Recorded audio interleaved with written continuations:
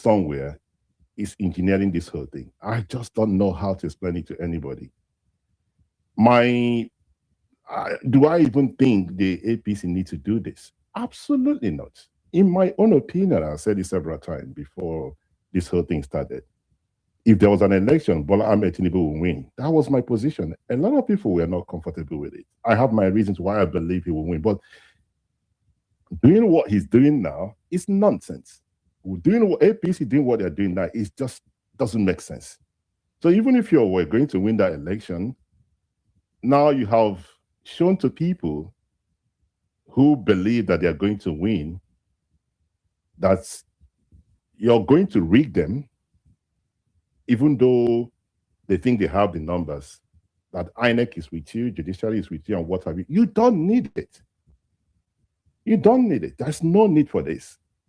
Go to court, remove them if that's what the judge says, so be it. But whatever you do right now, they would tell you that, you guys are planning, and they have every right to do so.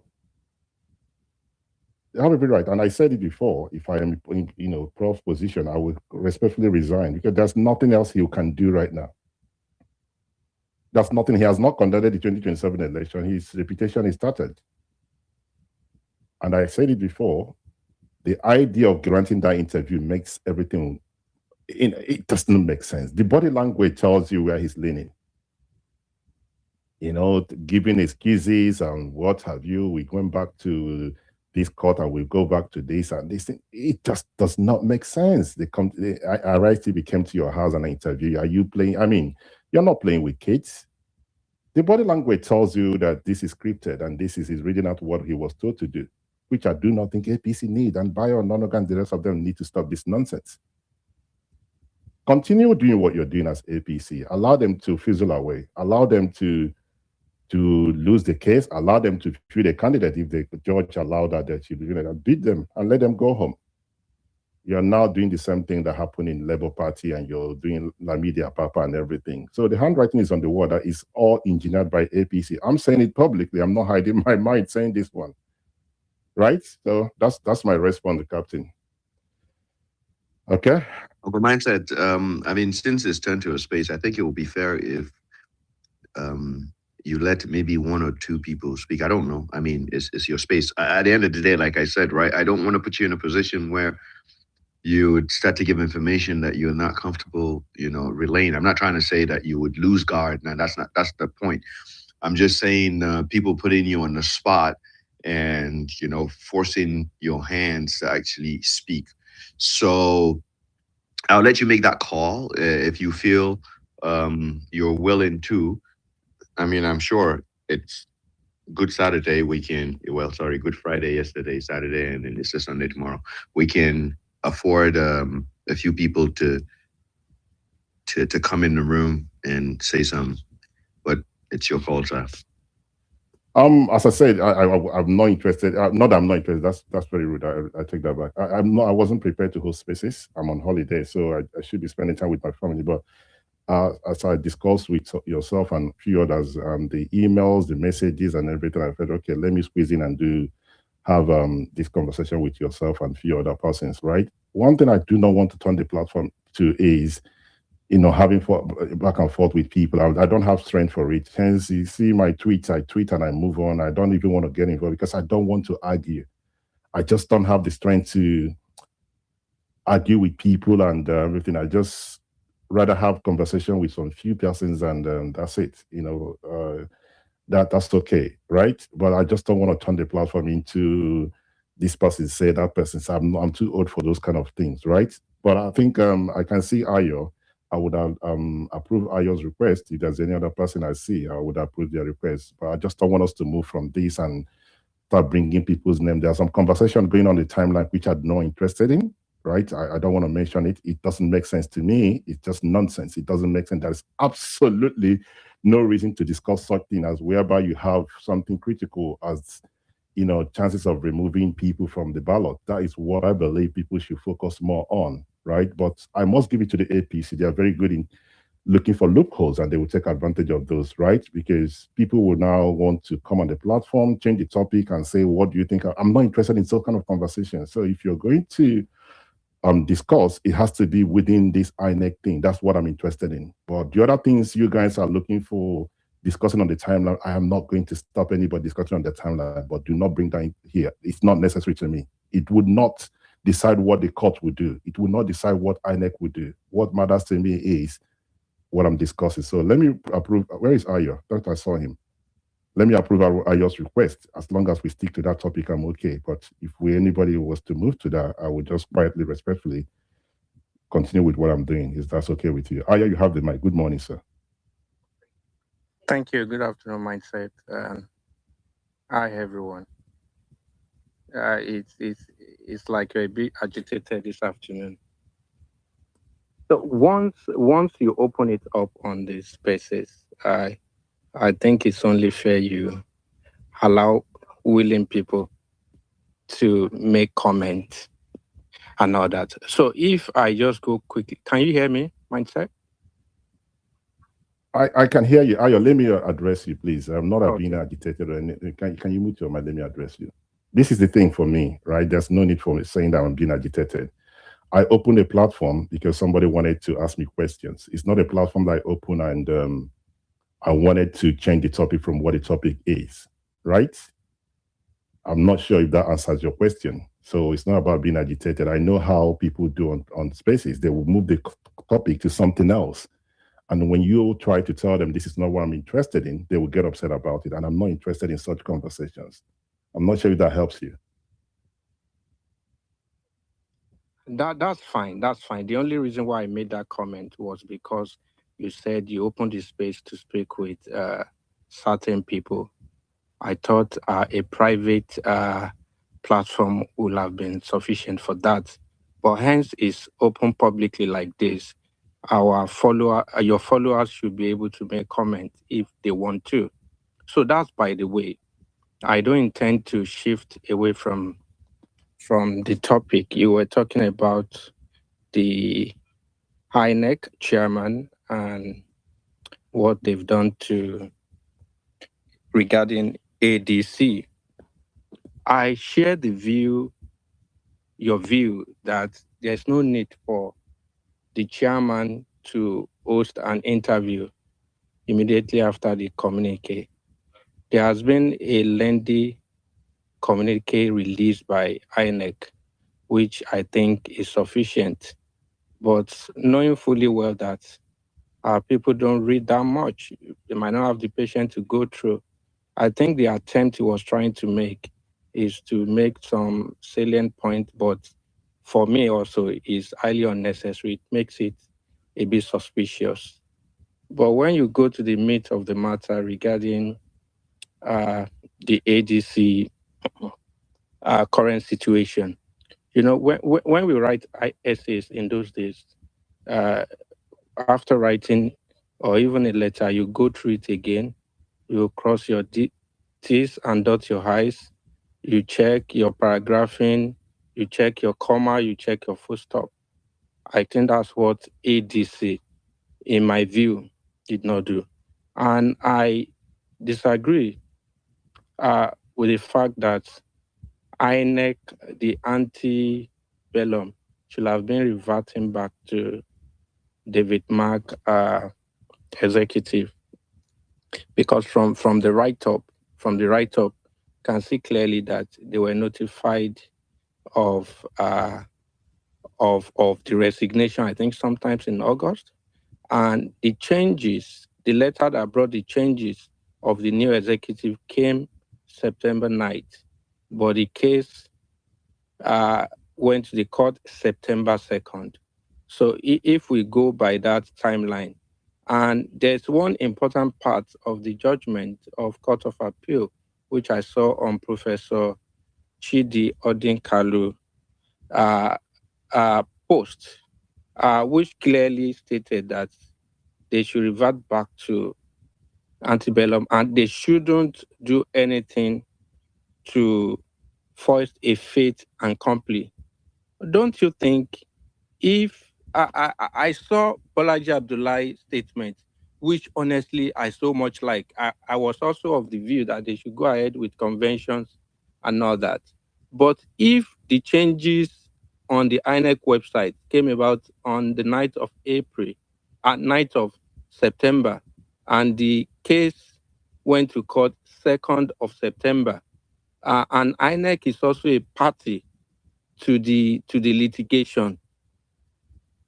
If INEC continues granting audience to that executive, don't you think it's like if the outcome of the case is not against, it's like you have given advantage to a certain party rather than the other. That's in my view, based on the judgment, which if I find again, if I come back, I can read it verbatim. Thank you. All right, thank you very much, Ayo. I'm happy you mentioned Professor Chidi Odinkanu. I want you to go back to his timeline. I think 2 days ago, he mentioned where he posted about what transpired, how some individuals came together and forced the hand of the INEC chairman. Have you seen that on his timeline, or you want me to send it to you? I've seen it. I saw it. Okay. So I'm privy to some... Thank you. I'm privy to some information which I will not make public, right? Whatever way you want to interpret this thing, the handwriting is on the wall. Only if, as a people, or let me speak for myself, only if I want to be on this platform and lie to myself, okay? That is where I will now lean towards here or there, all right? You know, Prof has made it public, so everybody, it's just up to people that want to believe whether he's right, lying, or he's making it up. But I'm privy to some other information. This was signed, sealed, and it has been delivered, right? So I just don't want to go deep into this. This is why it's very, very...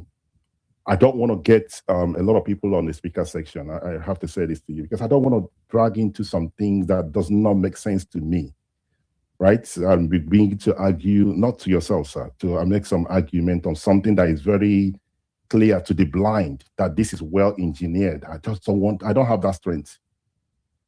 I don't have that strength to argue with this and on this. Am I in support of the other persons? You know my position, Ayo. You know where I've said what I've said. Bola Ahmed Tinubu will win. But in winning, you don't have to do this. It's my thing here. You know, you can easily win these people and let them go home. There is absolutely no reason for this nonsense. And I'm not going to entertain the idea that this is. I just don't think I have the strength for that. Allow them to field their candidates, win them, beat them up, let them go home and cry. Everybody should say, okay, election is done and dusted. The whole idea of engineering this thing, then you go to the Court of Appeal, go to the High Court and do what you want. It's not needed. Field them, let them field whoever they want to field. You know the numbers not there for them to win you. Why do you want to do this to yourself?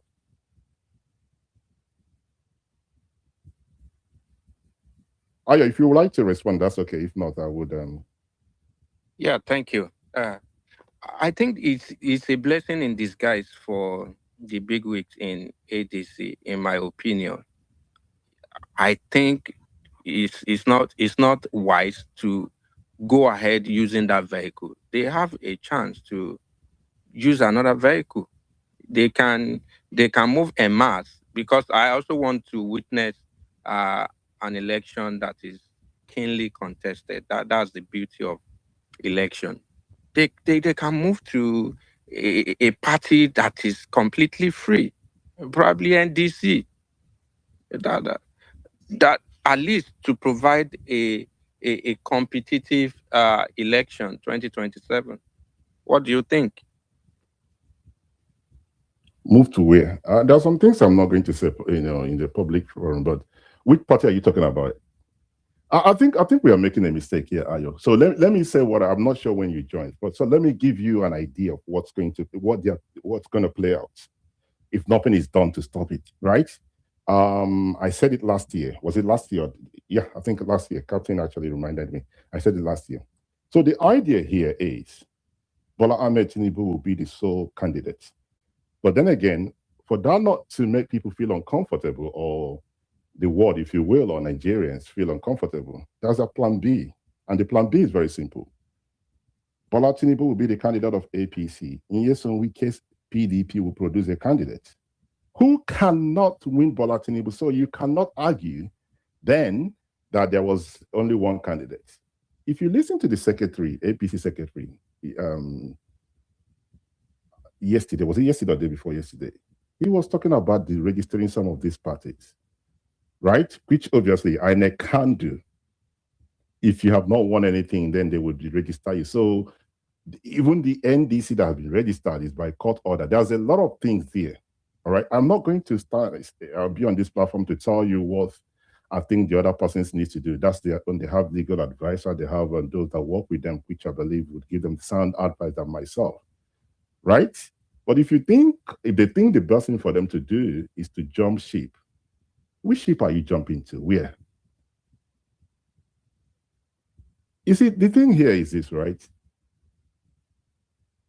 Whichever way you look at it, these guys has to fight for this if they want to. And the way how they're going to fight for it is best known to them.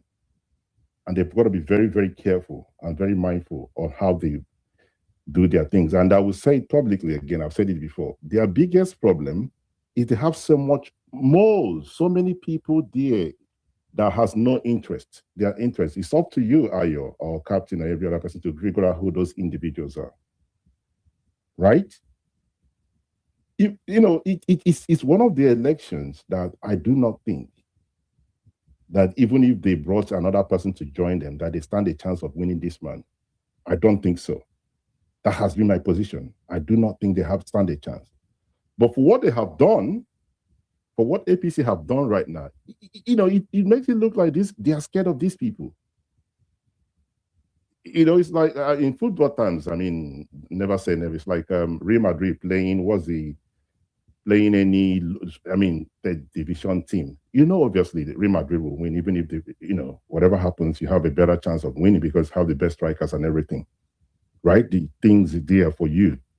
Now, Real Madrid playing against these people, Real Madrid went and discussed with the referee to start giving these people red cards before the game starts. What do you need to do? Why do you need to do that for? Because they came to the field and they didn't touch the grass and you started giving them red cards. You're going to win these people. The only thing is, with how many goals, what his score line will be, I do not know. So I think INEC has actually helped them. Whether they win the election or they lose the election, there is absolutely nothing you can tell them right now that INEC is not against them. There is nothing. You can't change their mind. They have taken that position and they have every right to take that position. Right? But if you think, I don't know, maybe if you think the best thing for them to do is to jump to another party, as you know, I cannot tell them what to do. Maybe they will listen to you and do what they want to do, but I don't know. But anybody jumping to anyway, it's just got to be careful where you're jumping to, because you can see the handwriting somewhere. Okay? But that's my position anyway. I've been wrong in so many things, and there's a possibility I will be wrong in this one as well. Thank you.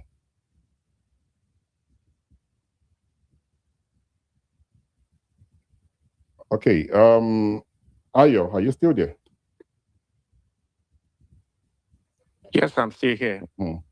I'm just trying to think it through and try to see what options are there. I listened to one of El Rufai's interview with this guy on Charles sometimes ago, when at that point they were still looking for a platform to use for the coalition. So he mentioned that even whatever they are doing, they will have plan B. So I'm just thinking, what sort of plan B will be there for them right now? But if we go back to the basis, to be honest, it will have been easier for them forming a political party rather than adopting one, because there's no party you go now that you will not find more there. So for me, their hands are tied, and it's really, I don't like the fact that this set of politicians, we now have a platform, a platform that is problem-free to contest in the upcoming election. It doesn't make the election credible, to be honest. So I'm confused myself. Thank you. I mean, the thing is, their advisors would advise them on what to do. If they want to listen to you, that's fine. My position has not changed. There is absolutely no need for INEC to do what they did. It's very clear to the blind that INEC, the only thing remaining for Prof is just to take the Tinubu's hat or cap or whatever you want to call it and wear it, and people will know where they hid it, you know. But whatever ADC choose to do, that's their business, and I wish them well. But before before I pass the mic to the next speaker, I've said it before. I don't mind people disagreeing with me, but if you want to accuse me of something, make sure you have your facts right, okay? If I work for APC, I'm not going to hide the fact I work for APC. If I work for PDP, I'm not going to hide the fact I work for PDP. But if you want to be stupid, I will help you to be stupid. So I'm just going to read this thing out before I remove you from the platform. Okay? Your name is Godman. He said, mindset. Where are the numbers for APC? APC have no numbers. You keep feeding us trash to earn your pay. If you know the plan for APC, are you not Nigerian enough to work to stop him? In every neutrality, there is a hidden choice. Tell us your choice. All right, my choice is very simple. I'm going to respectfully remove you from the platform because you accuse me of earning my pay from APC and you cannot prove it. Okay? So how do I remove you right now? How does that work? Remove you, and then I think I've done so. So the next thing is to block you, right? Let's block you as well. Okay? So if you want to comment on the comment section, please make sure you have your fact right. If you think I'm working for APC, that's fine. But if you think I'm earning any money from APC, I don't mind. But you need to prove and bring your receipt that I earn money from APC. All right? You're still here. Why are you still here? Okay, remove. I'm not sure how this thing works. Let me see. Okay, I've managed to remove the idiot. I called him an idiot because he's one. Okay, I don't want to entertain stupidity on my platform. Miriam, please, if you would like to contribute, fine. Hear me out. You can disagree with me. That's not a problem. Okay, but don't accuse me of something you cannot prove. Okay, you cannot disagree with me that what I'm saying doesn't make sense. But if you think I'm working for somebody, you must bring proof that I get paid for what I'm doing, because I don't take that lightly. All right, Miriam, please, you have the mic. All right, thank you so much, Uncle Maisait. Good afternoon from my end. Good afternoon, Bro Jamil. So I've been, like, I joined a few minutes ago, and it has been an interesting session so far.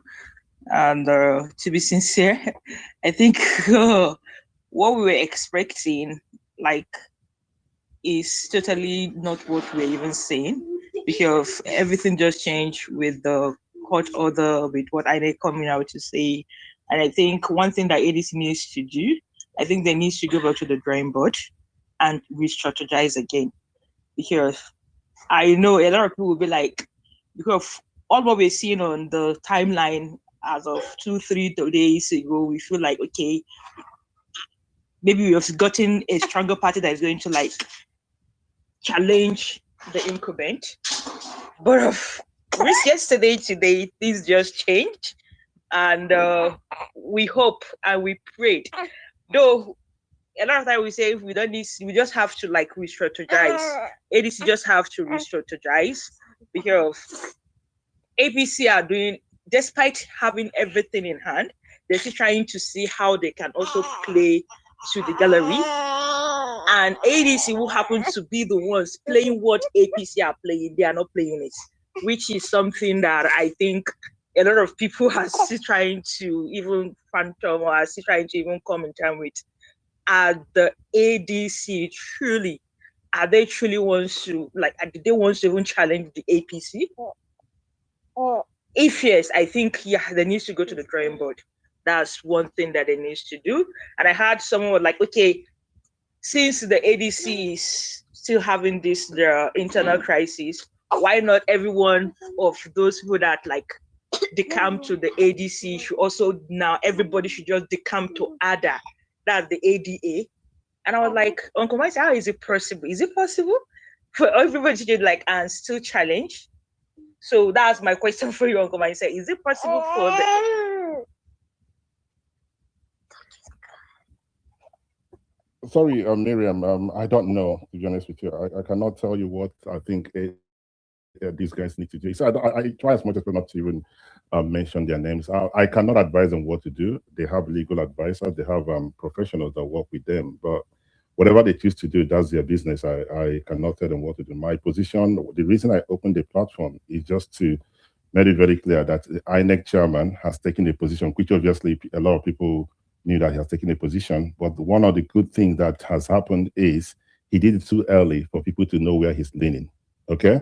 And I believe that if truly he wants to move on with his career after elections, after being after conducting election, he would respectfully resign because he has made a mess of this whole thing. That's one of the reasons I opened it. But I would like to, Dr. Gali, please bear with me. I would like to read these things out. That's one other person said, I don't know why people cannot justify your dubious method. How can you be sure that he will win when you are not God? I clocked you over 2 years ago. I wish you the best. Thank you very much. You want me to tell you that your candidate will win? Nah, I'm not into your this. And let me respectfully, good luck, and good luck to you as well, sir. Let me allow you to stay there and continue to believe. You clocked somebody 2 years ago. You believe I am not God. You believe that whatever I'm saying is to favor APC. That's fine. Okay? My job is to analyze politics. Sometimes I get it right, sometimes I get it wrong. But what you want to hear is for me to tell you that your candidate will win Bola Tinubu, and then you will clap for me and say, this guy knows what he's talking about. For me, this is not about emotion. I stand by what I believe in. Have I been wrong in so many things? Fine. Right? So if people don't believe in what the nonsense in your own word that I'm saying, they have every right not to be here. This is why I say to Mr. Ayo that I don't want to turn the platform into this thing. I haven't got time for this. Honestly, I just have to have, I wish there would be a time that Elon Musk will do private spaces, then we can have open spaces. When we come to serious conversation, we have serious conversations, not people who are too emotional about things. You know, you got to know me about 2 years ago that I'm an APC member. Okay, that's fine. So why are you still worried about it? I am an APC member. I want Bola Tinubu to win. I'm doing everything for Bola Tinubu to win. So why is that a problem to you? Don't I have a right to that? And you clocked me 2 years ago and you're still running around, chasing me around. Personally, for me, if I realize that somebody is dubious and they're working for the government, all I would do is just block them and move on. But as stupid as you are, you're still around here listening to the person that you clocked 2 years ago. It doesn't that make you a stupid person? Sorry, guys, this is how I'm going to be treating some idiots moving forward. I'm sorry, but I just don't owe you guys any apology. Right? You guys get too emotional. Oh, you want me to say to you, ADC will win. Good luck to you guys. Dr. Gala, you have the mic, please. Yeah, thank you so much for the spaces and for allowing us to speak. And shout out to my friend, Sky Downfall, for always being there for you. For me, to be honest, what is going on, most of us could actually see that is the same script that is being repeated here. Same way they used for 18 Labour Party or even the PDP, any other strong opposition party, the same script has been used. And so for people to say ADC should go to the drawing board, there is no drawing board anywhere. To be honest with you, there is no drawing board anywhere. Any party they move to, the same script will be applied. And the same people that are behind the scene will use the same script to destroy the other party. However, that will mean giving up. And so, as educated as I am, I will not want to advise for an anarchy, an eye for an eye, for people to go to the street and demonstrate. But if that is the only option, then I think it would be a sensible thing for Nigerians, not just the ADC members, to go to the street and demonstrate. If not, Nigeria is going to find itself the same way the Cameroonians found themselves. As of then, the people that were benefiting thought maybe it's good. But time goes on and now they realize they're all victims in the same thing. Nigeria is too big for just one person to try to force himself on the people. It's too big. Lastly, what I want to say is, just the way other people are suggesting, if they can, maybe they should go to New Nigerian Party, NNPP, where Kwankwaso just left. At least he still have some grip on that party, because it's not every of his supporters that left the party. So they can go there. But for me, going to ADA, which I think that party was not even registered, or starting to register a new party now, INEC will not even listen to them, just the way they refuse to register some parties. And the problem is not just going to the party. The problem is the party leaders, people like David Mark, people like Aregbesola, that cannot be bought. That is the problem. So if they are going to register a party with people that can be bought, yes, they will allow them to register. But if you're coming with strong people like David Mark and the rest, the same script will be applied and they will not be registered. And so that's what I'm saying. To conclude, if that is the only option they have, then Nigerians will have to wake up. But if people will just sit down and think as if it's a fight of Peter or Pio or Atiku and the rest, all of us are going to, in fact, all of us are in the same pot of soup. And for those that are happy, cheering and clapping, thinking they are now benefiting, no problem. We're in the same country. A time is coming that so many people will regret why they supported what they are supporting at the moment. That's what I have to say. There's no any drawing board anywhere. People will not rise up. They will all going to end up in the same pot. And then it will be too late to cry. Thank you so much, Mindset, for allowing me to speak. Let me add some views in my car. All right, thank you, Dr. Gali, for your submission. At the end of the day, as I said, it's left for the persons involved. They decide what they want to do. If they want to listen to yourself and the others who has proposed, for the best thing for them to do is to move to a new party, that's fine. If they choose not to, that's their business. I cannot tell them what to do. Adebayo, you have the mic.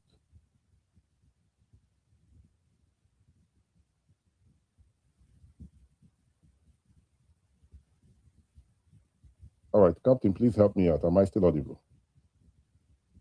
You're loud and clear on command. Right, so I did call Adebayo to speak, but he's not responding. I just wanted to know if we are having a problem with that. What about yourself?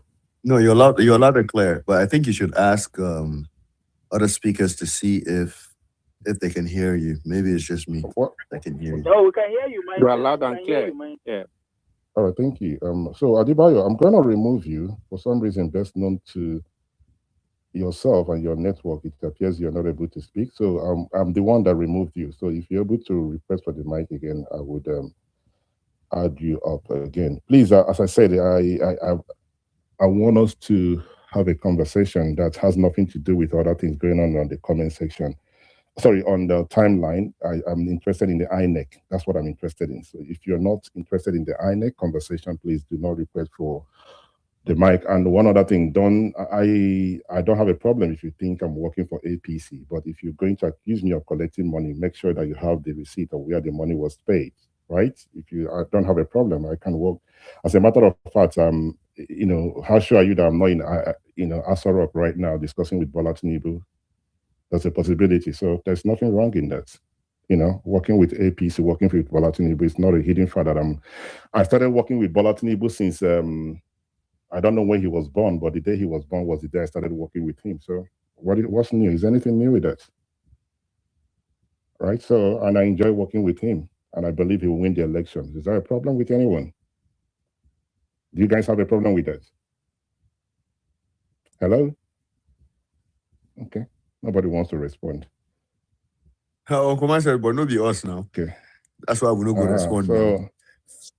Not be us the accused now. So working with Bola Tinubu is not a problem now. I've worked for him since when he was born, and I'm happy to work for him again in 2027, even 2031. I'm happy to work for him. Do you have a problem with that? No, I don't, but I'm broke. Please, so give me my own share. Okay, don't worry. I'll give you your own share when the money, Gege, the mic is yours. Good evening, sir. Good evening, Mindset. Thank you for giving me the opportunity to speak. It seems the politics has taken an interesting turn with the ADC crisis and Tinubu as a whole. I think we are wasting our time because it was obvious from the outset that Tinubu was never going to allow any form of free and fair election, and they will continue to play games. So the challenge that the opposition has is, what are they going to do about it?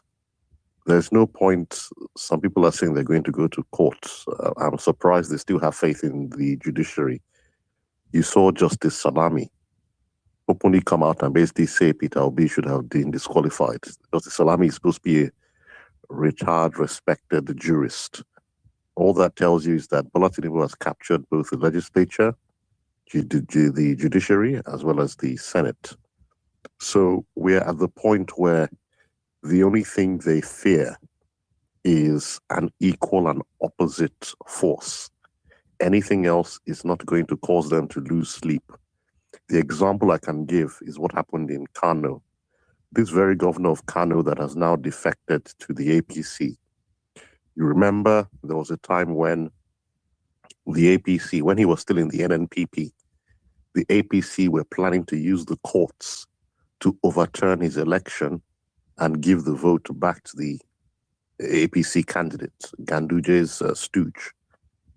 And all that happened was the NNPP and their supporters made it very clear to the judiciary that if that kind of criminality took place, there will be fire on the mountain. They did not think twice before they stopped what they were planning, because they saw that the whole place was going to go down. There were going to be severe consequences. So that is what the ADC needs to do. If they are serious and claiming that our party is about to be hijacked by Bola Tinubu, then they also need to make clear that, look, if you go down this route, there will be an equal and opposite force in your direction. The challenge the ADC has, which I've always said, is that there are many people within that party who are not ready to make the sacrifices that they need to make to take power, because many of them have their leg in Bola Tinubu's camp and the other leg in the ADC. Many of them are hedging. That's why even now, many of them are still cautious about speaking truth to power. But the truth of the matter is, Tinubu is not Jonathan. He's not a Democrat. He's a bit like a Buhari. So if you feel your rights have been trampled upon, then you need to deploy a maximum level of deterrent so that Bola Tinubu understands that there'll be severe consequences for abusing the rights of the ADC. I yield the mic. Okay, thank you, Gege. You're a lawyer, so I think yourself and those that spoke earlier on, you guys are giving these people the opportunity and giving them the advice they need.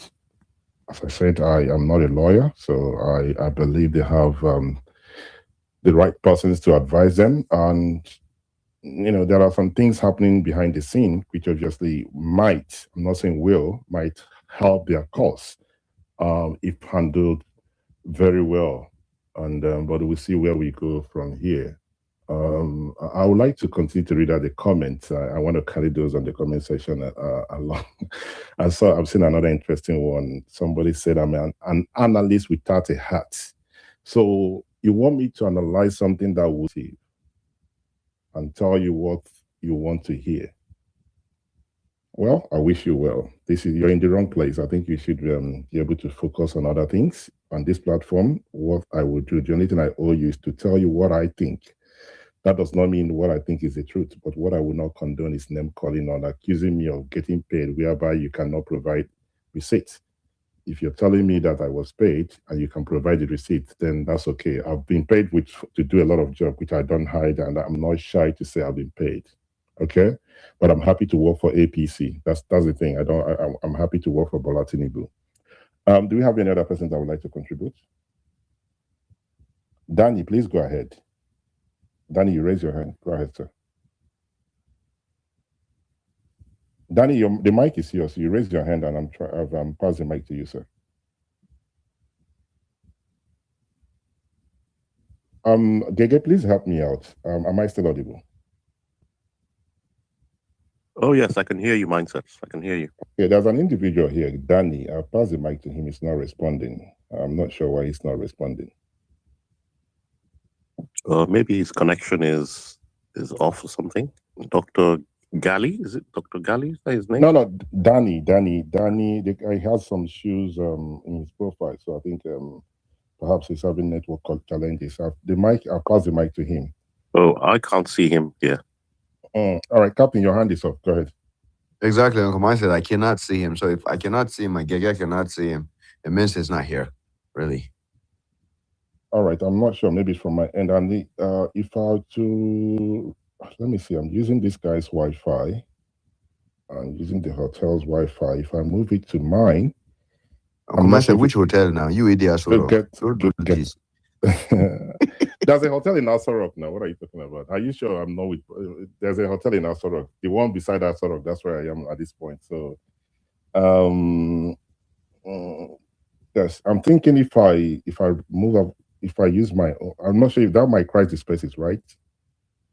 No, what would happen is you try to switch. The spaces will not crash immediately. It will still hold on for a bit until it sees no go. Then it will crash. So you can try it. Okay, should we try it then? Or should we manage with what we have? Ogadan is laughing, sir, so I don't know. Maybe waiting I talk, no be so. I'm not sure what's going on, seriously. Ayo, you raise your hand earlier, Ayo. Yes, I wanted to say that the fellow Danny, I can't see him here.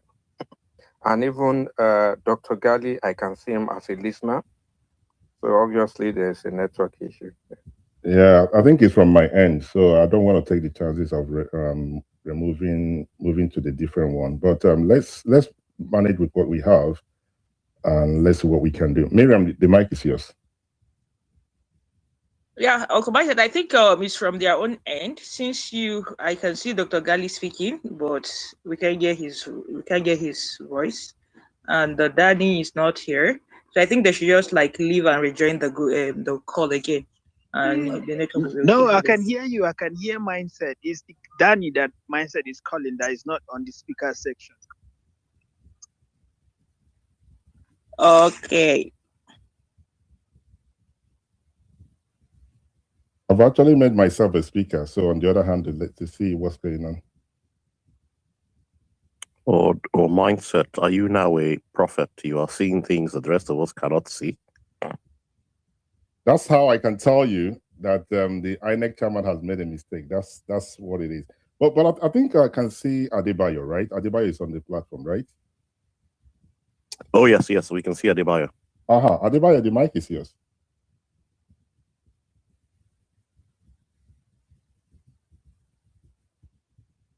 Adebayo is not responding. Yes, no, we can't hear him. Something seems to be going wrong. Okay, it's not from my end. Otumba, we have Otumba here. Otumba, can you hear me, sir? Yeah, I can hear you, sir. Okay, the mic is yours. Thank you so much, Mindset. Thank you so much for having me. Good morning, good afternoon, good evening, wherever you're speaking from. Yeah, I'll start out by, you mentioned about the appointment of INEC that has been the focus of your discussion on this platform. I appreciate you for that. It's very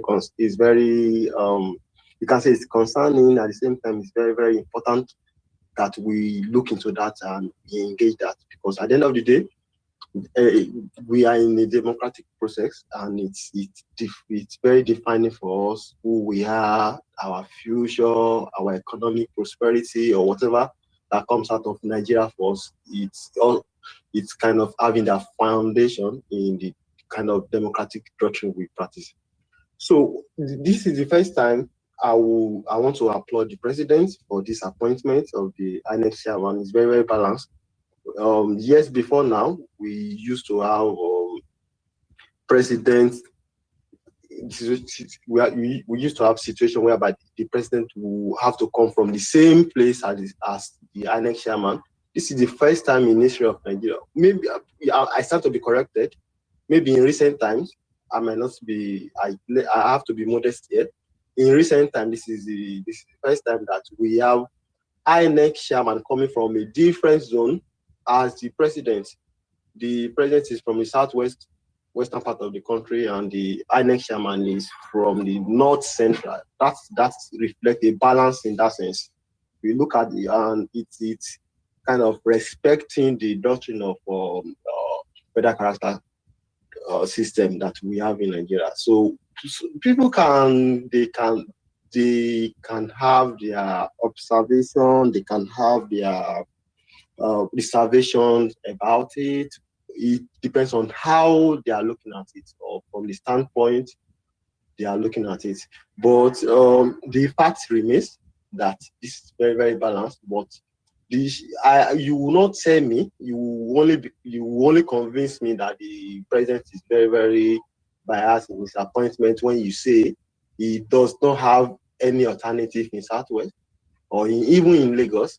He must have a lot of alternatives. People are very, very credible. People are very, very qualified to assume the same role, even from Lagos State. But he looked beyond that, in total respect for the unity of the country, in total respect for the doctrine of federal character system.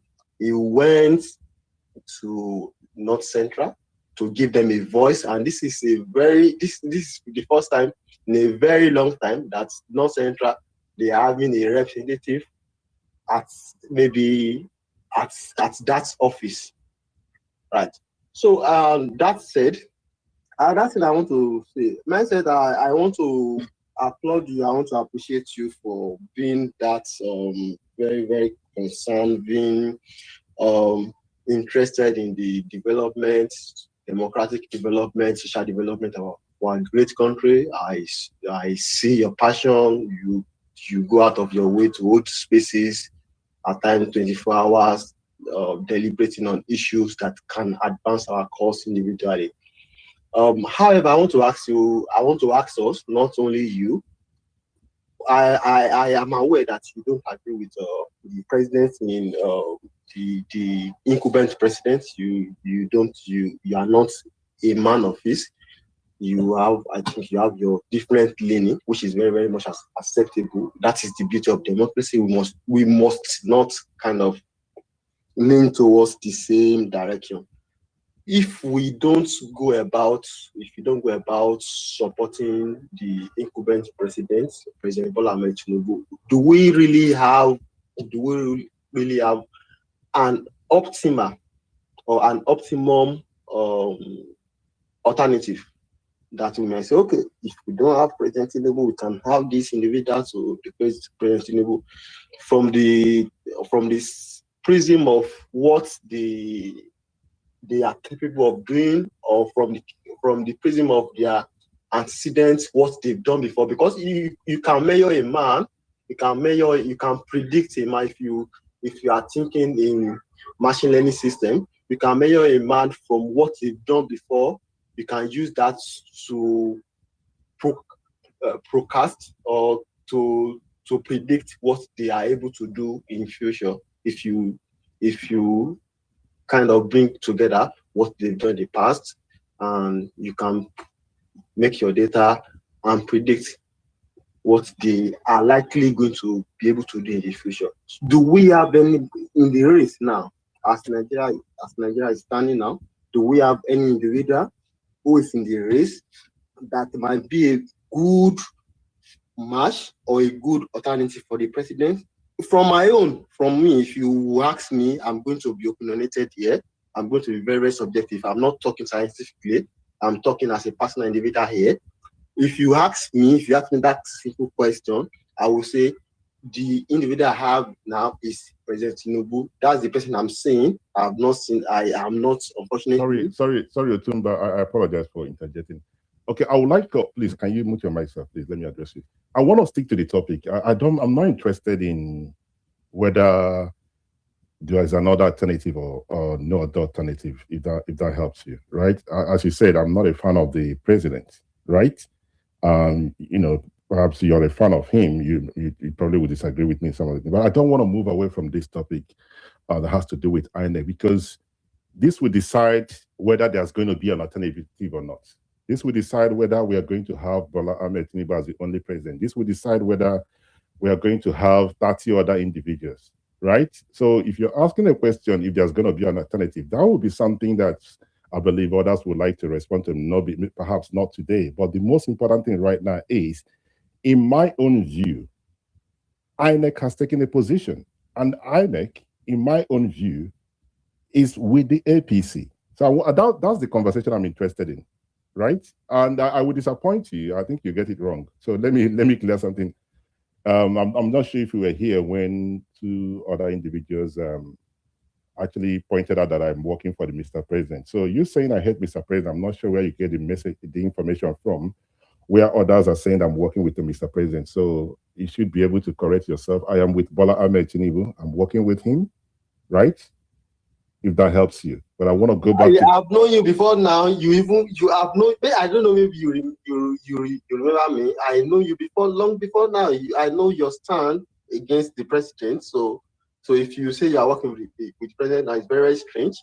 Maybe some people are kind of deceiving themselves. I know you will not work with the president. Thank you. I am working with President Bola Tinubu. The rest you're saying is up to you. Gege cannot tell it and identify. Gege, am I lying? Where is Gege? I'm here, sir. Are you not aware? Let me use in yes when we tell your friends this now. You're not aware that I'm working for Tinubu. I'm not aware. Are you? Of course, you should be aware. Were you not the one that signed the agreement? What are you talking about? Because you fought both of us. Even you blocked me. You blocked me for a very long time. Maybe I really don't know what. Maybe the angel that ministered to you to say, okay, let me just unblock this guy because of our disagreement about this president or the politics. So I don't know. So if somebody is saying you are working for the president, like, it's very, very strange.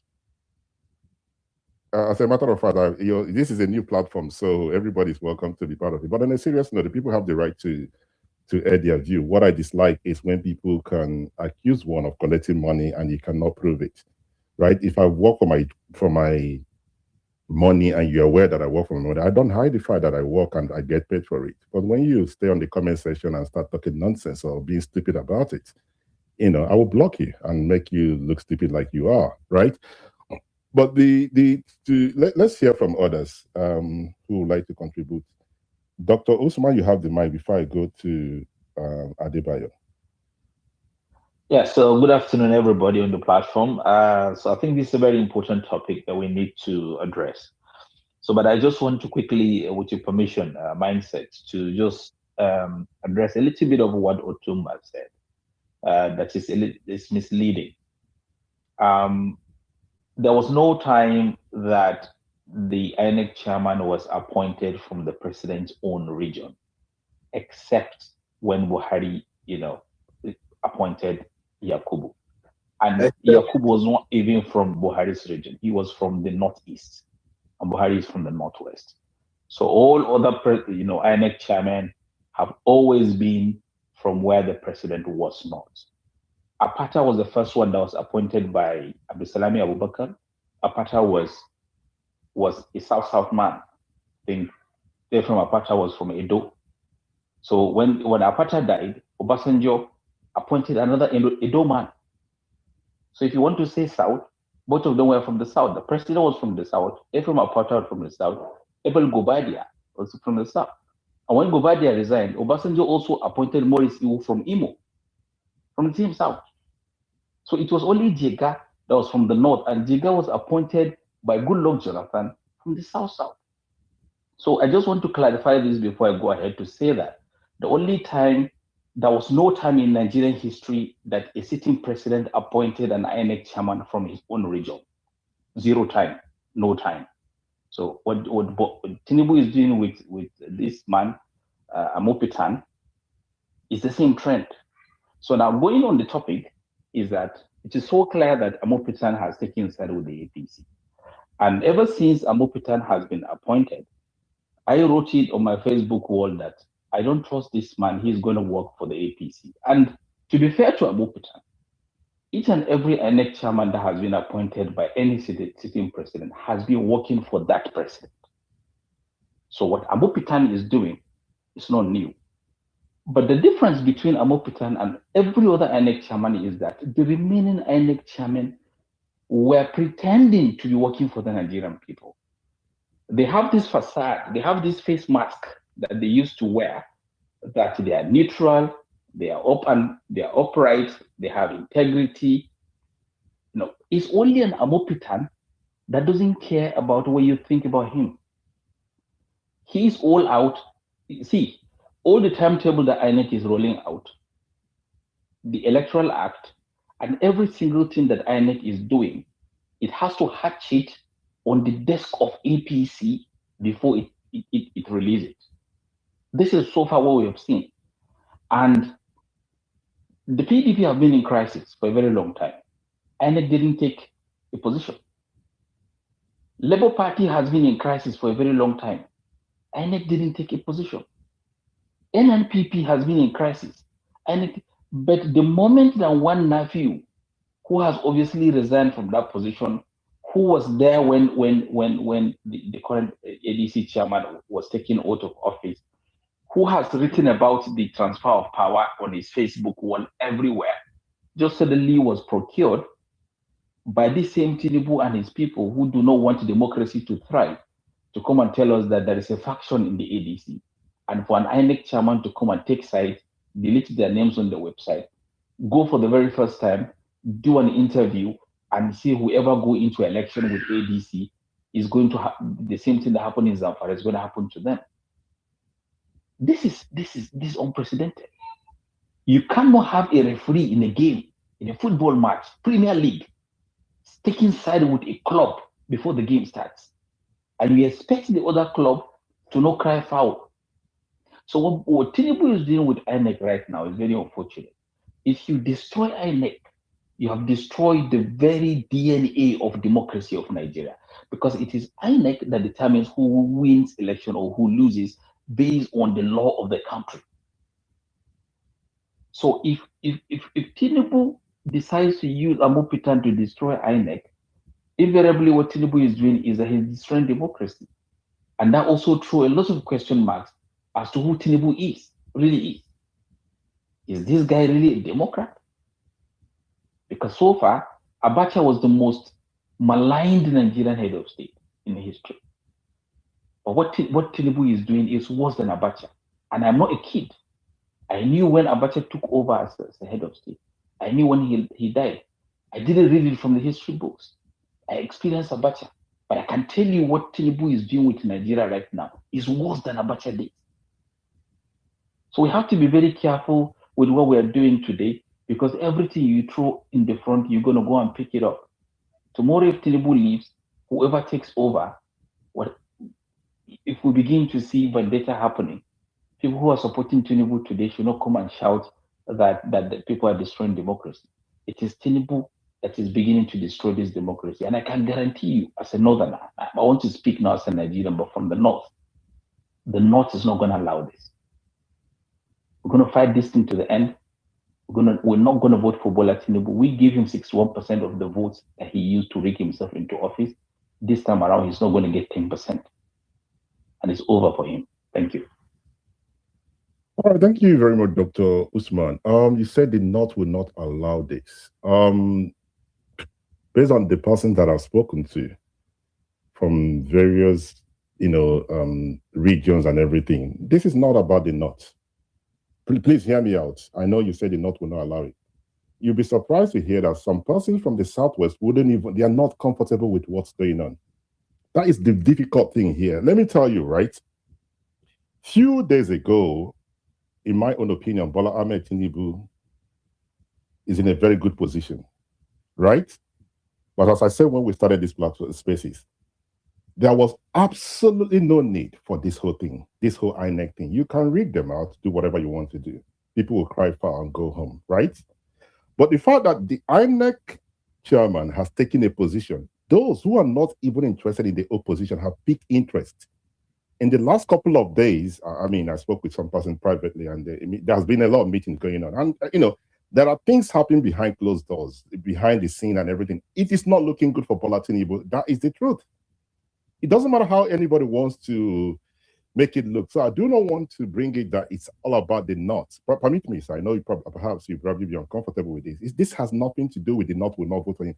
Some person from the Southwest, from the Southeast, from the North Central, that you think that, okay, they are leaning towards him.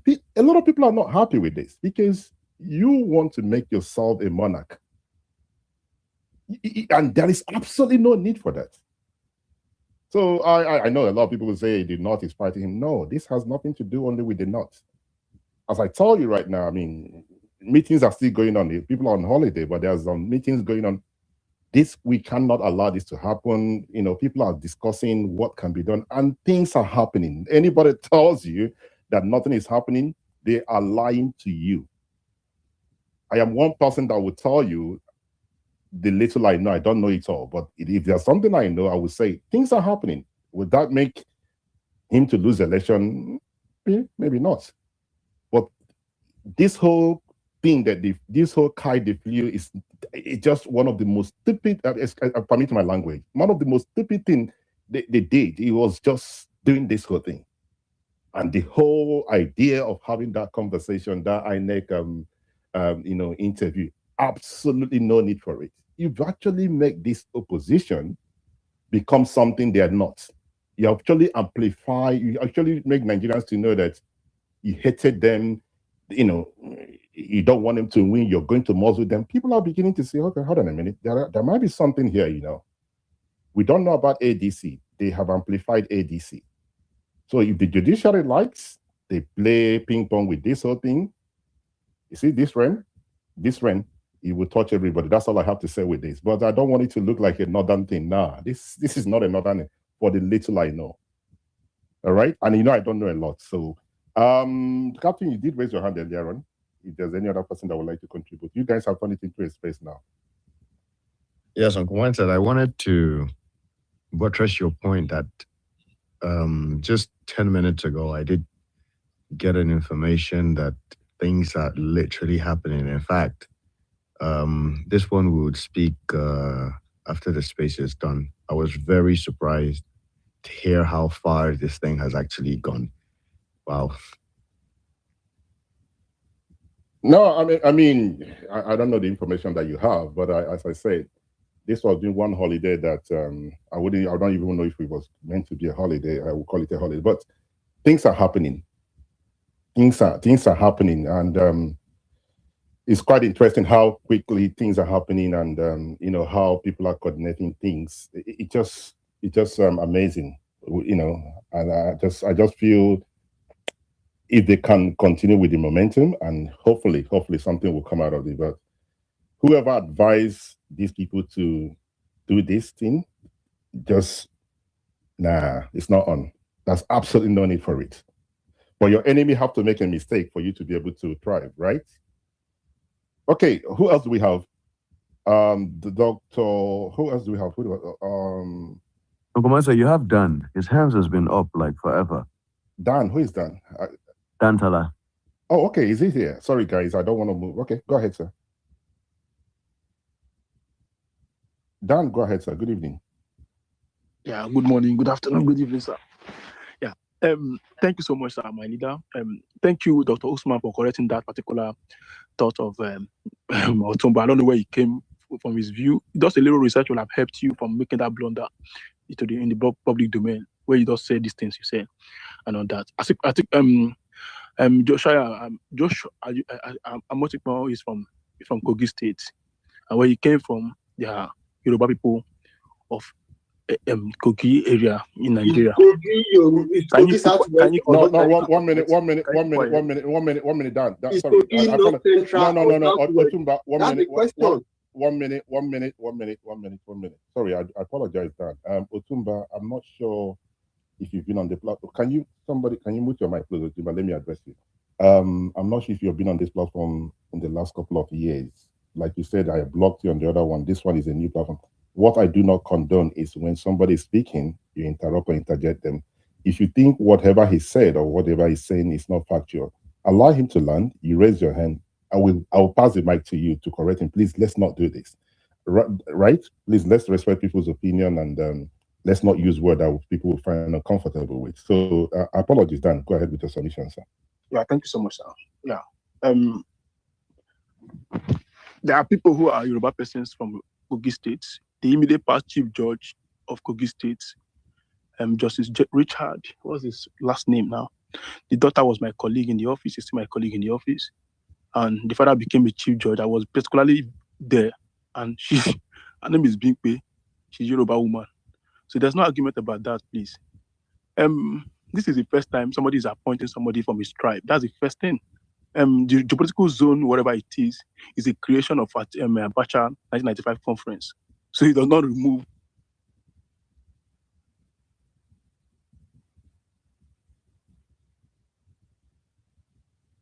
Sorry, it appears we've lost Dan, right? Yes. Hello? Gosh. All right, Dan, I'm not sure what happened. I don't want to believe Otumba have managed to kick you out, but I don't think it's Otumba. All right, so who else do we have then? Otumba, please do hold your thought for a minute. I know you would like to respond to Dan. Let's wait for him to return back. Then we finish with submission. Then I will pass the mic back to you. Who else wants to continue as we wait for Dan to rejoin? Dapel, you have, okay. We have Adebayo, then we go to Dapel. Adebayo, the mic is yours, sir. Okay. Good afternoon, happy Easter, mindset, and all the wonderful speakers and listeners. There are a lot of, for me, that's my opinion, unnecessary narratives and shenanigans that have been spilled on space today. Let me start with the last statement made by Ogboy. I know he always claimed to be a lawyer, even though it's one of the characteristics to denigrate that citadel. But that's by the way. If it comes to politicking, certain people from the North Central, they are Yoruba, they are South. When it comes to other narratives that they want to spread, or like somebody again on this page said this afternoon, not long ago, that the Northerners. So maybe it is high time, let us stick to a particular method that should be used. Talk about the Northwest, the North Central, the Northeast. Talk about the South-South, the Southeast, and the Southwest. That way, whatever narrative anybody want to come up with will be much clearer to the general public. Now, for me, I share your thoughts that it is really, maybe not really necessary for INEC to come out and talk, especially the INEC chairperson, maybe the 2AC. So it's part of it. If it didn't come out, the narrative will also be there that it didn't come out to say anything. You see, number one problem I have with people of the opposition generally, or let me say in particular the APC, is rather than, for them to focus on their problem. My father taught me that you don't run away from problems, because when you run away, the problem will come back. The best thing is to tackle it headlong. Face your problem, face your challenges, and tackle it. The story and the excuse and the language of any little problem they have is misappraising. Tell me, from time immemorial, PDP have always had internal wrangling, internal problems. Same with every other political party. APC, not an exception. Every political party in Nigeria have internal wrangling in one way or the other. When you look closely, you will understand that. So, in our own party, we have our own challenges. Even at inception, we never put all our energy, all our intellect to always point finger at someone somewhere. See, when you have problem like this, the first thing that I want to advise all the supporters of ADC and all those elements in the ADC party, they should stand very close to a mirror and look inside. They will see the source and the genesis, the architect of their problem. That's for me. Anyway, it is politics. if you cannot even impregnate your wife, it is always the handiwork of your enemy. So I can understand. If somebody or some set of people will even come up and tell us that Abacha that have killer squad, very active killer squad, just because they are able to benefit from the regime of Abacha, they will not be coming up right now to tell us that even Abacha regime is better than what we have now. The joke is on them. That is for me. Now, let me try and see what I can say about the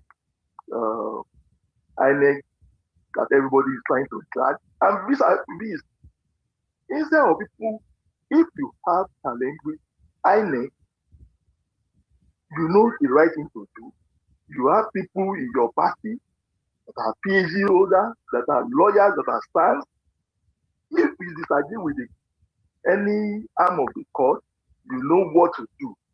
Instead of coming up to spaces, to public, and begin to spread a lot of lies and shenanigans here and there, all this will not help you.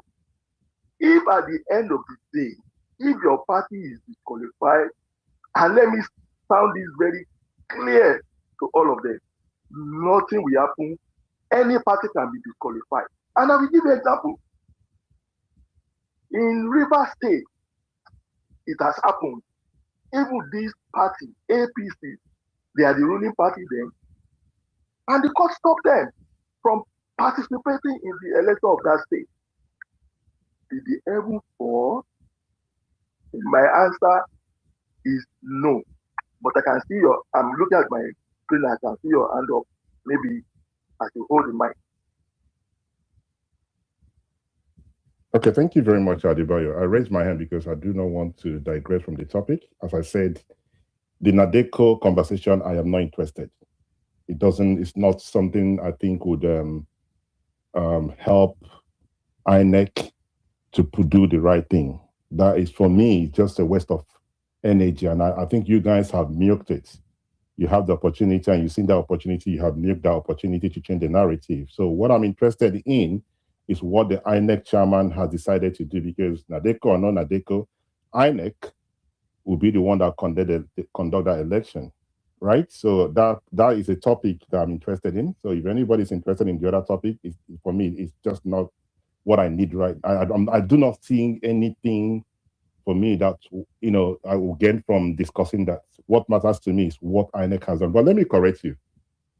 You said the other person should focus on other things in their house. Permit me, I'm paraphrasing now. But your party, I'm happy you said, please do not say to me you're not a member of the APC, because you said your party, right? Now, your party members are the ones amplifying it.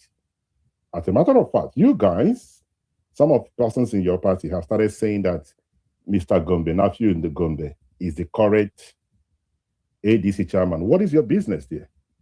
Are you a member of the ADC? Why don't you focus on what APC is doing? Why don't you focus on what your party is doing? What is your business with these guys? Like you said, they should focus on what matters to them. Why are you focusing on who is their party chairman? You see, and I'm very pleased that you mentioned River State. One thing as a person I choose not to do, whether you dislike me today, you like me today, is lying to myself. Any reasonable thinking person can see the right hand word, the right hand is written boldly there. This thing was engineered. You probably would disagree with me. That's okay. The body language of the INEC chairman tells you everything you need to know. As I said, it was a very big mistake, but it's a blessing to the opposition, because granting that interview gave the opposition what the opposition is looking for. Guys, if we ever thought to ourselves that this man is leaning towards APC, that interview cemented everything, that he is a full-blown member of the APC. Well, the only thing remaining for Prof is just to wear that hat. That's the only thing, in my view. Right? So if you think that their house is messed up because they are not focusing, why are you focusing on it? Why are you amplifying it? Just allow them to do their thing then. Unless nobody, I my position, I'm not a fan of whatever they're doing, but what you guys have done is to make it very clear to the blind that the government is not ready to have any party to challenge them, which I think it doesn't make sense. It doesn't make any sense. Allow them to produce their candidates, go to the field, beat them, let everybody go home. If they beat you, you go home. You have 32 governors. You have everything. You have the police. You have everything. What are you scared? Why are you dropping the ball at the end of, I mean, it doesn't, logically, it doesn't make sense because in Nyesom Wike did it in Rivers State. Then you guys brought it to the national. Those who do not like ADC for whatever they represent, who thought they are jokers, a lot of people are beginning to shift. And I can tell you, Adebayo, I do not know what would happen, but something is happening in the favor of this ADC. Would that help them to win the election? I do not know. Where they were 2 days ago or 3 days ago before this thing that your party did, you guys have actually amplified them. You guys have actually put them where they're not supposed to be. I want to thank you because I don't really want to lose all my line of thought. No, you can't. You know you're not supposed to do this, right? I raised my hand when you were speaking, so I believe respectfully you should have raised your hand. Okay, let me pass the mic to the another speaker. Then perhaps you would respect the way the platform is. Chifre, you have the Allah, you have the mic before I go to Chifre. But I did raise my hand. No, you didn't. Adebayo, let's not do this. Let's not do this now, please. Let's not do this, right? You interrupted when I was speaking, and you know how I dislike when people do that. Okay. Sorry, who was that? Yeah. Allah, please go ahead. You have the mic. Good evening. Hi, good evening. Hello to everyone on the space. I hope you can hear me. Happy holidays for those having the holidays and for those not having the holiday, but hello to everyone as well. Look, it seems to me, because first let me appreciate this idea of having a conversation that is devoid of emotions. Unfortunately, I think Nigerians tend to immerse themselves into emotion in every issue. So if we're talking about this in a rational manner, it seems to me, and I might be wrong, and if I'm wrong, someone can correct me, but there was a party, the ADC was in existence before. Some people went and joined the party. And I think in the process of that, perhaps there were some issues that were not taken properly. So now there are factions within the party. There are issues around who resigned when and when was someone appointed the chairman of the party, all those kinds of issues. Then someone went to court, and the party decided to go to the Court of Appeals and not wrong. But it seems that there was a case that was going on, and that has snowballed now. Because I remember watching an interview where Rufai was asking a member of the ADC about that particular case. And it seemed that maybe they didn't take it as seriously as they should have taken it. I don't know the legal advice we got, but hey, we are where we are now. So that's one part of the issue. There is the issue of INEC.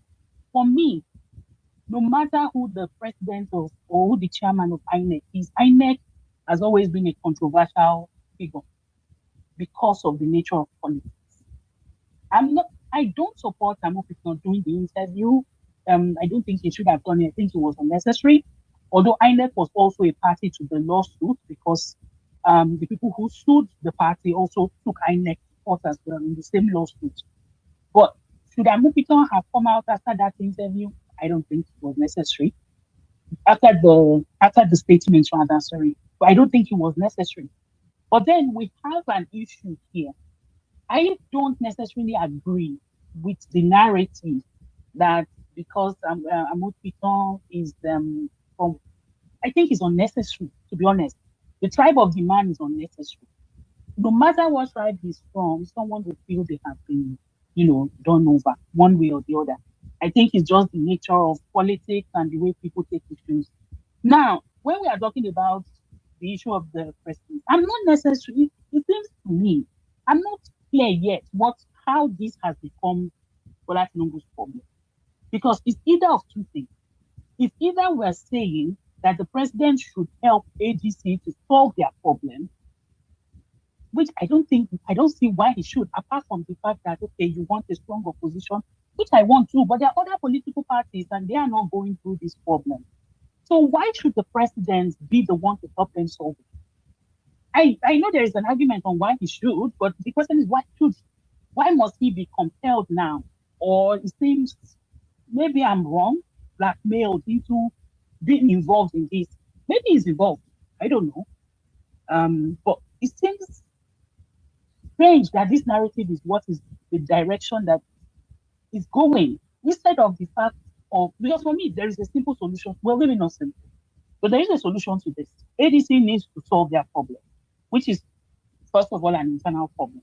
I think there is a way they figure that out. But since they don't want to do that now, from the statements that are coming out, and they feel maybe the best way to approach this is another way, I don't know. For me, one way or the other, I hope they're able to contest, to get out there and, build their candidates and, the polls, the people who would vote will decide. I think that is fair for everyone. I just have a problem with this direction where we must poison and take every conversation to the base level. I don't necessarily support that. For me, this is not about, I think INEC, no matter, I'm not sure that I take the position that INEC is somewhere plotting against ADC. Frankly, I think at this point they've done them a favor. That's my opinion on how I read this. Because if this decision had come much later, too close to the election, it would be a worse, forgive my French, shit show. So they've done them a favor one way. That's one way to look at it. But I think they have time to figure this out. But I think all of this is just political parties positioning themselves for 2025, 2027 rather. I know that there is a risk that ADC becomes unusable from the way things are going, but I think that they can still resolve this. But I think spending time trying to paint themselves as a victim in this situation, I'm not sure that would solve the problem. I think they need to fix the crisis. There's an internal party crisis.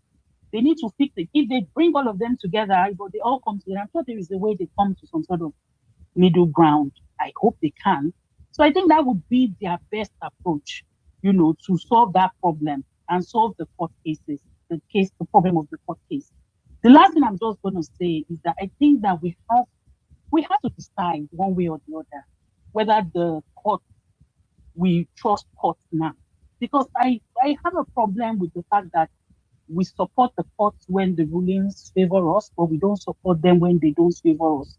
So which direction do we want to go? Because it doesn't seem from everything I've heard, and I've been listening for a while, that anyone has proven that the judge now that brought the case, that adjudicated the matter, has done anything illegal or has in one way been unfair to the.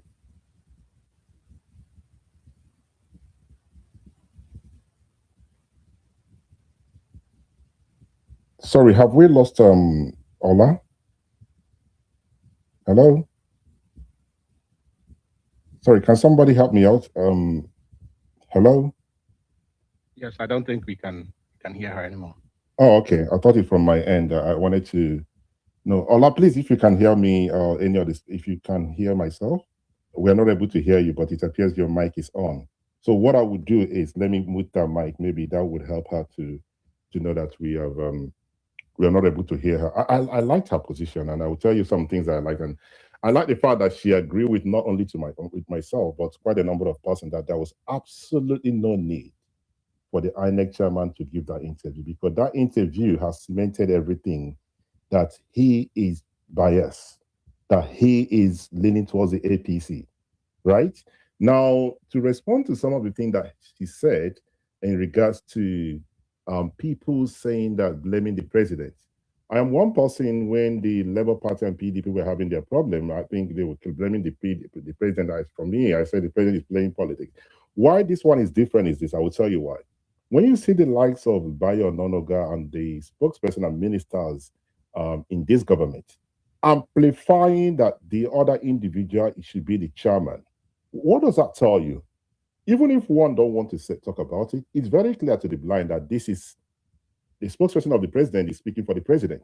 So this is what Bola Ahmed Tinubu wants, right? Maybe ADC can go to court and not go to court, but INEC has taken a position, and I think it's very, very dangerous. And I think Prof has done himself a disservice. I think he has his reputation, if he still have any, has been shattered.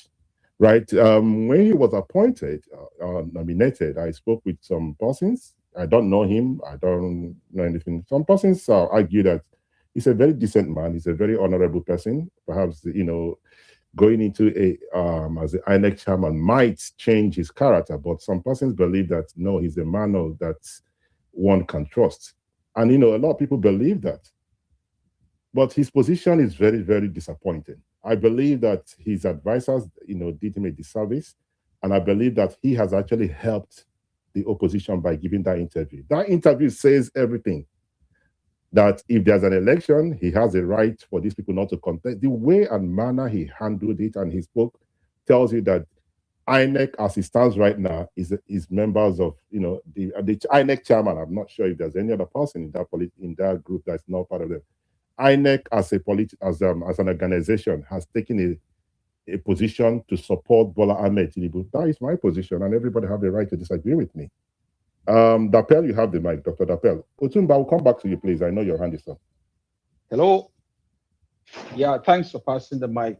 First of all, I will commend you for your objectivity. I've been listening to your response. I jump in at the point you were responding to somebody that talked about he will not get votes from the north, and you say it's not just a northern concern, it's a Nigerian concern. Now, let me begin by saying that in 2023, 3 big politicians pool over 60% of the total votes. These politicians all congregated in one party right now. One left PDP because somebody fought that platform and is destroying the ability of that platform to produce elected officials. That was why he left. Another person, similar crisis, ejected him from Labour Party. Another person, similar crisis, ejected him from NNPP. They are all now in ADC. And then the electoral umpire stood up and said he is responding, he is respecting judicial pronouncement, and for that reason, that party is not able to produce any candidate unless they deal with their crisis within. I've not listened to that interview, but let's just assume that he's following judicial pronouncement. We know for sure that Nigerian judiciary is in the pocket of the federal executive branch, because a president can remove a chief justice of federation with just few officials of SSS and nothing will happen. We've seen that happen in Nigeria. So Trump appointed 3 federal Supreme Court justices. They have been delivering judgments against him, but he's powerless to remove them because that's the Constitution. For this to happen, to say, okay, these 3 individuals who are now in this party will now be the platform that democracy is to give choice for people to choose their leader. So you're saying we cannot have these people on the ballot, and therefore they are not eligible to be chosen by the over 60% of people that voted for them. I firmly believe that the president's chances of getting votes in the north has diminished relative to 2023. I put an article here, I wrote it for The Guardian, in your jumbotron, that will he survive the tsunami, because the key players in the north that control over 90% of the votes, they are no longer with him. Some were with him, but not anymore. Go ahead, what INEC is doing, I think, is one of the big threats to democracy we're seeing in the first century. The good country, if internal crisis within the party, they shouldn't take advantage want to silence majority of Nigerians to express their desire for who their leader should be. I'll pause. Thanks. Well, thank you very much, Dr. Dapel. I've not seen the article. Please, you can make it available to me via my DM. I'll be very pleased. So I'll be able to read the article later. We allow Otumba. Don't find Otumba's comments very, very pleasant. So Okay, I would like to. Oh, that would have helped if you don't like it. but go ahead with your solution then. The speaker, go ahead. Thank you. Thanks for good discussion so far. You always provide this forum to exchange views, and I want to piggyback off what the previous speakers have been saying. I think Dapel and Usman somewhat touched on that conversation. I generally, just to share my thoughts, I think the issue of INEC's partiality comes from Korean perspective, and I have to admit that it's a bit challenging deciding on where to begin. So I hope the listeners will bear with me if my starting point isn't what they might consider most central, but I will choose to begin with that. I think generally that there are 4 key stakeholders in the upcoming election, and that's the current government, that's APC, the opposition parties collectively as one, and then the referee, that's INEC, and then the voters. Most of the voices we've heard have political parties, and pointedly the referee. And I was of the opinion that we haven't heard a lot from the voters. I know comments here and there, but it appears to me that they are not fully aware of the important role that they have to play in this process. Perhaps a simple analogy might let me just use the usual I used to. I think it's like preparing for a football match, a final, and the referee already appears to favor one side. Naturally, the spectators have come expecting a fair test, should react strongly. And I haven't seen that. After all, I think we are there to witness a game that is fair and played with some form of integrity, in spite of the fact that that is lacking. Nigerians are always keen to attribute integrity to somebody they have. INEC chairman's background prior to him being display we're getting is it's clearly compromised. So I think that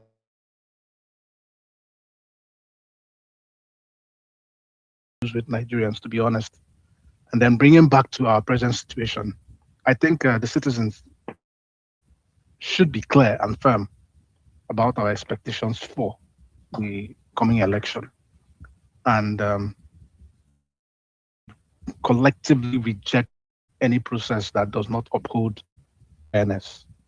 And I think that's the reason why you set up this from this morning, and I want to leave it at that. On the issue of judiciary, the judiciary, I don't think that's something that is in doubt. So, and then also the position of INEC chairman's, I think that's an argument. He is of Yoruba descent, and about the that is from his tribe.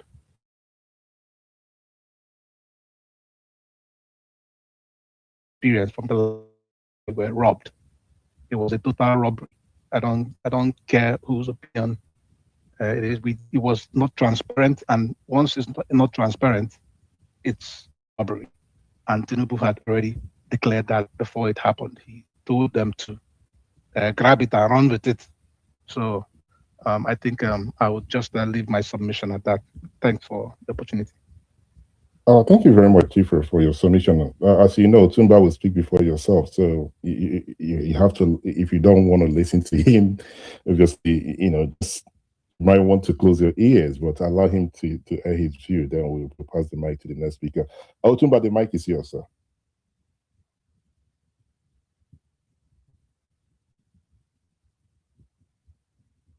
Sorry, am I still audible? Can anyone hear me? Hello? Yes, we can hear you. Go ahead. All right, so I've called Otumba to speak. He's not responding. On that note, Dr. Usman. So what I would do, please, Dr. Usman, bear with me for a minute. His hand is up. So Otumba, I'm the one that removed you from the spaces.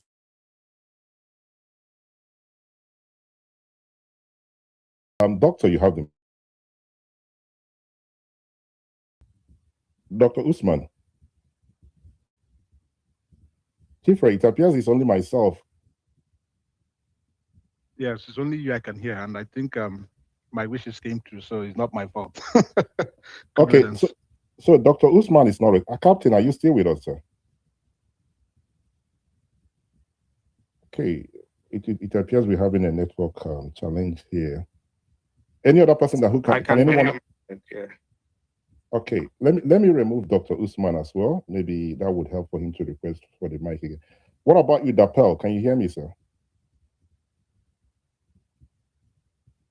Yes, right. I can hear you. I can hear you.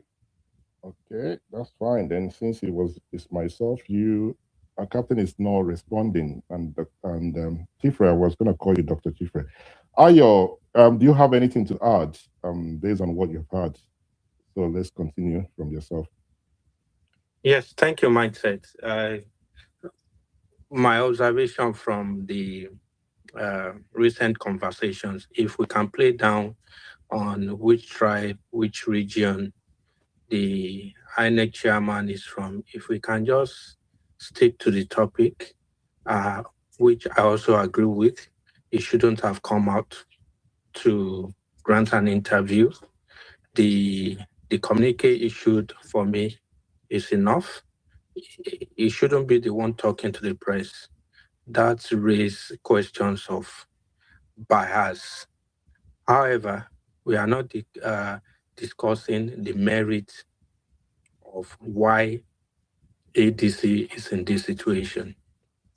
As far as I know, that's not the main topic because, in my opinion, I think they left too much loopholes to be exploited by the internal saboteurs and the ruling government. So just like my last opinion, I think it's a good time for them to look for an alternative problem-free platform to use, because I want to see an election that is keenly contested. Thank you. Okay, that's Ayo's opinion. Do we have anybody who disagrees with Ayo, or you would like to add anything? Please do raise your hand, and I'll pass the mic to you. Otumba, you're back on the speaker session. Are you free to speak now, sir? Okay, Otumba is not responding, so we're going to remove him again. Let's see. It's not my fault because I do not want somebody to, because you guys always look for something to say against me, which is not a problem. But please, if you want to accuse me on what I did, not what you think somebody said I did, right? So accuse me on that, and I'm very happy to defend myself. Otumba, I've removed you. You're not responding. Who else do we have? Please, if you would like to contribute, raise your hand, and I'll pass the mic to you. Turaki, I believe I pronounced your name properly. Good evening. Turaki. Good evening, Mindset. Good evening, everybody. Yeah, so hello, everybody on the space. I actually came up to clarify a little certain issues, like little issues. I'm not going to take much time because, like you said, Mindset, this whole situation, doesn't make sense, and we shouldn't even be talking about it because it's not like a valid thing, because there's APC that it's very clear that APC are trying to destabilize the party. So regarding the INEC issue, yeah, we all agree that the INEC chairman wasn't supposed to come up on live television to speak about the issue. But INEC is a very complex organization.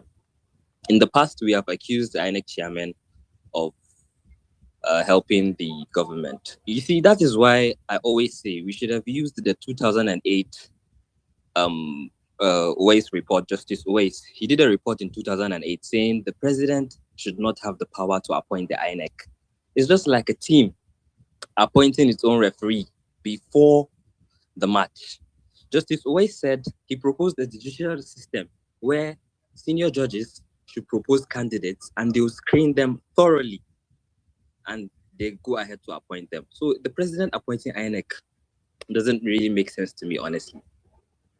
And then the issue of ADC. ADC has made certain mistakes. They made mistakes along the line with this Nafi Ubala case, because Nafi Ubala's social media handles have already shown that he already resigned, and he was even in bed with them before he resigned. And they have accepted that case. As for the movement to a new party, what people don't understand is, I heard someone, I've forgotten her name. She was asking, why won't ADC just move their structure to the new party, ADA?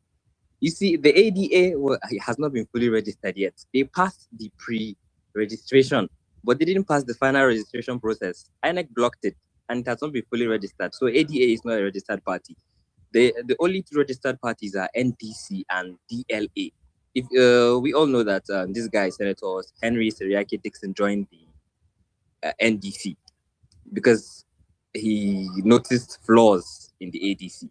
Even apart from that Nafi Ubala case, if it ends, it doesn't end there. There's this case of Honorable Leke, this sitting House of Reps member. He also has a case with this newcomers in ADC. So they're trying to kill opposition in this country. They're trying to make President Tinubu the only candidate. And this thing is nobody's advice rather than Ganduje's, because I said it yesterday. Ganduje did that same thing in Kano. That is why Konkoso had to leave PDP and go and form the NNPP, because he was destabilizing them. If you can remember, he all had a meeting with Ganduje and Badaru when the ADC coalition was getting stronger. As for now, we don't know the what the leaders have discussed. I talked to senior legislative aides of those leaders. They said that they entered a closed door meeting. So anybody that is telling you that he's privy to some information, he has some information, is a lie. They're just rumors. So we don't know what the leaders have discussed in the ADC. We are still yet to know what they are going to do next. But there are speculations that they are going to move the structure to a new party. Those are the only speculations we have currently, because that is the only final solution. And even at that, at this situation where elections are almost here, I don't think it's going to be an easy one. But as I said, I think President Tinubu has destroyed opposition, and we just have to pray and see what's going next, honestly. Thank you, Mindset. This is all I have to say for now. Well, thank you very much, Turaki, for your submission, and thank you for your timekeeping as well. I really appreciate that. Dape, you raise your hand before I go to budget and I come to engineer. Dape, yeah, thanks. So I just forgot. This last speaker just reminded me of something they're wasting as the president should not appoint INEC chairman. I strongly agree with that. And in the article I posted, I suggested a radical approach to free and fair elections in Nigeria. Why don't we use the Nigerian Labour Congress to conduct elections at state levels? And then whatever result that is announced at that state, that should be the result for that state. No need to travel with it to Abuja to go and announce and collect them and announce. That way you have stripped the powers of the president and of the INEC chairman to manipulate election outcomes. because when results travel from their respective coalition centers to Abuja, that secrecy is there. A lot of things happen to the figures before they arrive, and that's where lots of riggings happen. So let state chairmen of NLC conduct election. Let civil servants at the state level who are members of NLC civil bodies be the ad hoc staff, and let people get this thing done. That way you reduce political influence, not just of the sitting party, but of all parties when it comes to election matters. And to me, that is one of the ways to get free and fair elections in Nigeria. An INEC chairman appointed by a sitting president would hardly deliver election that will be against that president. That's my own view, and everybody's free to come up with his own view. Thanks. Thank you very much, Dr. Dapel, for your submission. But if we go back to 2015, Goodluck Jonathan appointed Jega. In as much as a lot of people, some persons would argue that the 2015 election was not free and fair, but at least it was something closer, better than what we have in 2023, right? Right. So I want us to look at it from that angle as well. I'm not saying that the president should be appointing this, but if you appointed somebody who wants to get the job done, they should get the job done. A lot of persons believed that Prof would do a better job than Yakubu Mahmoud. But they have not even blown the whistle. He has actually decided that Real Madrid have won the game. Right? Sorry, those who support with Real Madrid, I'm sorry to use your football club as an example.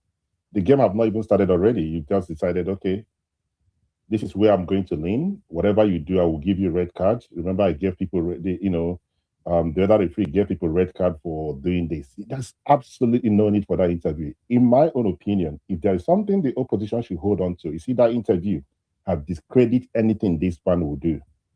Professor Muputa, anything he's going to do, that interview have discredited it. It's not about he wrote. He was speaking to Abati, and his body language says that this is where I'm leaning.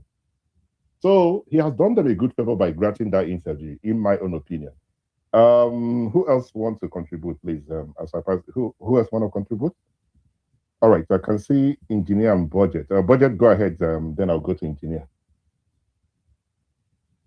Good day, myself, and good day, my fellow Nigerians. I think those that were saying, "Oh, this man will be fair," or he could be trusted, did not read in between the lines and understand where he's even coming from.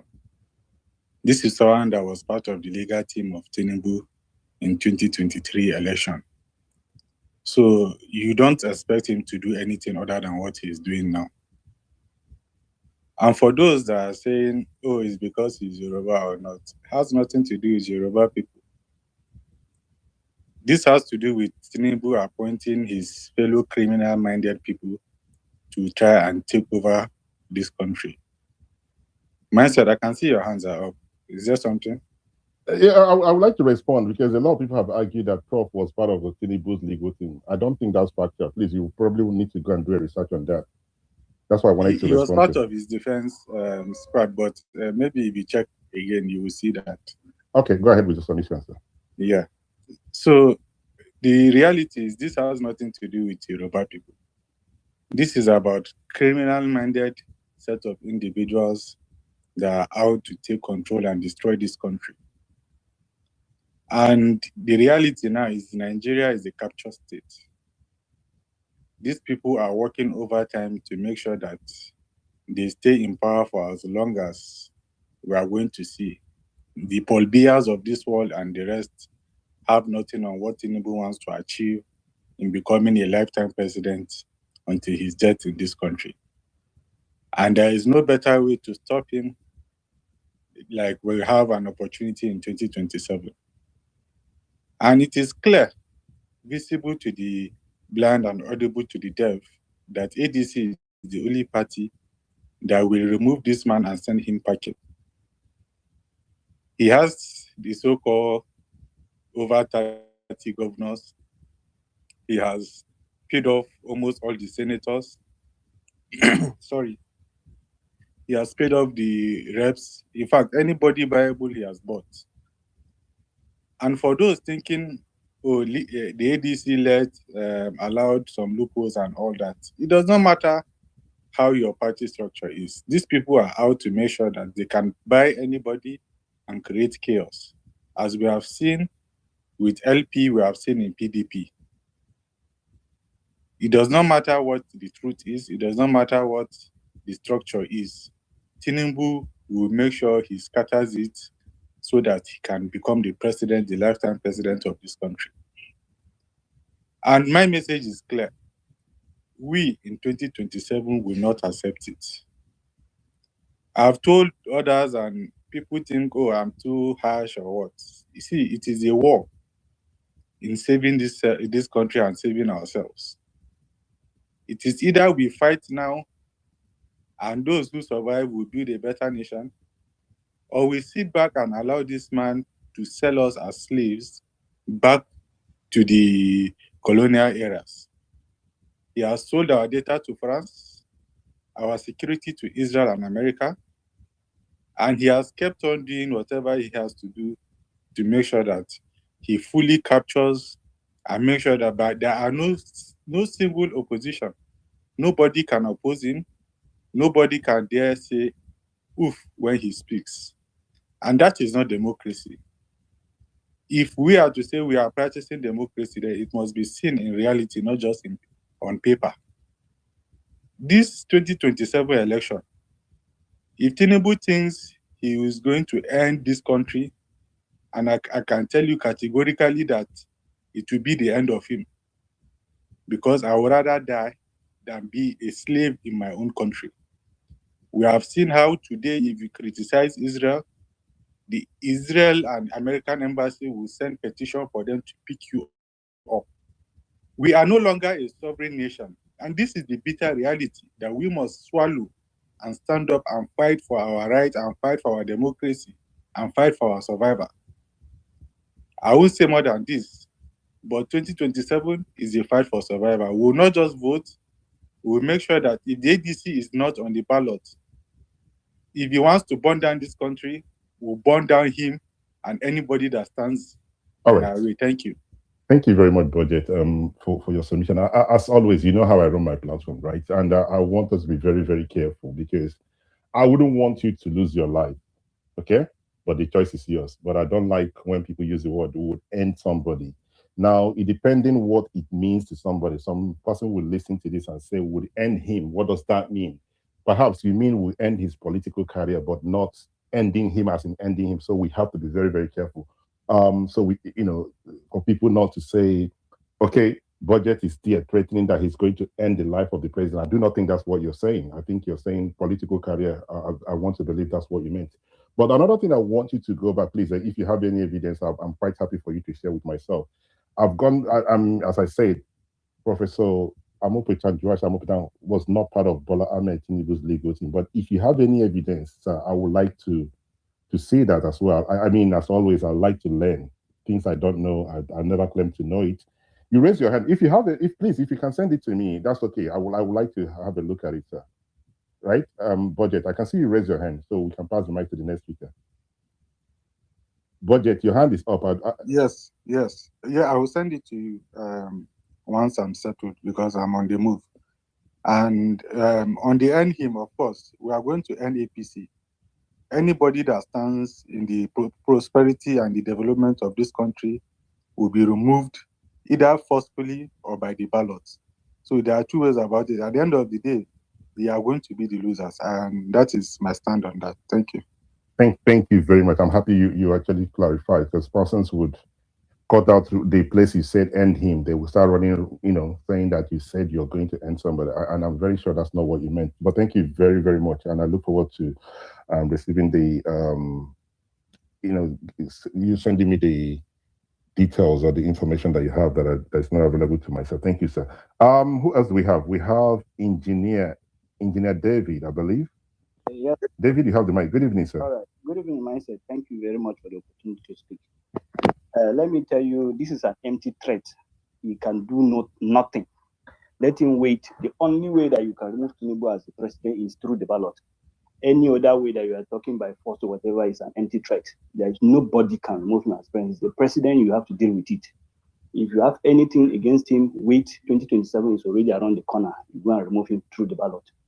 And for those that are claiming that the INEC chairman is a Yoruba man, Yakubu also is a Fulani man from the north, and Buhari appointed him as the INEC chairman.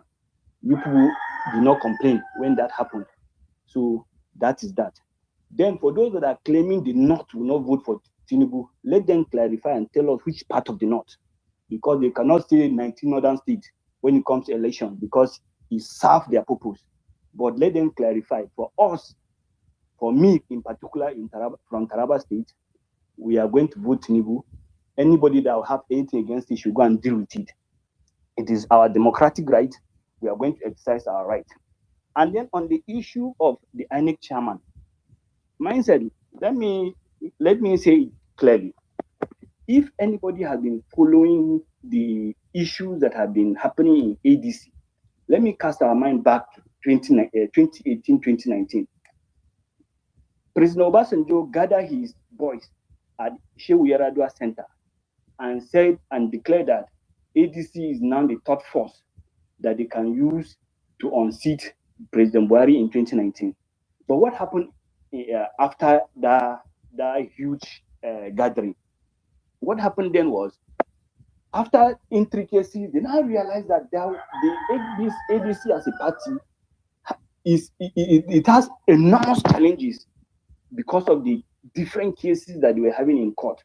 Rav Mosua had been the chairman of ADC for more than 17 years in that seat, and he refused to vacate the seat. Every attempt to remove him as the chairman failed. In 2022, there was a court judgment that he should vacate that seat as the chairman of ADC. He refused to vacate that seat. That case now is in the Supreme Court. Kachuku was the one. Maybe Kachuku was the one that took that case to court, and they're in Supreme Court right now. So, if so-called political gladiators, those that claim that they've been in politics for decades, Atiku have been running for president since 1993.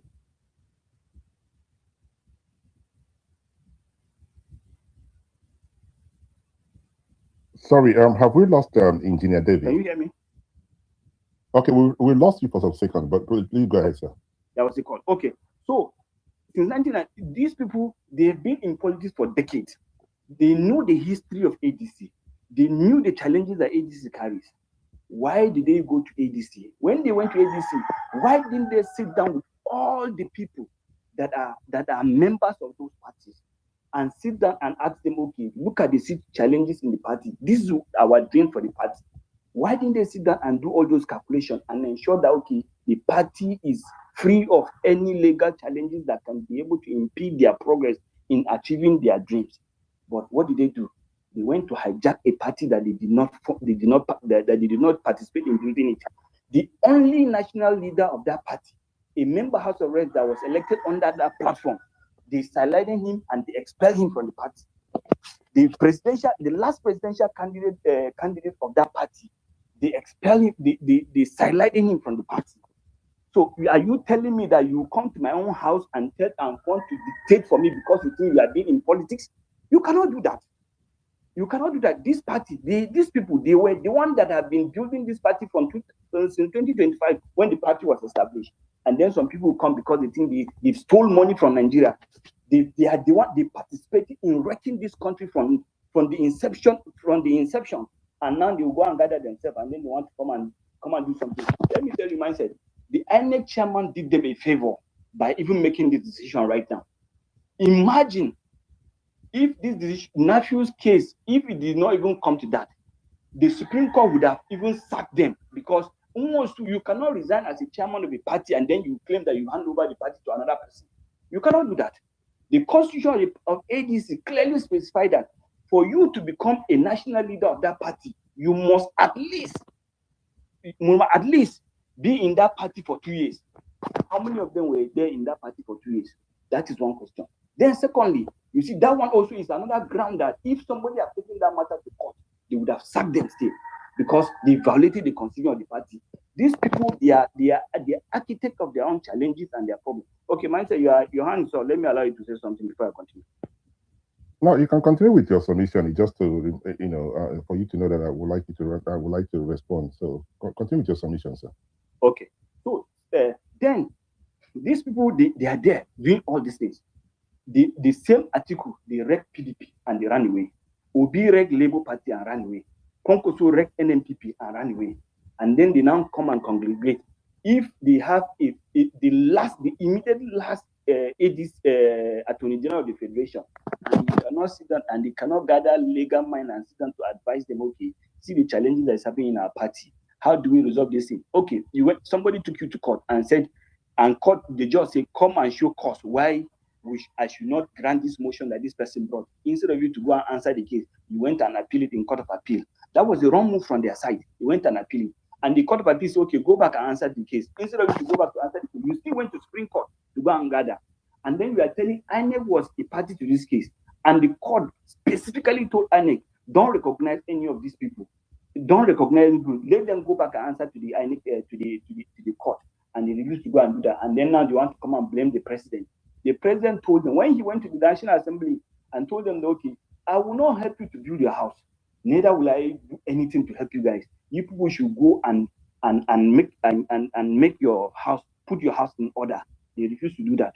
And then today now, everybody is coming to blame INEC because they feel that it's convenient for them to keep blaming people. If they wreck their party, the people tell them to go and silence somebody, to go and hijack party that does not belong to them. This guy even the Facebook pages that they are talking about. This guy have never, even in the Facebook page that he went and snapped and they were circulating the social media, he was still writing in that Facebook and say that he's the deputy national chairman of the party. If everybody resigned, then by law he's supposed to take over the party. Why would they would have? This is simple matter. They would have allowed him to take over the party, and then they called back a meeting again and sacked him. That's simple logic for everybody that knows politics. That's what they should have done. But they kept quiet. They feel, okay, who is he? He's a puppet. He has nothing. That's what they are saying now, that he doesn't have anything. He cannot do anything. Now, he's putting sand in their gari. And instead of them to blame themselves now, they are blaming INEC and they are blaming the president. They are blaming our own party. They cannot blame our party. Let them go and put their house in order. We are working hard. We are doing what we think is right for the country. And we know that life is not easy, but it has never been easy. When Buhari was Buhari was the president, there is nothing that they did not say about him. And there is nothing, even the northerners that are claiming that they were busy insulting him, that people are suffering, people are dying. So it is not a new thing in our country, but we do not wish for it to continue. We want our country to be a better place. And we believe that Tinubu is in the right course to do this thing. And we pray that Nigeria continue to prosper under his leadership. And by God's grace, we are going to win that 2027 election, and he will continue again. Thank you. Well, thank you very much, Engineer, for your submission. Please, if anyone disagrees with him, you can raise your hand. You can put a comment on the comment section. But as always, somebody's mic is on. Please, who might that be? If you would like to contribute, you have to raise your hand. I will pass the mic to you.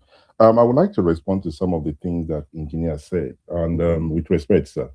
You said the individual did not resign, that the pictures on Facebook is not real. But this particular person was there when they were handing over. There's a pictures making rounds, right? You see, you are a member of the APC. You have every right to defend Bola Tinubu, right? You have every right to say he's going to win the election, next election. Nobody's going to question you on that. You know, on 2027, if there's any other person to contest against him, if he wins, he wins. That's.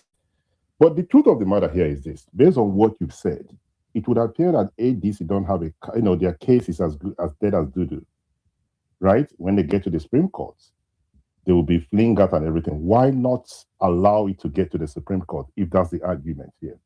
Because to those who don't even like ADC, who believe they do not stand any chance, the body language of some individuals in your own party, and I would mention names, the likes of Bayo and Nonoga, Festus Keyamo, why are they so interested in who becomes what? If that is not a problem for you, you're happy to build your party, you're happy for the president to return and everything, that's fine. But why are you so interested in these people's case, right? The thing here for me is that the body language of the INEC chairman, I want to bring it back to the INEC chairman because that is what the conversation is all about. In my own view, say that he has taken a position, right? And I'm very pleased that some persons who I believe some of them might or might not be part of your party members have said it. There was absolutely no need for that interview, right? You probably would disagree, but that's okay. Anything, I don't want to say you're not right thinking, but anyone that followed this whole thing, it would have ended in INEC posting whatever they post. Let it be, let this guy go. But the moment he gave that interview, the way he responded and make references to what happened in Zamfara State, what happened in Plateau State and everything, it tells you that this thing is engineered. You would disagree. Not you're an engineer as well. So if you don't think if people should focus on their party, then you shouldn't focus on their party. Let them sort themselves out and let them go to the Supreme Court. Allow them to do their thing. Tell your party members not to focus and say Mr. Gombe is going to be the candidate. So that's what you guys are doing, right? But before I pass the mic back to you, I know you disagree with me, that's okay. But let me pass the mic. I know I'll come back to you, sir. Let me hear from, I don't know how to pronounce your name, sir. FCA, if that makes sense. Good evening. Yeah, I think thank you, myself. Yeah, good evening, sir. Can you hear me? Yeah. Okay. Yes, I can hear you. Okay, yeah. Okay, yeah. Thank you for the opportunity, right? I've heard APC people blame everybody and everything under the sun. You blame the judiciary, they blame INEC, they blame Bala. You blamed everybody. But your leadership, that idol that your leadership, see when they look into the mirror each time, you guys are evidently, shy away from holding them to account.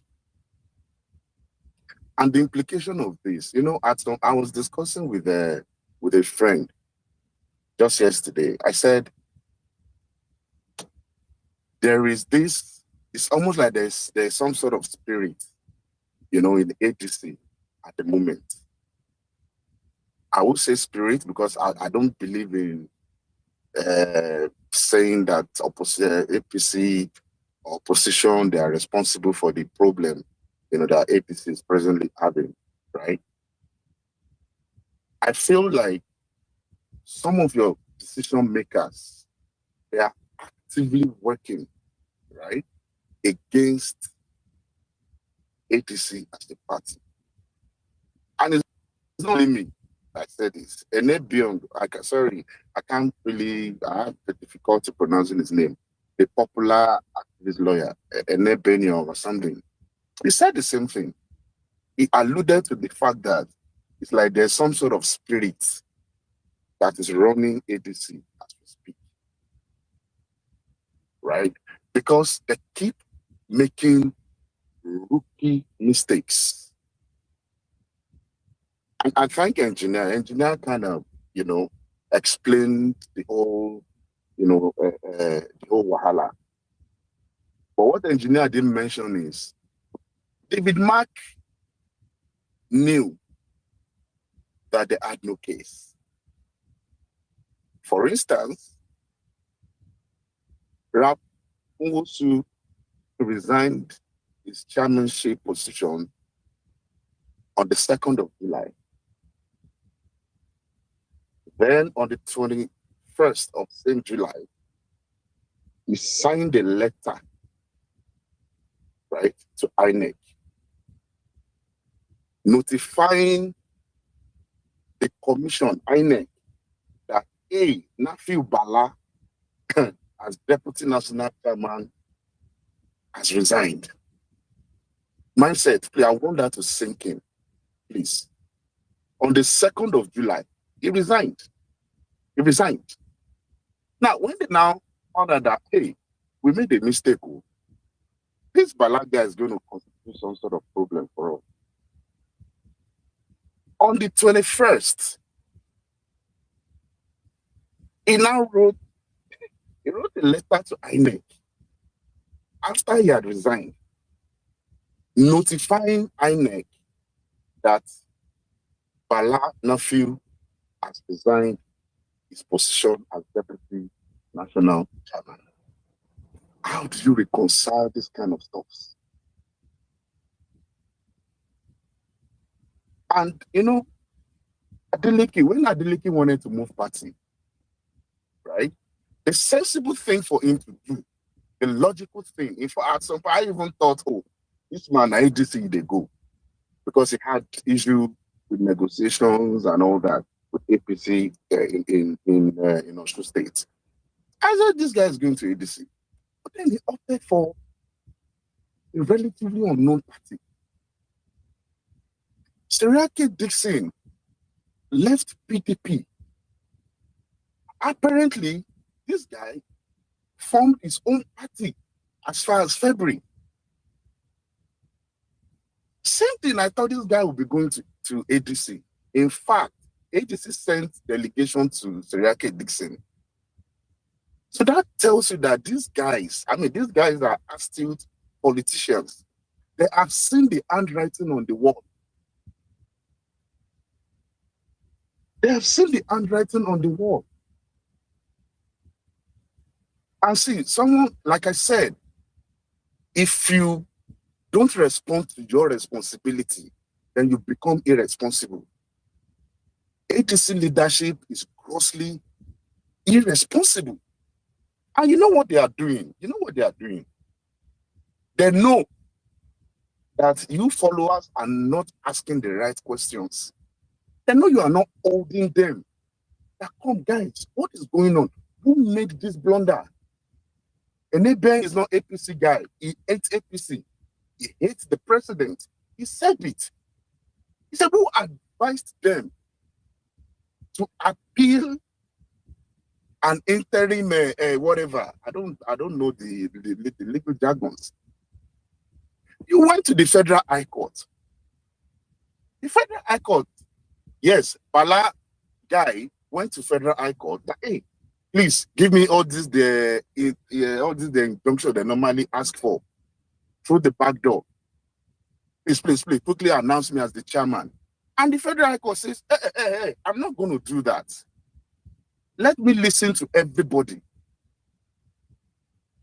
David Mark, come and explain to me why I should not make Bala the chairman of the party. And instead of adjudicating that particular matter, what did David Mark people do? They quickly went to appeal court. In Ebenebe's word, Ebene said he's very sure that my spirit, gave them that counsel. Why did you appeal?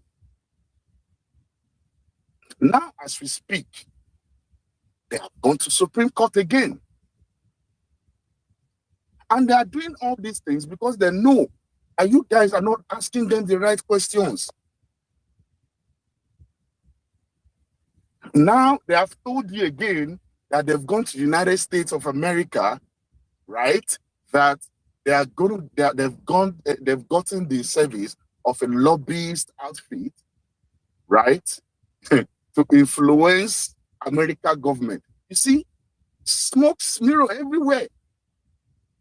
They are just sending you every day because they don't want you to ask them the right questions, which you deserve as their follower. And I have a theory. I have a conspiracy theory. Yes, I have a conspiracy theory. And the theory is this. Baba, whoever is managing some of the decision makers in ADC, they are actively working against the interest of ADC. We've established this. And unfortunately, the followers that should have asked them, like, come, guys, what are you guys doing? This, that, you are not asking the right questions. Respectfully, mindset, you are talking about interview that INEC chairman granted, of course, it's going to grant the interview because his reputation and that of the institution, he oversees, is at stake. There's nothing wrong if he comes out, grant that interview. And like many speakers have said, if there's anything you should do to Amopita now, is to give him a standing ovation. For the man. Yes, for giving you that priceless, to let you guys know that, come, you guys, you are doing the wrong thing. No? And Wike told us just yesterday now that your people now, they've appealed to they've gone to Supreme Court again. For what? What are they hiding? Why don't they want Federal High Court to hear the matter? Sorry, I'm not sure how to pronounce your name. You keep making Just say Dayo. Yeah, Dayo. Dayo, sorry, I raised my hand. That's an indication if you start rounding up, because we do have others who would like to contribute as well, sir. Okay, yeah, I think that's largely, what I want to say. I want to play the devil's advocate. I think you guys should be asking the right questions from your leaders. As far as I'm concerned, they have evidently shied away from their honors, from their responsibility. And because you followers, you supporters rather, I'm sorry for using the word followers, you supporters are not asking them, you are not holding them accountable. They are just blaming everybody. Blame Tinubu, they blame INEC, they blame this, and you are not asking them, okay, what prompted all this wahala? APC had been in problems since 2022. Ask them what prompted your decision to even choose this party in the first place. And some people are saying they cannot. Sereki Dixon literally launched his own party.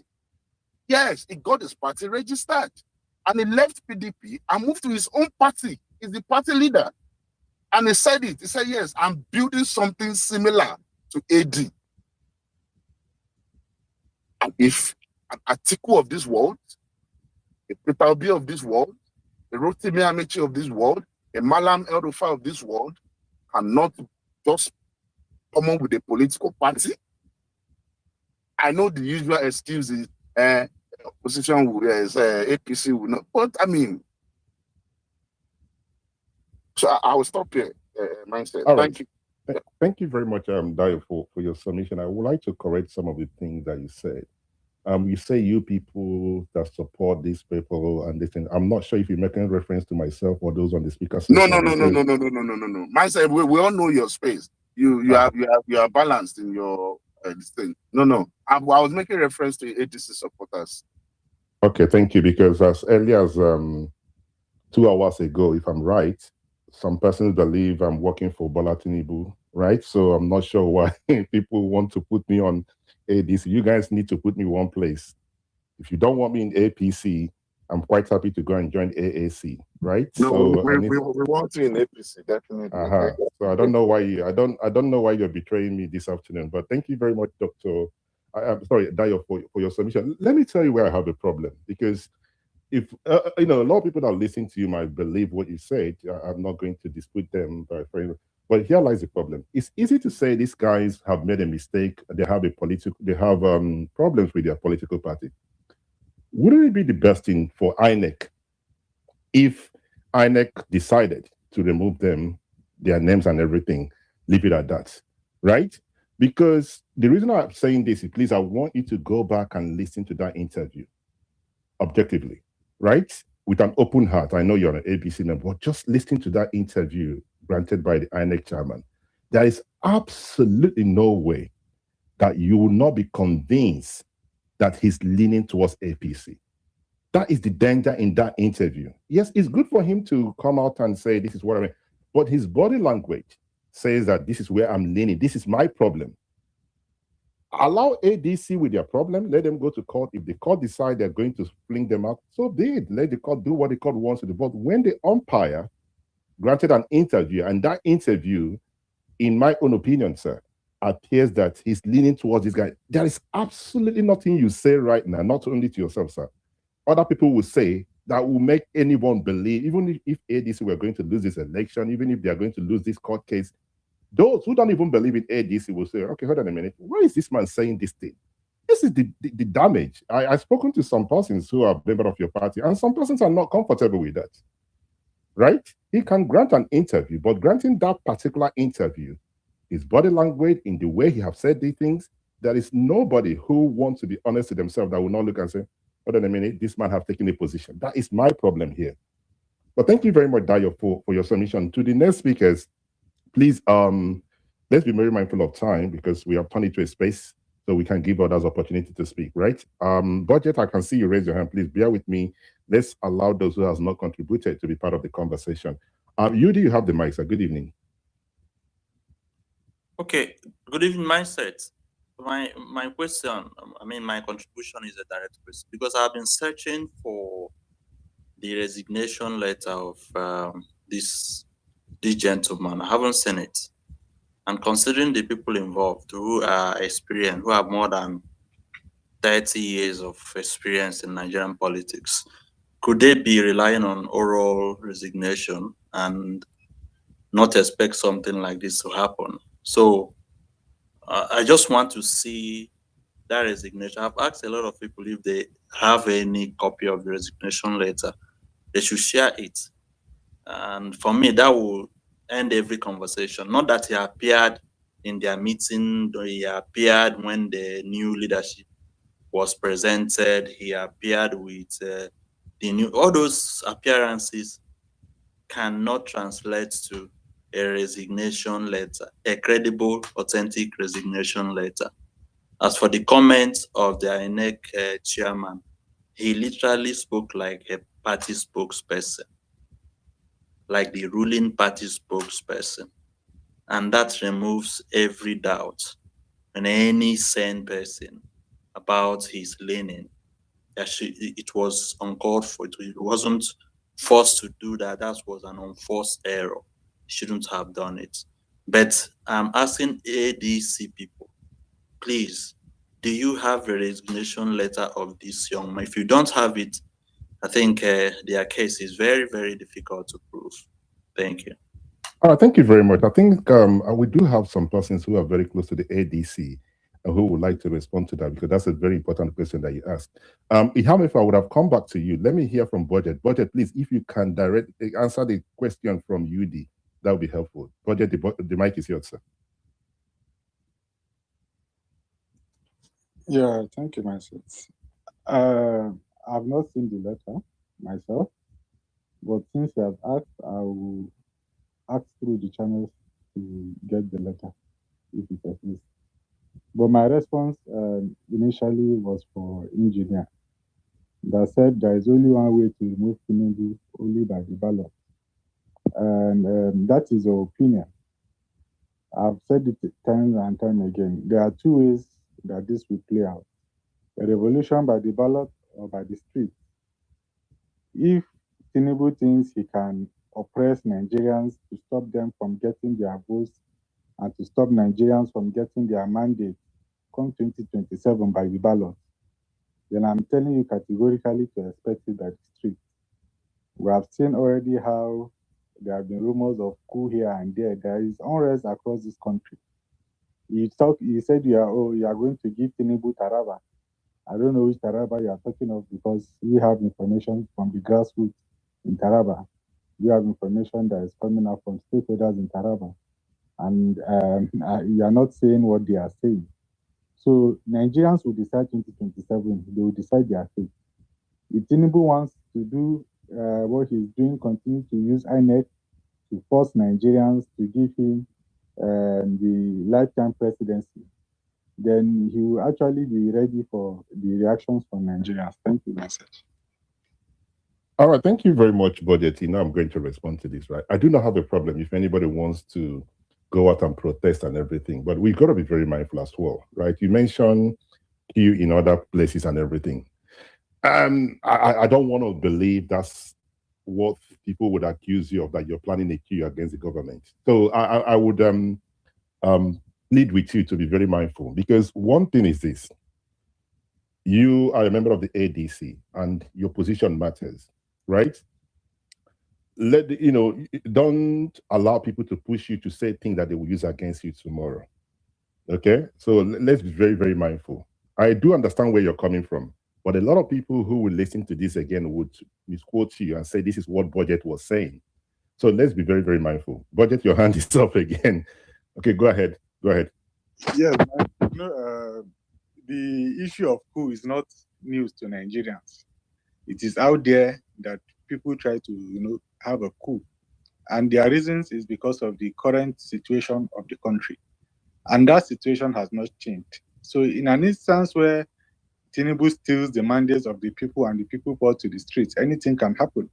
So the notion that he's trying to put out there to make it look like, oh, Tinubu has full control of the outcome, that is a total lie. And it's good that this place is recorded. What I've said, and I've said it, and I stand by it 100%. Thank you, myself.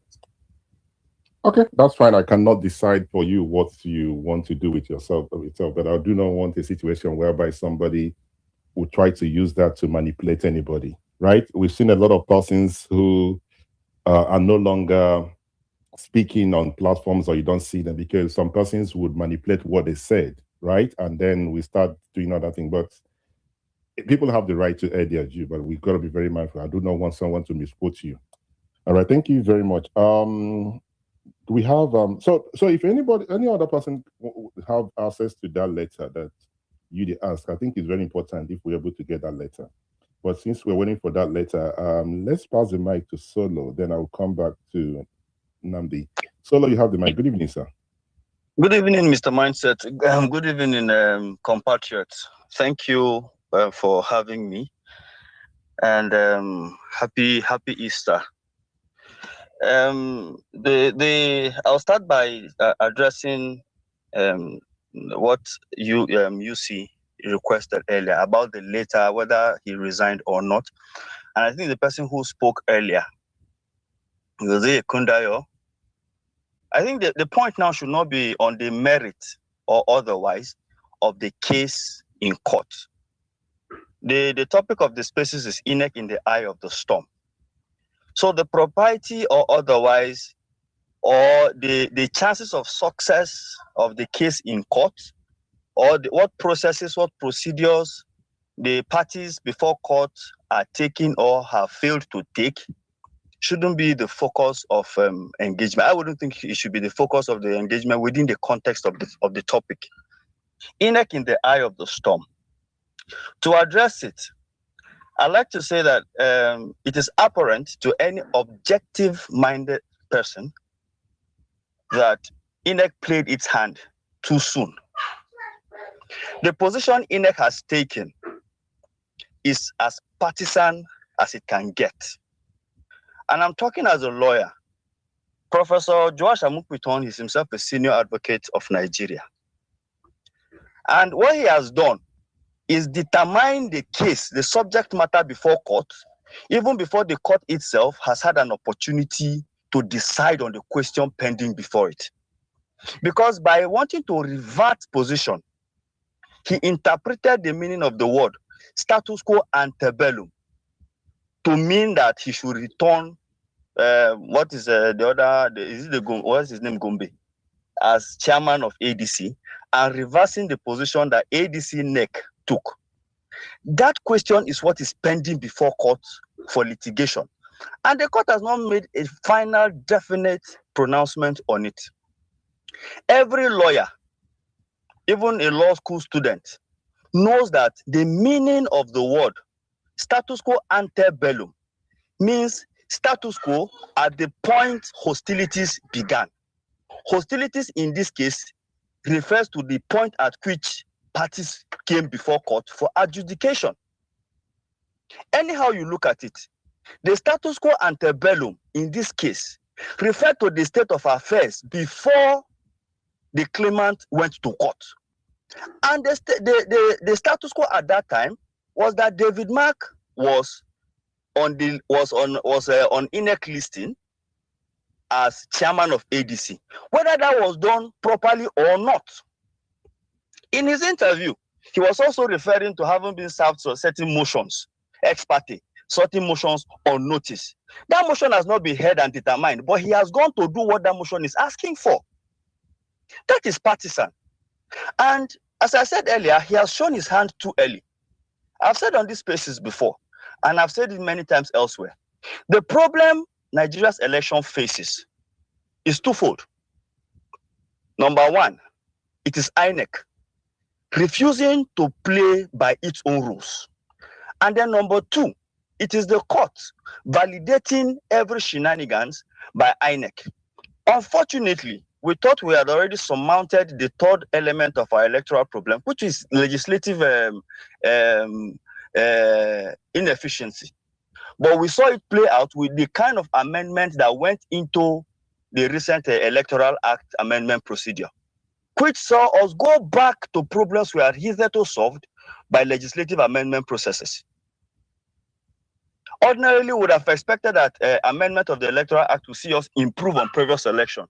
But this time, the Senator Akpabio-led National Assembly imported a problem we did not even have by validating the use of incident forms, making that proviso that if there is no network, you can revert to. That is bringing back incident form, which was one of the problems the 2015 elections had, which was cured by the 2022 amendments, which gave INEC the powers to determine how to transmit election results, which INEC, by its guideline, now decided to go through IREV and electronic transmission.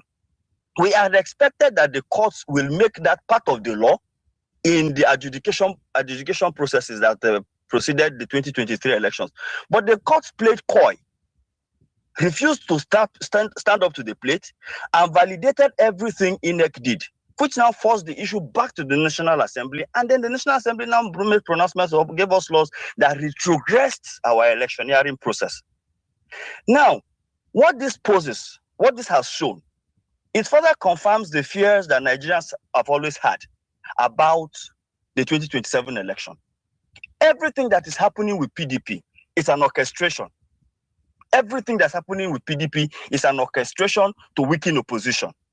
The same kind of crisis that happened in PDP, you saw in LP, you saw in NNPP. There is a pattern, and that pattern points to one thing. Tinubu wants to run solo. He wants to run unchallenged. He wants to run unopposed. It's an opinion. It's not a statement of fact.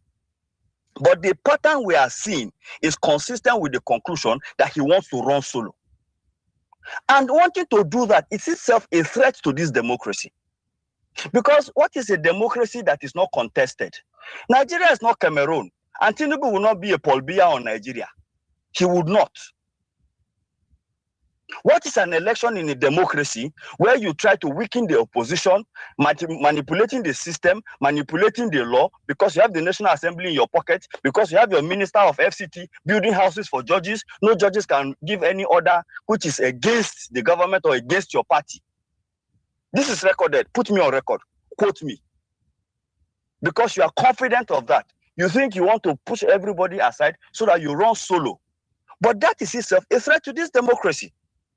And from the signs we are seeing, if they continue in this pattern, I saw somebody, I don't know what office he holds in APC. I saw a few video clip a few days ago who was saying ADC poached their stars from APC. They poached El Rufai, they poached they poached this, they poached that. And what did people expect? That they also pour sand in the gari of ADC. But there should be minimum standards of acceptable conduct and behavior. And what is happening crosses way below that threshold that threatens the very continuation and essence of this democracy. And anybody who loves Nigeria and who loves this democracy and wants Nigeria to remain a democratic society should get up and take a position against what is going on. Because one thing that is certain is, Tinubu will not run unopposed in 2027. If that is what they are planning on, the elections will not hold. The elections will not hold. And if the election does not hold, it will force Nigeria to a fait accompli that we have to go into an interim national government. If they cannot conduct credible election, free and fair, for all parties to play fair, then they may have to step aside for Nigeria to start a new democratic dispensation. Because this will not be allowed to happen. Nigeria is not Cameroon. I yield the mic.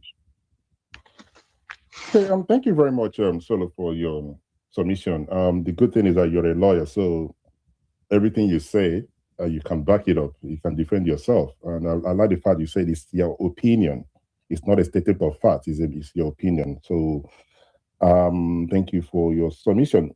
Okay, I can see that Budget shared something on the Jumbotron. Budget, please, I'm not able to, I don't want to, okay, is it the letter that Yudi was asking for Budget?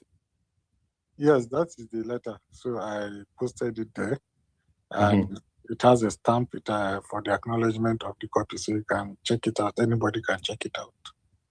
All right, thank you very much, sir. Yudi, the letter you were asking for, Budget has put it on the Jumbotron. I believe you can see it. So if you go through it and if you still have more questions, Budget is here to respond to those questions. Thank you once again, Budget, for helping out. Namdi, the mic is yours, sir. Good evening. Good evening, my sir. Can you hear me? Yes, sir, we can hear you. Awesome. Thank you so much for the floor. A couple of points. The first point, I think, is when discussing Nigerian politics, I think it's always very important to demarcate between the incumbent APC, the opposition, and the people. In regards to the alleged weaponization or partiality of INEC and just the general disposition of the incumbent party and Bola Ahmed Tinubu as far as anti-democratic processes, I want to make a quick comment that I have no tears to shed for the opposition.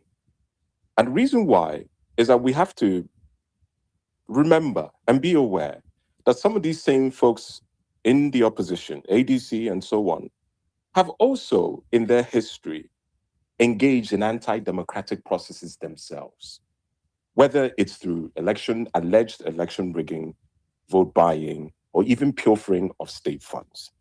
So this cry between the oppositions in terms of the anti-democratic practices of APC and Tinubu, for me, is crocodile tears, because ultimately it is my opinion that a lot of them are crying because they're not in a position to do it. They haven't done it as well as Bola Ahmed Tinubu is doing it. He is representative of, in my opinion, the gangster class of the political theater in Nigeria. So I shed no tears for them. That's number one. The second issue is that in relation to ADC and its engagements with the courts and the back and forth, there is a fundamental problem that ADC has had since the coalition came under it, which is they have failed to corporatize themselves. They have failed to corporatize themselves. And what that means specifically is to put in place the structures, the human capital, and the processes to go after power. This is a high-stakes game that you're playing against a party and a person in Bola Ahmed Tinubu who are very sharp, who will weaponize everything that you give to them. And through ADC's actions and inactions for the last 12 plus months, we have seen a lack of corporatization. If you go and ask ADC today, do you have retained a team of top-notch lawyers who are guiding, planning, and working at the various political scenarios, legal scenarios, and their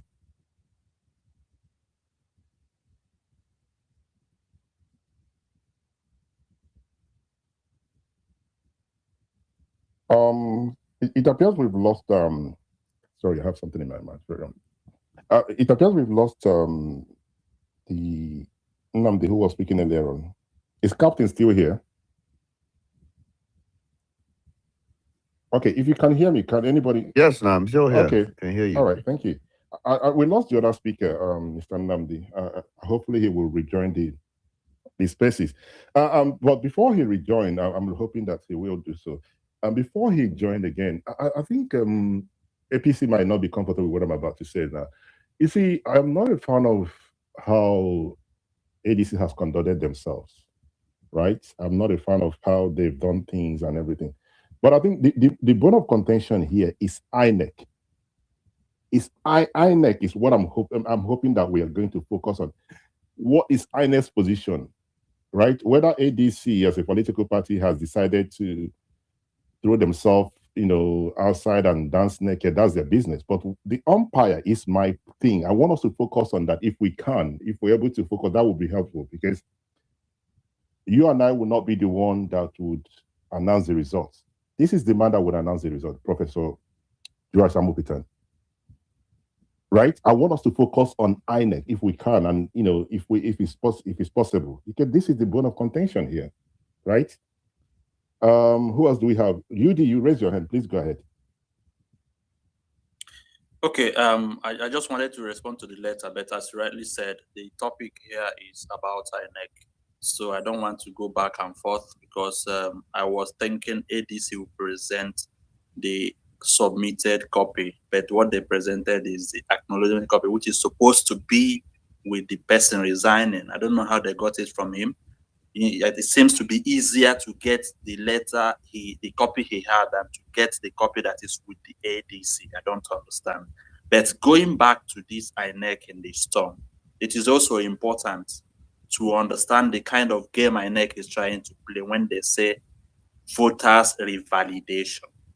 Revalidating over 90 million voters. That is not how this revalidation work is supposed to be done. There are so many Nigerians who are not in the country currently who are card holders. Are they expected to come back to Nigeria to do this? And I don't understand the game INEC is playing, and that's why I think this topic is very much on point.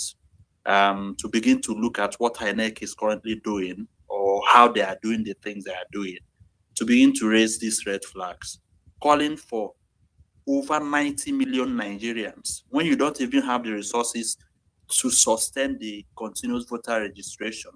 You're calling Nigerians back to revalidate, otherwise they risk losing their voting rights. Is another thing Nigerians should also look at. I'm very much worried about INEC under this new chairman. They say he is a very straightforward and disciplined man when they appointed him. But what I have seen so far calls for serious worry. And I think Nigerians should, scrutinize this INEC closely and ask all the necessary questions before it's too late. Thank you. All right, thank you very much, Yudi. So when I heard about the INEC thing about people coming back to represent their card and everything, so I did ask questions, and the response that I got was that it was not Prof that started it, it was Yakub Mahmood.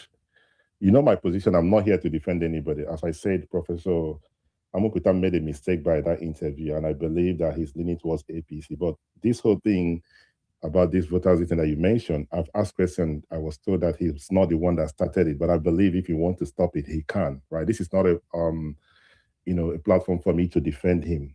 Those that know me know me. Somebody's mic is on. Okay, Yudi, go ahead. Go ahead. Okay, what the previous chairman, what Mahmoud did, was to publish INEC register, so that if there is any error you notice, maybe your name, there is always a 1-week window where people are encouraged to go and check if the register captures their name correctly. You can also check if there is a dead person whose name is still on the register, you can get back to INEC. They didn't call Nigerians to come back and revalidate.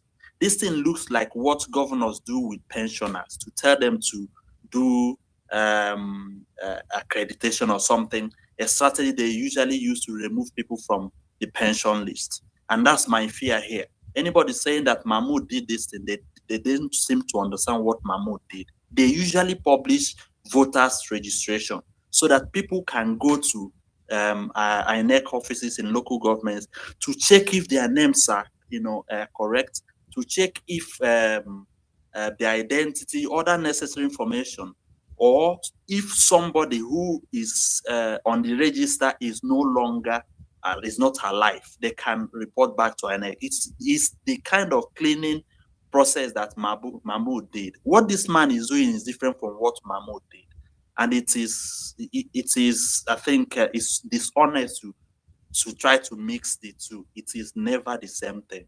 Anybody explaining this thing that this man didn't start it, they doesn't seem to understand what the previous INEC chairman did.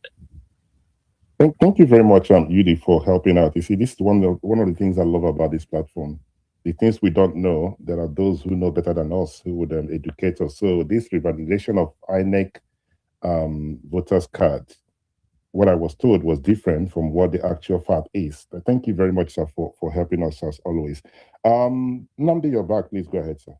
Yeah, sorry about that. I'm not sure why I dropped off. Okay, so the point that I was making, Maisa, you did make a good point, which is that, in terms of focusing on INEC, but I just want to counter on that we have to discuss both sides of the coin. If we're alleging that INEC is being weaponized or being partial, etc., we also have to address, well, what is happening on the opposition side to give INEC that breathing room. And so the point that I'm trying to make is that before you point fingers, you have to tidy up at home first. And I don't believe that, in general, the opposition parties, and specifically ADC, have done enough house cleaning to scream bloody murder in terms of what's happening or the actions of INEC. That is a fundamental point that I want to make. I do want to make a more general point, is that there is a lack of trust in the system, and quite rightly so, that any action taken by INEC and otherwise in this APC government, people look at it distrustfully. And I completely understand and even agree with that sentiment. This is why we, the people, need to be ready to galvanize ourselves and organize ourselves and approach this election in a different way. Galvanizing under political parties is just one way of engaging in the political process. If we look back to the last election in 2023, the biggest X factor that happened was there was a real populist movement in Nigeria in the form of the obedient movement that completely threw apart the political calculation of the last election. So much so that in Bola Ahmed Tinubu's backyard of Lagos, he actually lost. We'd never seen anything like that. Nobody would say anything like that. That should indicate to the people that when we rally behind an ideology, when we rally amongst ourselves, that does not necessitate a political party, that we can actually make a political impact, right? Because it makes it more difficult when we kind of rally around a populist agenda. It makes it more difficult for the incumbent to weaponize the system because you don't know who you're pursuing or who you're touching. So if Nigerians want something, they have to be able to sacrifice something, which is that this politics we do of rallying around a specific candidate or a specific party, we have to be ready to leave that. Rally around an ideology and say, okay, whichever one of you political parties will deliver this agenda for us is the one we go after, because it now makes it difficult for the incumbent, if it chooses to weaponize the system, to go and find how to weaponize that. Because the narrative now is that wherever the coalition or the opposition goes, the system finds a way to attack them. Well, okay, no problem. So let's not commit to any one candidate or commit to any one party. Let's commit to a specific narrow agenda that we're requesting. And then at the ballot box, we'll ask for, we'll go and vote for who we want. And that keeps the incumbent, INEC, and so on at bay. I want to make a final point, which is this. There's a lot of talk about revolution. I believe what we need is a revolution in our imagination of how we engage in the political process. I don't believe that we have pursued the political process with enough vigor, with enough intellectual rigor, and with enough organization amongst ourselves, the people, to get to that point of a forceful revolution. I want to encourage us to do that first. Let us control that which is within our hands. And then when we have done that beyond the shadow of a doubt, then you can begin to engage in all these other conversations. But as it stands today, we haven't. And what we have seen is that we cannot completely rely on political parties to do it because they are either inept or complicit in the shenanigans of Nigerian politics. So it is down to us, the people, the same way that we did. An example of this was the obedient movement, and I'm not advocating for the obedient movement, but I'm advocating for the populist DNA of that movement, for the people to come together behind that ideology, behind a narrow agenda, and say, this is what we want, because it throws off the political chessboard. If you want to play institutional political games with Bola Ahmed Tinubu, I believe you lose. But he can't, thus far, has not shown the capacity to be able to fight a populist movement. And that's where we have to head towards. And that way, that will mitigate and kind of disarm the likes of INEC or whatever, and the various other institutions or what they decide to do. So that's my encouragement, and I yield the mic. Thank you. Thank you very much for your submission. Now, let me tell you where there's a problem with this, right? Whatever we do as a people, whatever party you form that will challenge Bola Tinubu, INEC still has the power to decide a lot of things. This is why this conversation about INEC is very, very important. Whether you're going to have a revolution, whether you're going to have a protest and everything, if INEC decide, like they decided a few days ago, to remove the names of whoever we want to run here around, there is nothing you can do about it.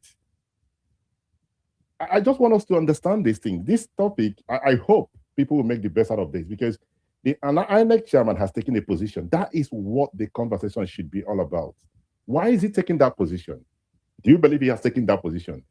You know, if you think that this thing would fly away like, you know, nothing would happen, the man has made it very clear. So whatever candidate you want to rally around in 2027, would that person be on the ballot? I do not think some of us understand what is being played out, is playing out here. Would that person be on the ballot? Even if you choose within ourselves here and say, okay, we have decided now Dr. Jallo is going to be the candidate. We are going to support him, right? We register a new party. Everybody support Dr. Jallo. INEC said, okay, the fact that Turaki was on the platform before Dr. Jallo, he shouldn't have been the candidate. It doesn't matter what we do. That is the end of it. That is how important this conversation is to me. So I do not have a problem about other things, but I want us to focus on what Professor Josh Amoputan has done. If we can focus on that, I think we probably will take something home this evening. But thank you very much for your submission. Dr. Jallo, the mic is yours. Okay, thank you, Manset. My kind regards to everyone on the platform. So I will start like this. You know my position already, Mindset, and this is what I will say. For the opposition, right? I don't have much to say to them. I really don't. I care less a huge about how they want to manage their affairs in their opposition, and I care less a huge of whose source is God. With what I'm about to say, we already understand nobody is going to advise anybody. I think you know some of advices people will be getting now. If you are not getting paid for it, it's going to be on a pro bono basis, and nobody is ready to do that. So you have a political opposition already. It behooves you to invest heavily, you know, in every department of your operations, including your legal team. And then if you bungle law 101 cases, you know, politicians over 20 years, over 30 years, making rookie legal mistakes, and then you want to cry and whine, I will tell you, you've not started crying. You are going to cry until the earth freezes over, number one. Number two, they have just three options. And if they are not actually exploring any of those options now, they are wasting their time, they are deceiving their followers, and typically, you know, they will want to smoke screen everything and keep the bluff of just want to lash on to propaganda. It won't help them. The three options they have is there's a window for them for an expedited process at the High Court. That's a very good window. They could approach the High Court and get that case expeditiously acted on within a week. They can do that. Say, okay, we want this thing to be taken care of within a week. We want to know where we stay, right? That's number one. Number two is after filing that accelerated court hearing. Number two, second option, is for them to now find a brand new political party that is risk-free, that is baggage-free, and where they can actually move themselves to. They are, of course, political Amajiria and political nomads. They know how to move already. And then the number three of it is political solution, out-of-court settlement. This is one thing that is lacking. That leadership capacity, the lethargic leadership capacity, don't have it. They need to leverage their political means to settle the leadership crisis they are having, the leadership questions about their registration, about their adoption and usurping the new ADC, and that has to be expeditious as well. Atiku with his capacity and all these individuals, they can corner this Nafiu Bala man to man, one-on-one, right? Okay, I see your hand. I'll wrap up now. One-on-one, let them know what he wants. Talk to him. Those are the three options.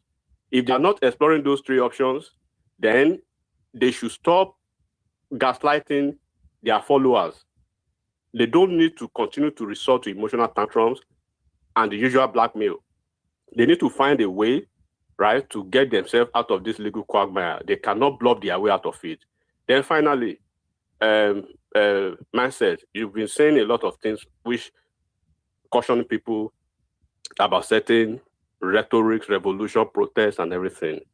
And budget, he has said it more than, I think I've heard it more than 5 times on several platforms, threatening. He should understand that he's not the only northerner, and we understand ourselves, and we know where this fight is coming. And we want to tell him, bring it on, come on with it. Whenever you are ready, we are ready for you guys. Dr. Jallo, please. Yeah. I do apologize for doing it. Can you mute your mic? Let me address you. Yeah, well, Wait. You know how I run my platform, right? Can you mute your mic? Let me address you. Please. Thank you. Now, whatever happened on the other platforms, I do not have the power to address it, right? Whatever anybody have said on the other platform, I cannot. I go to some platforms. But I like to address what's happened here, and I don't want us to move off topic. He said what he said. You heard me, right? So I think we should leave it at that. But if you're not comfortable with what he said, and you see him on other platform, you can then, tell him whatever, bring it on and whatever. I've addressed it. I do not want the platform to be turned into something else. This topic is very important, right? And I have a question for you. I want us to come back to this topic. Now, you've given the ADC free advice. It's up to them to take it if they choose to. It's up to them, right? You watched that interview, right? You said they are doing tantrum and everything. You know my position when it comes to this ADC, right? I believe you have seen me talk about some of the things they have done that I am not comfortable with, right? You saw that interview. I know you support Bola Ahmed Tinubu, which is something nobody can take that away from you. Just try and put yourself in the position of these people. After watching that interview, do you think that Professor Josh Amuputa body language, his countenance, and the way he framed some questions, responded to the question, do you think it shows a man who is not against the opposition? Do you think so? All right. Straightforward. First of all, there's nothing you do that will placate the opposition. He needs to understand that now, Amukwito, and I believe this is the first lesson he will learn. A typical INEC chairman, right, wouldn't, to me, this is where I believe he made the mistake. If I were in his shoes, this is what I would have done. I will keep quiet and let them perish in their game. Yakub Mahmoud, right, wouldn't do this. And I know why he's doing this. He wants to be ambivalent. He wants to play a midsection approach. And because of this, there are things I may not be able to say. He's a man from the minority and believes he needs to do some certain things to placate some individuals. You cannot do that. You can't do that. Let them perish in their silliness. Next time, now I believe he understands the game now. It's in the game of the real political terrain. You cannot do that. Let them, whatever they want to do, then look at what happened in Rivers State. APC did not feed any candidate. Zamfara went the other way around because somebody kept quiet. Keep quiet and let them find out the hard way. This is the only mistake I think he made. But for you to say you want to placate the opposition, there's nothing on this earth you will do that you placate the opposition. Never. So let him do his job as INEC boss. And if he wants to react, they have a legal department who has a leader who can release statement legally you just focus and let opposition, even the incumbent party, make their mistakes, and at the appropriate time, the law is going to catch up with them. Thank you very much, Dr. Jallo. We're getting somewhere. I think yourself and some other persons have agreed with myself that interview was not necessary, because whether you dislike ADC, you think they're not going to win election, you think anything, that interview have given them something to hold on to. So I'm happy we are getting somewhere here. So thank you very much. That is the converse. I'm not saying that yourself or other people should agree with me that he should have given that interview, that in my own view, that interview appears to be biased, right? I'm not saying you should agree with me. Please, if you disagree, I'm quite happy for you to educate me and others on the platform. Do we have any other person that would like to contribute? Okay, Budget, I will pass the mic to you, but I'm begging you, right?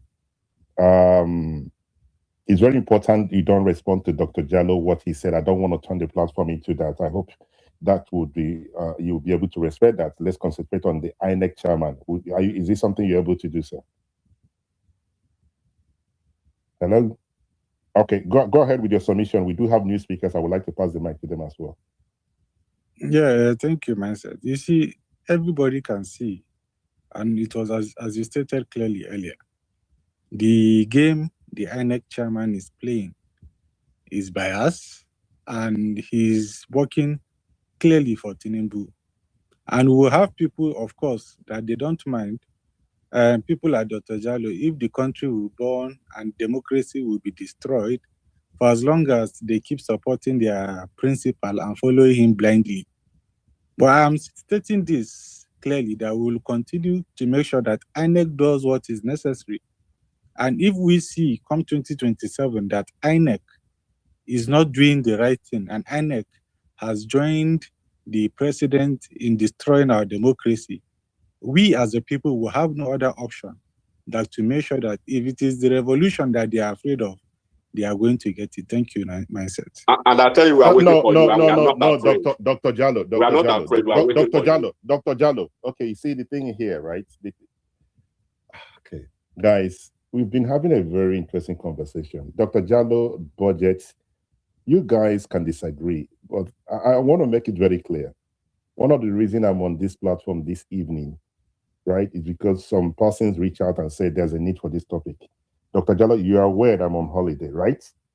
And if I say let's concentrate on the topic, I think we should respect that, right? And I was hoping Budget wouldn't go there, but I cannot. It's quite difficult for some time to control what's happening. But let's stick to the topic.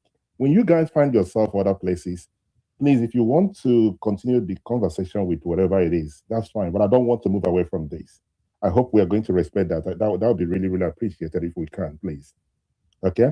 Thank you very much. Turaki, you raised your hand, but please bear with me. We have Ihamafu, we have Ola. Let's allow them to speak. They have not contributed yet, if that's okay with you. Ihamafu, please go ahead, sir.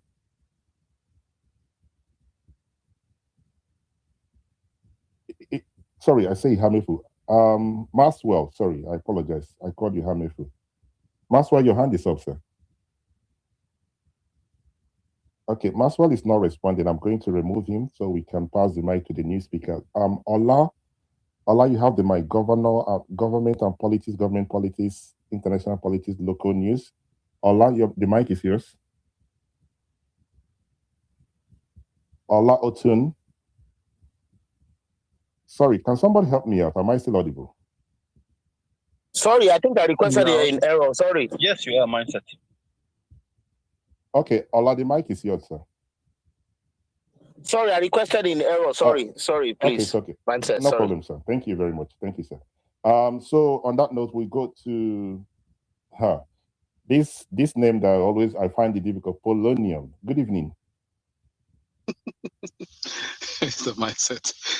I greet you, my brother, and I greet everyone on the space. Thank you for the opportunity. Mindset, it's not new to Nigerians who are discerning, that the last time we had an independent INEC was probably in the days of the PDP.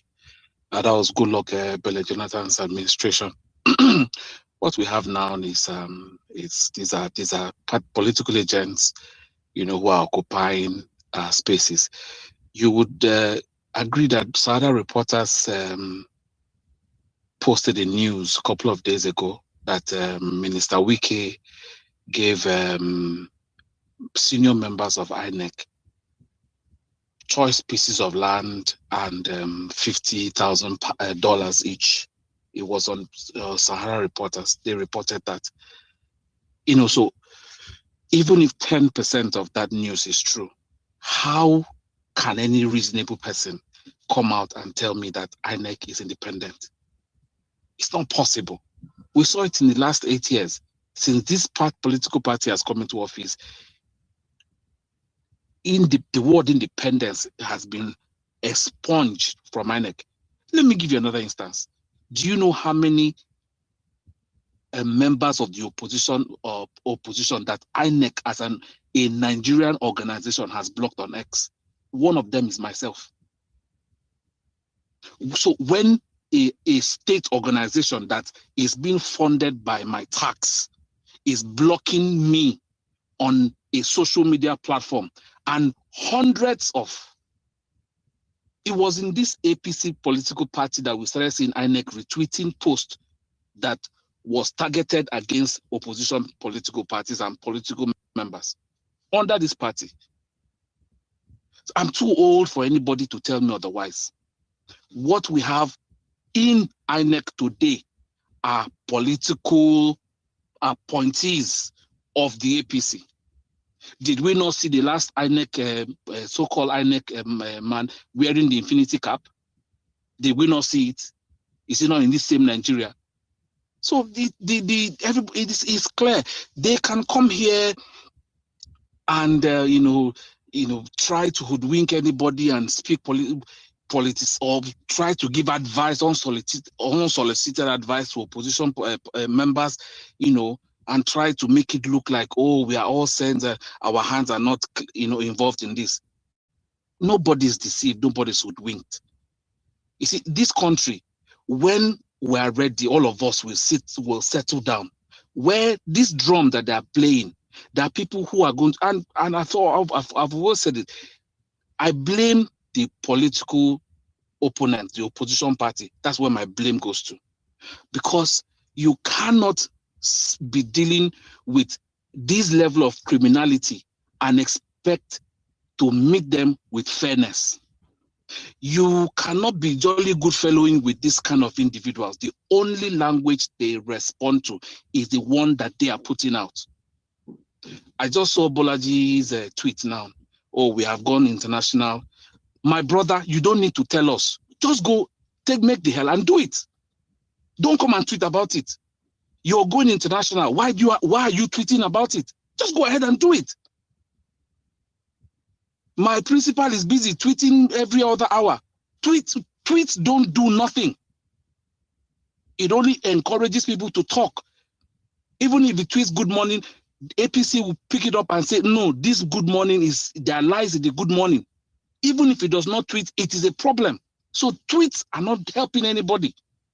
So let the opposition party rise up and be opposition. In my opinion, by today, they should have been telling Nigerians that they are boycotting, I've seen your answer, that they're boycotting the elections. Whatever interpretation anybody wants to take to it, that is their position. They should be going to international countries and warning international countries that, listen, we are going to boycott the elections, and whatever monies that you lend to this administration, when this administration leaves power, those monies will not be refunded to you. Start talking tough. Even if you don't do 1% of it, but talk it. But all they're doing is tweeting and tweeting and tweeting. Thank you, Mindset. All right. Thank you very much, Polonium, right? Very interesting then for your submission. You see, I raised my hand because I don't want to move the topic to somewhere else. You know my position in some of the things that I don't want to talk about, right? I want to bring the topic back to this current INEC chairman. That is where the thing is. And I believe that if Prof would listen to those who love him so much, I think it's high time he's just going to, if you ask my opinion, he just have to resign because his reputation has been battered, right? That's my position, right? His reputation has been battered. There is no way you look at it whether you're an APC member, you're the PDP member, you're any political, even though those in APC, you can see that something is fundamentally wrong with that interview, his body language. And whatever your party wants to do, that's fine. I just don't want to get involved there, but I wanted to speak on this particular topic of an umpire who has taken a position, which I do not think is right. Okay, so you guys need to focus. I mean, this is my. I was gonna say my advice, but I cannot tell you what to do because I see other things going on the timeline. I am not interested in it. Those conversations would not change anything. At the end of the day, if by January 2027 we still have Prof as the umpire, the election is over before it even started. So that is one thing I believe yourself and others should focus more on. But I will leave it at that. So let's go back to the topic as well.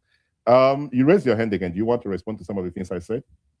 Yes, sir. I was going to say that myself. When was the last time anybody in the APC cared about reputation? They don't. This is not something that is important to them. These people are solely interested in power. So the INEC man is there. He does not care about anything else other than what he's being told to do. He does not care about reputation. It doesn't matter to them. And I can bet anybody here, he will conduct the next election, no matter how worse this election will be. My advice to Nigerians and to the APC, instead of spending that almost 1 trillion naira, please take that money, fix any infrastructure, let Nigerians enjoy it, put yourself in power for the next 4 years. No need to waste that money because this INEC will never conduct an election that can pass the test called fair, free and fair election. This one, it will be worse than what we had in 2023. I will put my money any day on this, what I've just said. Thank you, Mindset. All right, thank you very much. If I could respond. Okay, please, let's not do. When I do this, you people say I get upset easily. And I've told you how I run this platform. If you raise your hand, I'll pass the mic to you. The mic is yours. Go ahead. The mic is yours. Sorry for that interjection. So there's a broader philosophical question that we need to address face on. Mindset, if we accept and agree by the actions of INEC that INEC is compromised, Amapitan is compromised.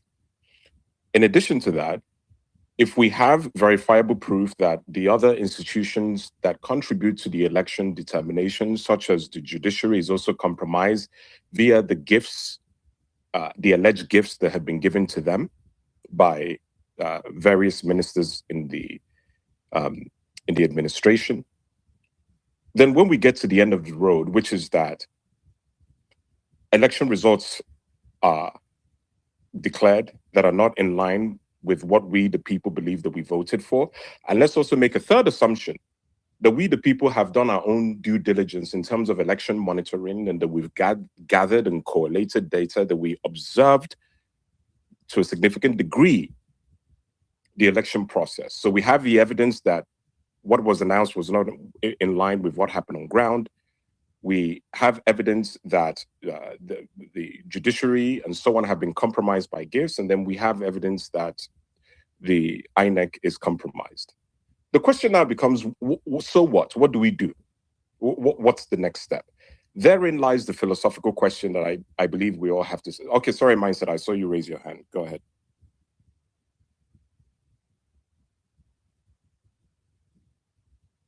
Sorry, okay, I'll continue. What do we do in a situation where we, the people, have found that a government no longer represents the democratic spirit or the democratic contract under which we have signed? Who do you go with? Where does the power lie? Who has the right of way?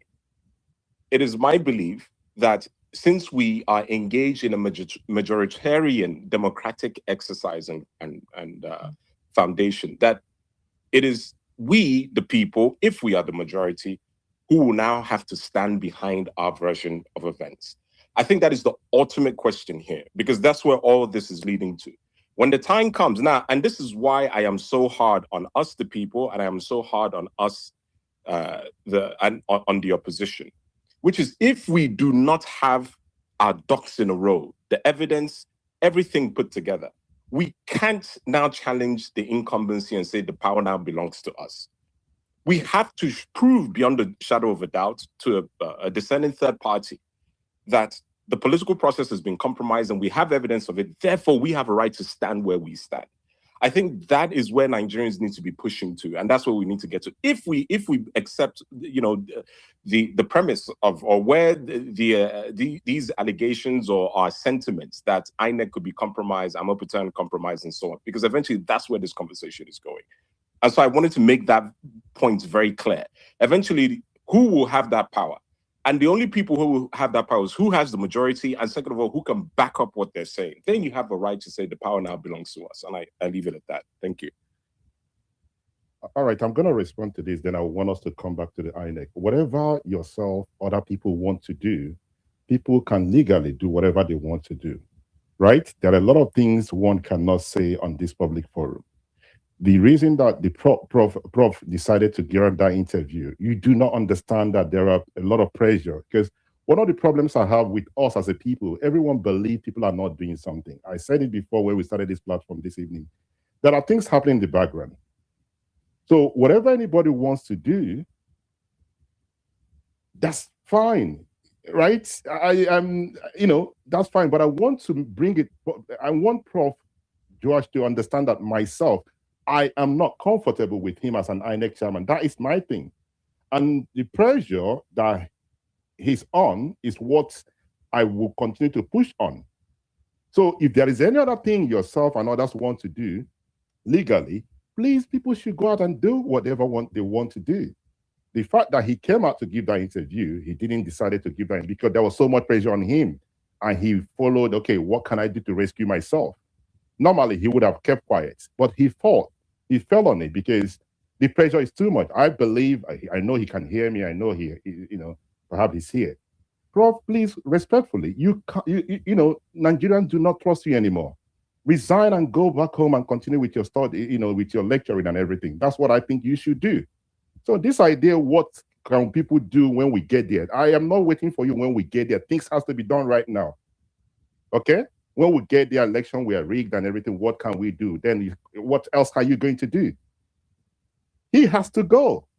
It's as simple as that, in my own opinion. If he chooses not to go, the opposition should see that, he has taken a side.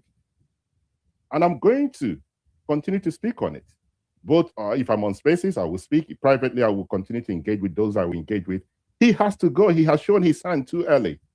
The interview he granted, he has said that I am a member of the APC. And what happened to the other political parties? That is my position here. And I want to go back to that topic because it's that important to me. Thank you. Ayo, please go ahead. Thank you, Mindset. Yeah, I came back up just to ask the lawyer, Solo Penja, that made a submission earlier. As I've said earlier on, I do not support the chairman granting an interview that I did. The position has been made, communique has been issued, that's enough. And I see people are dabbling into the merits. I also believe there are too many loopholes within ADC as a political party. And in my opinion, I'm not a lawyer. I think the decision that has been taken is the fair decision. That's why I'm putting a question, because Solopenja earlier on said, if they are returning back to antebellum, status quo antebellum, before hostility began, I think, for your information, the David Mark leadership was acknowledged and uploaded on the 9th of September 2025. The case was filed on the 2nd of September. So my question to you, if INEC is a party to the litigation, what will be INEC status quo antebellum? What will be that point that they have to revert back to? Thank you. Solo, do you want to respond to that question quickly before I pass the mic to the next speaker, please? Yes, please. Thank you very much. I'd like to respond to that question. And I'll respond with an illustration. Maybe that would put in proper context the meaning of status quo antebellum. Let us assume this is a dispute involving property, right? Two persons claiming that one property belongs to them, and one person is in possession. Then the person not in possession runs to court, or the person in possession runs to court first as claimant against another person who is making an adverse claim to the property. If the court orders maintaining status quo antebellum, it puts the person currently in possession of the property in possession until the question before the court is determined one way or another as between who among the two parties, contending parties, is the owner of the property. In this case, INEC had taken steps and recognized David Mark as chairman of ADC. That was the status quo that prompted the claimant to run to court. So if the court has ordered on its own, I assume, because I think the Court of Appeal was not requested to make that order, in its wisdom, to preserve the rest, to ensure that fight doesn't go beyond what has been presented before court. The court orders maintain status quo antebellum, maintain things the way they are. All INEC ought to have done is maintain positions as they are before litigation started, as long as it wasn't that they changed David Mark, uploaded his name as chairman of the party after the case was filed. They ought to have maintained status quo as at the date the case was instituted. But what INEC has done now is to revert back to a position which existed even before litigation began. And that is apparently a prejudiced position, consistent with a pattern, with a suspicious pattern, which is what is responsible for this brouhaha everywhere. And this is also a case in which the Court of Appeal also did not advise, it ordered the High Court to do expedited hearing of the case. Those who understand, it's a matter begun by originating motion, which means that there is no need for hearing evidence. You file all your processes, you file all your arguments, you file it, you come to court today, you adopt it. A judge who is under the order of the Court of Appeal to expedite hearing on such a matter can dispense with that issue within 3 to 4 days. So what was the rush? With due respect to the learned senior advocate, what was the rush in wanting to remove these people's names, revert back to determining the subject matter that was presented before court for adjudication? He has determined the case on his own.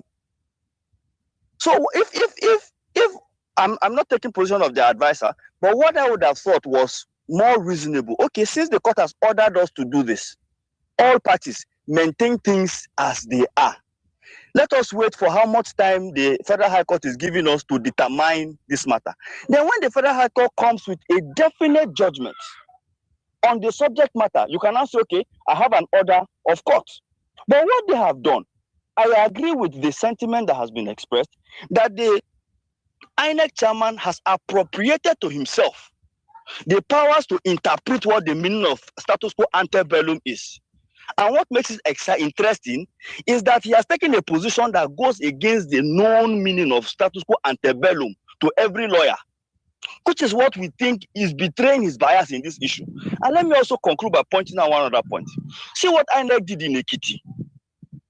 When Ekiti held its primaries, when Ekiti held its primary election under the Turaki-led chairmanship, and there was that faction, supposed faction, which had not been affirmed by the court, but because there was a disputation to the leadership of the PDP, INEC refused to publish the name of the PDP candidates in Ekiti. Now, that thing INEC did, in my understanding or my interpretation of that act, amounted to knocking the party off existence to the extent of the Ekiti election for the period within which it refused to acknowledge an existence of a candidate for the party. The practice we have always known with INEC before now is if INEC has taken a step, it will maintain that position. Then you litigants, you can go to court and fight.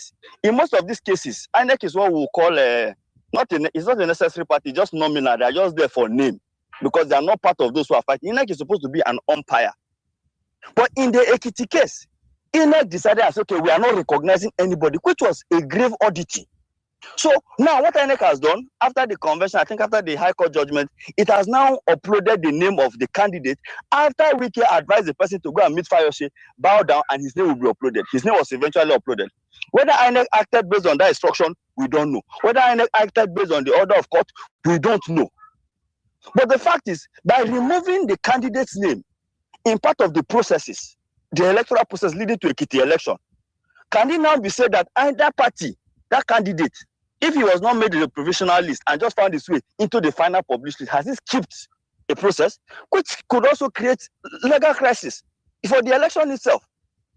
So in answering your question, sir, what INEC should have done should have been, this thing wouldn't, if INEC has stayed patient for just 1 or 2 weeks to allow the court determine the issue, I think that would have been safer way to manage the whole storm that they have created for themselves. And also, I hear they're also saying they are not going to supervise a convention. So now, if they refuse to supervise the convention of ADC now, see where they are taking the position is dangerous to the election itself now. INEC can say they are not supervising the convention because the court says no party should take any steps. But these are steps that are time-bound because the National Assembly also enacted an electoral act at the cusp of elections. We had 2023 to conduct election. They knew they were going to adjust the timetable. They did not do this electoral amendment process soon enough. They brought out the amendment when we had barely how many months. And now they put everybody on long jump. Now INEC is saying they will not supervise the convention of the David Mark-led ADC. Of course, you can't blame them because the Court of Appeal said nobody should take any further steps. But if they do not supervise that convention now, and the courts now validates the propriety or the properness or the properness of the David Mark Convention, what does that now amount to? It now also starts to raise the question of the validity of that convention, which would be a totally different legal quagmire. So this is an unnecessary mess that should have been totally avoided with being tactical. I yield the mic. All right, thank you very much, Solo. You're a lawyer, I'm not, but my position has not changed. I believe that interview was unnecessary. I believe that interview has given the opposition what they need. Is what they make with it is up to them. But that is my position. Who else do we have who would like to contribute? Osana, you have the mic. Osana, good evening. Thank you very much, Mindset, and good evening, everybody. I want to take off from where Solo Penja left off. The thing is, and I want to agree with what you have been saying, Mindset, that INEC's decision on this matter, I would say it's absolutely wrong. Because when the court ordered that the status quo should be maintained, INEC went back to its website and then removed the name of the David Mark-led leadership. Now, what did INEC put there? It said by court order or order of the court. The thing is, what was the status before David Mark's leadership? Their names were put there. It was Nwosu's name and the other persons who were working with him then as the leadership in ADC that were there. So even if INEC wanted to interpret that order of the court, that it means go back to the status quo before this case began. Even if INEC took the decision to remove the name of David Mark, the status of ADC's leadership that was on INEC website before David Mark's name was put there is Nwosu. At no point in time in the last 1 year was the status of ADC.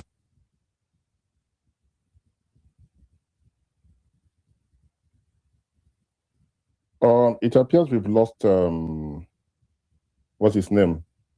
Osana, right? Sorry, can somebody help me out? Have we lost him? Yes. Yes. Okay, let me carry those on the comment section along before I pass the mic to the next speaker. Please do bear with me for a minute or so. John Tech is asking Krok, what will it take for a revolution to happen in Nigeria?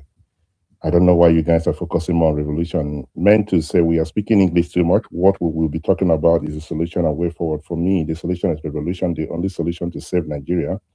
And we should plan, mobilize, and work towards that, not speaking English on social media. Respectfully, I've told yourself and others, if you're not comfortable with the conversation, respectfully, you don't have to join, okay? For that reason, since we are speaking English and you don't want to be part of the English, respectfully, I'm just going to remove you from the platform so you can go and focus on revolution or whatever it is that you want to do. I've said it before.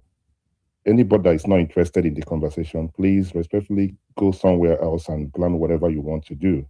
If you dislike Bola Tinubu, go and do whatever you want to do with him, but don't come here and tell myself or others on the speaker session why we should be having conversation or why we should not be having this conversation. As I wait for Sana to come back, Mr. Okafor, the mic is yours.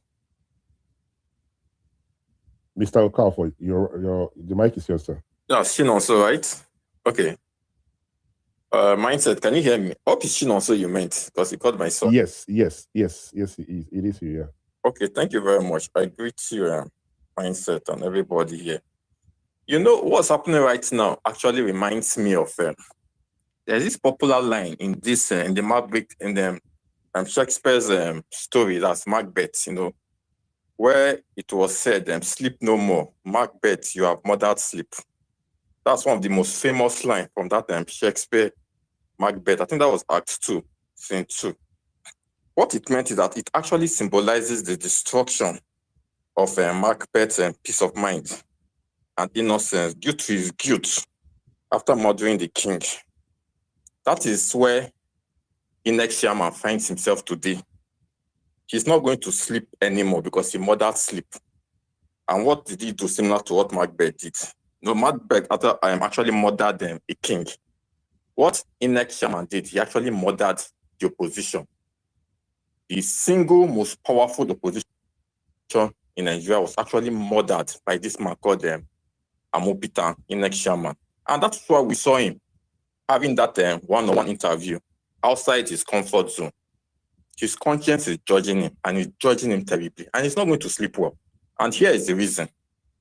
The opposition party he went to mess with is not an ordinary opposition party. He went to mess with a party whereby you have 3 candidates that won 24 states in the last presidential election, plus Abuja. And they won all the whole major states in the country. Atiku, P2B, Kwankwaso, the 3 of them won 24 states. They won all the OKK states, Kaduna, Katsina, Kano. They won the major commercial capital of Nigeria, Lagos State. They won the political capital of Nigeria, Abuja, and other bigger states. Why Tinubu was just left with just 12 states? And this man, he didn't understand the enormity of what he was dealing with. Whoever told him to do that thing, I don't think they advised him right. And he's going to pay dearly for it. He's going to pay dearly. There's no how he's going to wiggle himself out of this.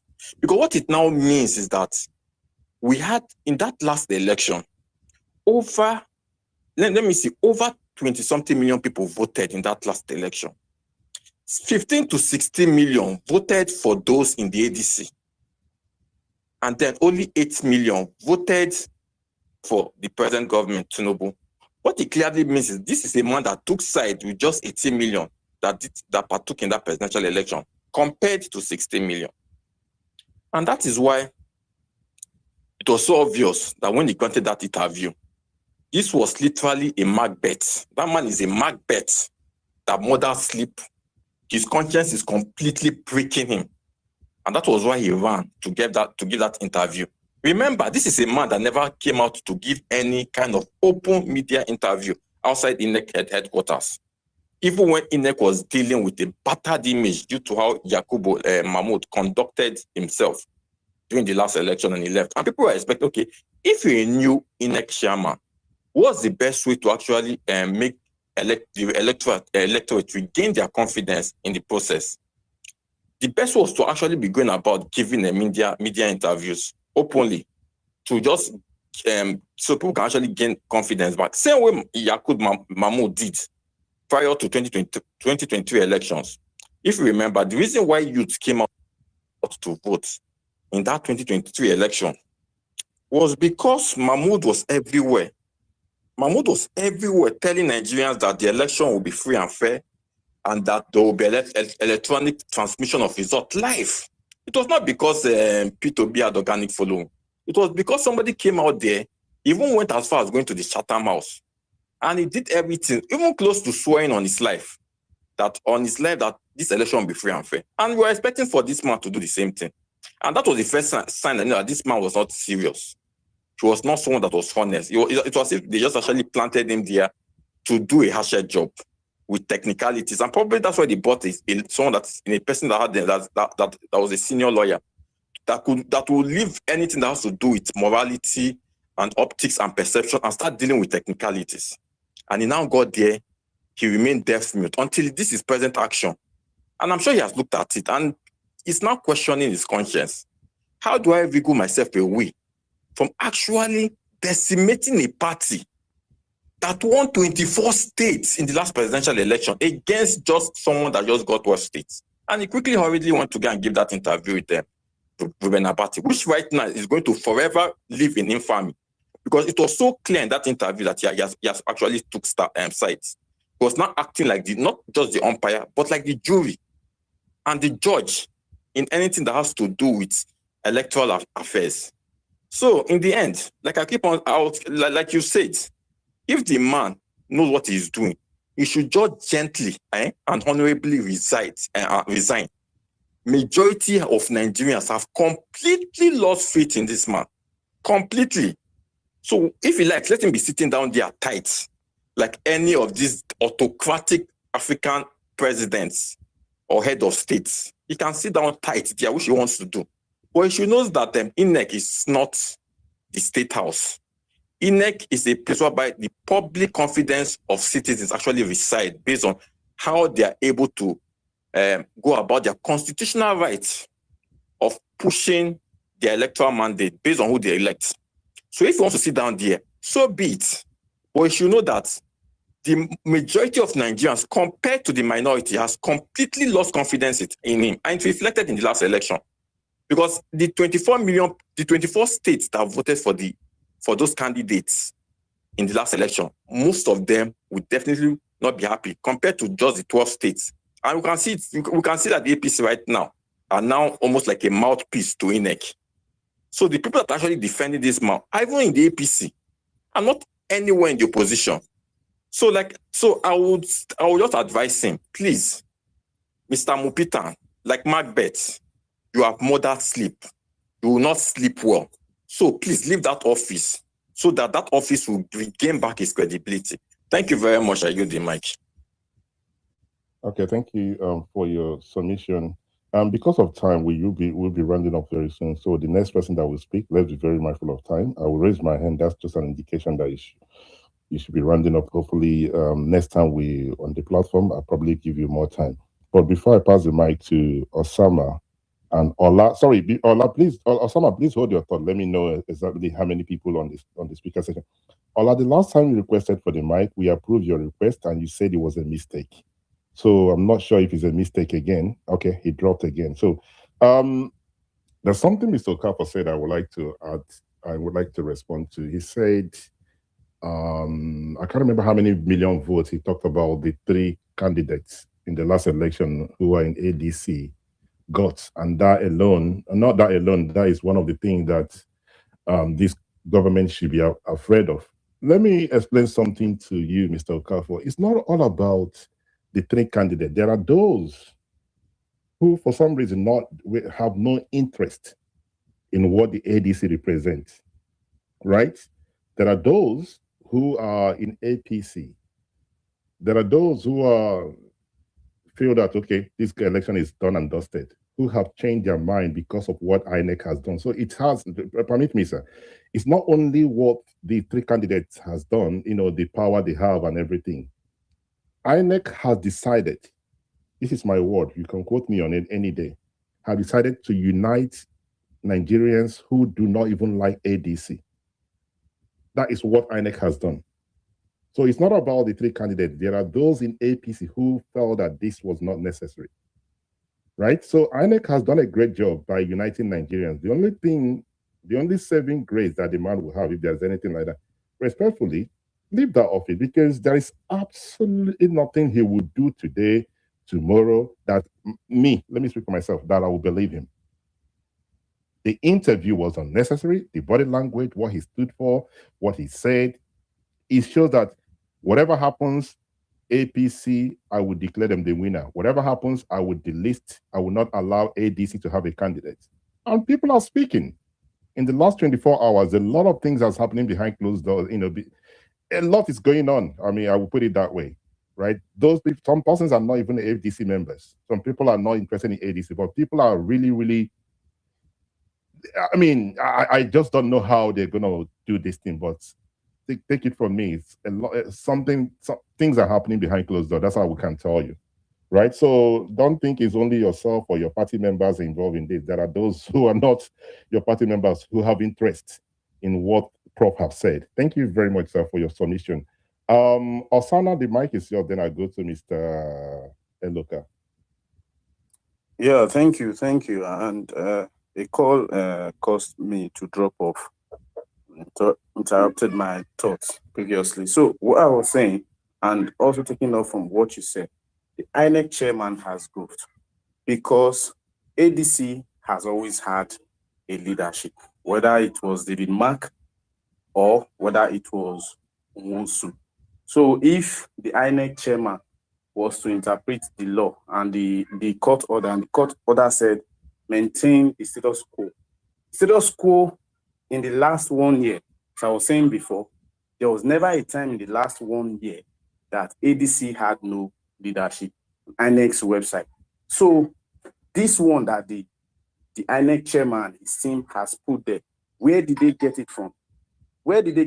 In the last 1 year, there has never been a time until now that on INEC's website, you see the leadership there as by court order. So even if the INEC chairman was to interpret the law fairly or to interpret the court order fairly and non-partisanly, it would have been to put Nwosu's name there as the chairman of ADC, but he did not. Instead, he put he basically left ADC leaderless, left the party leaderless, which has not been the case in the last 1 year. That is what gave him away as being partisan and doing the bidding of the current party that is in power. And this is why INEC as an institution under the law and framework it currently operates on is a very, very dangerous organization. The power it has is too much. It is high time that the National Assembly make better laws that decentralizes the power that INEC has. But I don't see that happening in the next 5 years, so to say. If Tinubu is going to win again, it is not going to happen. And I don't know how that is going to be possible unless the people rise up. I can assure you that the INEC chairman is not going to resign, because you can see the spokespersons or the people who have the ears and eyes of the president in this administration, appointees of the president, already defending the decision taken by the INEC chairman. So the INEC chairman is not going to resign.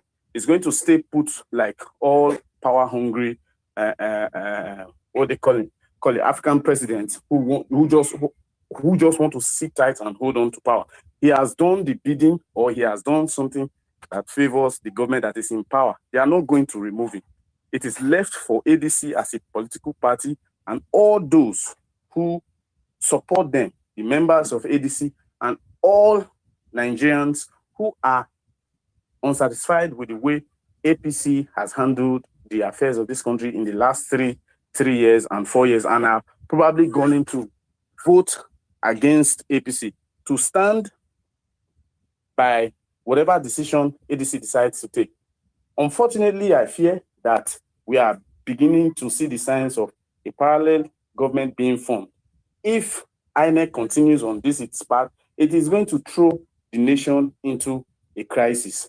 Should INEC, for instance, say they are not going to list ADC as one of the political parties that is contesting in 2027 election because of this brouhaha that they have thrown into ADC, it is going to cause a lot of protests. And we all pray that the protest doesn't turn violent. They are already saying that they are sending emissaries to all major countries in the world. They are going to more like ambassadors.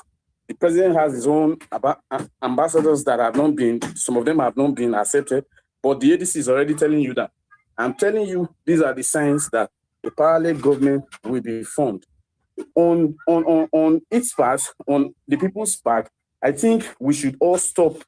It is high time we took decisions by ourselves to stop relying on INEC. I have been calling for a decentralized system of collating and transmitting election results. I've been calling for that for a long time. I don't know, even if ADC manages to get on the ballot in 2027, INEC having shown that it is partisan, is still going to, maybe through the back door, try to do things that would make that election seem like it was rigged. So it is left for the people to build a platform through which they can collect election results and see it in real time, transmit it, collate it, transmit it, and transcribe it in real time. And then every person who has participated in that election can see the election result. And if there is any need to go to court for any to go to court, the result will be in one location. Not that you are doing election and then you have to go to Premium Times to get one piece of evidence. You have to go to Vanguard newspaper. You have to go to Sahara Reporters and all that. We need one platform where every person who is registered and has been verified can go there, take a picture of a polling unit result, upload it, and then people who are in that polling unit can certify that, yes, this result matches what we have in our polling unit, and then that result can go into transcription mode on the same platform. And in real time, people transcribe that result. That transcription also goes into a verification mode. People verify that, yes, what has been transcribed matches what is on the polling unit result sheet that is on the platform. And then once it is accepted, that result is published real time, and then the result is collated before any ward collation officer, before any local government collation officer or state collation officer has the chance or time to manipulate results. That is what we should be doing and gunning for right now. So I don't know. I just hope for the best that we all continue to cry out and call on INEC to do the right thing.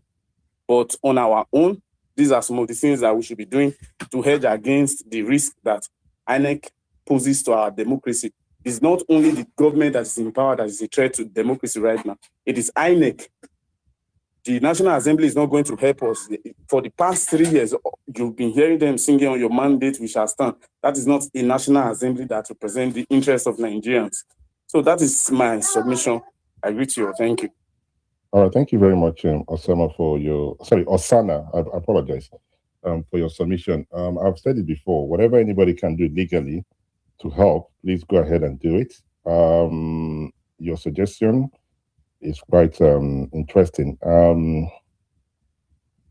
But okay, let me leave it because of time. I would have loved to respond to some of the things you said, but because of time, let me let it slide. Maybe perhaps when the next time we're on the platform, I would be able to respond to some of those things. Eloka, go ahead. We do not have enough time, but the mic is yours. Yeah. So I'm going to be very quick, Mindset. Thank you for giving this opportunity. First point is, I think that it is illegal to be legal in a situation where everyone is illegal. The Tinubu, of course, doesn't want to do anything legal. And so telling people to go the legal way or do the legal thing, I think is a waste of time. Now, for me, I think that And I agree with you. Prof, Josh doesn't have any business. I mean, I watched the video. I watched his interview. I'm like, does this man know he's a representative of the people, not of APC? I think that he forgot along the line that he works for the Nigerian state, not for the APC as a party. And I was doing this utterance. What is this man talking about? For me, he has no business being INEC chairman. In fact, I mean, when Nigerians say that they can, no, Nigerians have the power to ensure Prof. INEC, Prof. George Amuta, is removed as INEC chairman. Tinubu or APC is not bigger than the Nigerian people. If Nigerians truly want George Amuta, and I know we want him out, he will go out and nothing will happen. It's just that Nigerians don't know the power they have. I mean, we've left our power to faith or one church pastor to tell us, or one imam. Nigeria, 5,000 people or 10,000 people alone with constant pressure can make George Amuta. He has no business. I mean, even if you want to work for APC, you can't be that foolish to have given that interview.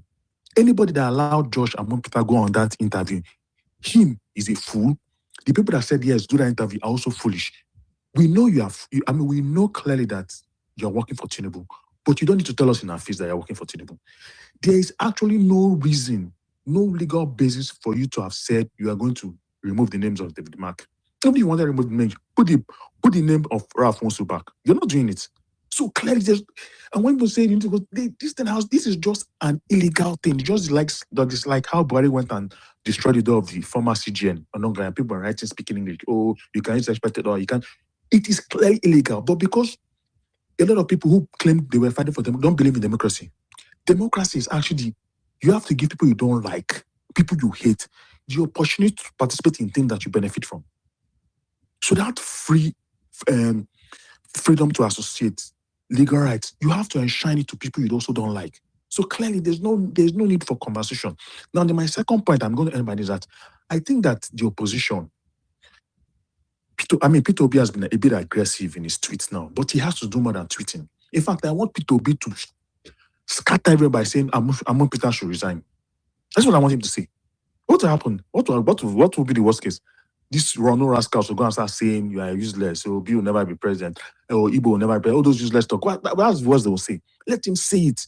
Alhaji Atiku Abubakar, you can't be silent. I mean, what do you fear? This guy, Tinubu is vulnerable. Tinubu does not. The only people backing Tinubu are people from his ethnic group. To show that nobody likes him, so he's vulnerable. Most of the people that come to defend Tinubu are people from idiots. You just listen to them like, what the hell are you talking about here? We've seen instances where there's been pressure. Even Goodluck Jonathan, there was pressure on Goodluck Jonathan for him to remove Jega, but he refused. So, I mean, thank you. You've raised your hand. No, I wanted to respond to some of the things you said. There are those who are not from his ethnic group that support him. There are those who are not from Peter Obi's ethnic group that support Peter Obi. There's those who are not from Atiku Abubakar's ethnic group that support Atiku Abubakar. I can tell you for a fact. We have had some meetings since the last 24 hours that this thing has happened.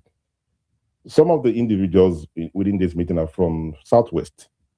As I said, there are those who have no interest in what the ADC represents and everybody. People are saying, no, if we allow this thing, I mean, this is not on. So I know a lot of people are not comfortable with Bola Ahmed Tinubu and everything. I can tell you, at least the ones I know, the ones some persons I've worked with in the last 24 hours, there are quite a number of persons from the Southwest who are saying this is not on. Right? So I don't want us to make it an ethnic thing. A lot of persons don't like him. A lot of people don't like what Amaputan Prof has said. Those are from the Southwest. Not only the Southwest, Southeast, North Central, and everything. A lot of Nigerians have come to unite themselves because of what INEC has done. That is the damage Prof has put himself in. And I don't know if he's going to be able to get himself out of this mess. The interview was not necessary.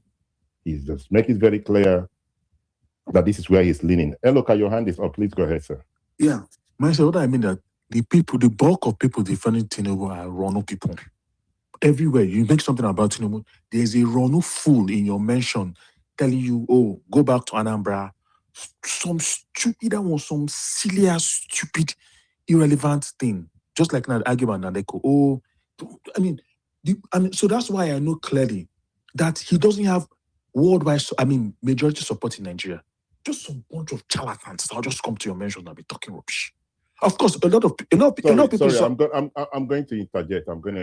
Sorry, please put your mic. You see that word? I don't like to play this ethnic thing. I know a lot of people support him. People believe in him. If they come to your mention and they say things you're not comfortable with, you have every right to block them and let them get away. They're not going to respond, right? I just don't want to turn the conversation into this. I want to focus on this INEC thing because that is very important. Let me tell you one thing APC is very good at, right? And I think I've spoken about it before, but let me go back to this again. You see, this INEC thing, they are trying as much as possible not to focus more on it. And they look for other topics that would not make a lot of difference in terms of what would happen in 2027. And when they find that opportunity, they will focus on it. And one of the mistakes, not only yourself, a lot of persons have made is people help them to amplify it and take their eyes off the ball. There's a lot of things going on in the comment section, on the sorry, what is it called again? On the timeline. I am more interested in those things. Those things cannot stop INEC. Those things cannot remove, what's his name? Cannot make INEC to reconsider what nonsense they have done. The only thing that will put INEC, put that pressure is when you mention that word INEC. The other conversation, APC is very good at it. They're amplifying it and they want yourself and others to focus on it. And I'm sorry to say this, you guys always fell for this. Those conversations is not necessary. You can disagree with me. This is why I made it very clear when I'm starting this spaces this evening, or rather this afternoon. I don't want to discuss those things. Those things will not decide who become president. Those things will not decide what INEC will do in the next 24 hours. The pressure for myself and a lot of people is that there has to be a pressure on INEC for them to do what is right. Other things APC is amplifying, it is not necessary. It's all about lies, retweet, thunder, fire you. Thunder is not going to fire anybody for crying out loud, guys. Ogun is not going to kill anybody. What they do not want you to discuss is this INEC thing. INEC, what they're trying to do right now is to say INEC has the power to deregister everybody. The INEC conversation, as far as I'm concerned, continues. I'm on holiday. For me to leave my family and find a way to have this conversation, this is what matters to me. It doesn't matter whatever you do. If INEC decide that it's not going to be any ADC, any AAC, any Labour Party, any NDC or what have you, that's it. Every other thing is just doesn't make sense. But I cannot stop you guys. I try as much as possible not to get involved. I just make my quotes and I move on and allow you people to do whatever you want to do. Right? I responded because of this thing that you're saying. I'm not interested in it. I want to focus on INEC. I want to focus on Prof because he knew exactly what he did. And that is the most important thing here. He cannot tell Nigerian that has not taken a side. He knows what antebellum or whatever bellum is. And he wants to reinterpret it, and then APC is not interested in there anymore. They want to focus on something else. Look, your hand is up. Please go ahead, sir. Yeah, fair point. My mindset. This was just a distraction, but to round up, the truth of the matter, like I agree with you. Prof. Joff cannot tell us with all his legal knowledge. He doesn't know what he has just done. See, if I was Prof, I would never have granted an interview. Never. Because you don't know from all the probing questions. And you see, Ruben Abati was also very, very trickish with this question. He probed him, and it was his probe that made Prof open his mouth to say those things he said. On a very good day, if he had taken maybe a different journalist, he may not have probed him that much and he wouldn't have committed himself. Immediately I watched that interview, I'm like, why are we having this conversation? There's no need for Prof to sit down there. And I'm going to end by saying, if the opposition party, whether it's David Marco, Ralph Aregbesola, David Obi, they cannot be playing with Kid Krov again. I think that time is over. Tinubu has shown you his hand. And if you don't want to follow his hand, then you're a fool. Thank you. it's up to them, whatever they want to do. But thank you for your submission. Do we have any other person that would like to add anything as we round up? Captain, you've been very quiet. You're the one that dragged me into this space. Not only Captain, is Captain still there? I'm very much here now, Uncle Mindset. I'm just, allowing other people to speak, really. All right, so I think we've achieved something tonight or this afternoon, right? Is there any other person that would like to add anything as we round up quickly? Yes, Master. Okay, please go ahead, sir. Yeah, so in summary, what APC and INEC and Amukuto are trying to do is to create a big enough illusion to tell Nigerians that they cannot elect their leaders, so that they can have voters' apathy. And which is why I would like to humbly disagree with Polonium when he said the ADC should declare that they are going to boycott the election because they are playing into the hands of APC. We are not going to boycott anything. We are going to stand. And if come 2027, there is no ADC, there is going to be no elections. Thank you, Mindset. That's okay. Thank you, Budget. Any other person that would like to add anything? Those on the speaker section. I would have loved to read some of the comments, but there's quite a lot. I think we have about 119 comments. So do we have any other person, those on the speaker section, that would like to add anything, or any new speaker that would like to request for the mic? Mindset. Yes, sir. Solo Penja speaking. I want to make an admonition, please. Democracy is not a destination, it's a process. And if we want to be democratic, we must, all of us, collectively and individually, commit to making democracy work. This attitude of winner takes all, because we think we are in position, we are in power, we can game the system, we can manipulate the system to suit us, and nothing will happen. That is how we will strangle this democracy and we will lose it. So those who think that because they have the powers today, they have control over the apparatus of state, because they have the supposed to be empire under their beck and call, should understand the risk they are posing to this democracy if they continue in the path they are on. Yes, their fear is palpable. We can understand it. You have 35 of 37 states governors. You have control of the military, of all the apparatus of state coercion, but you are still jittery of presenting yourself before the people after 4 years of performing excellently in office.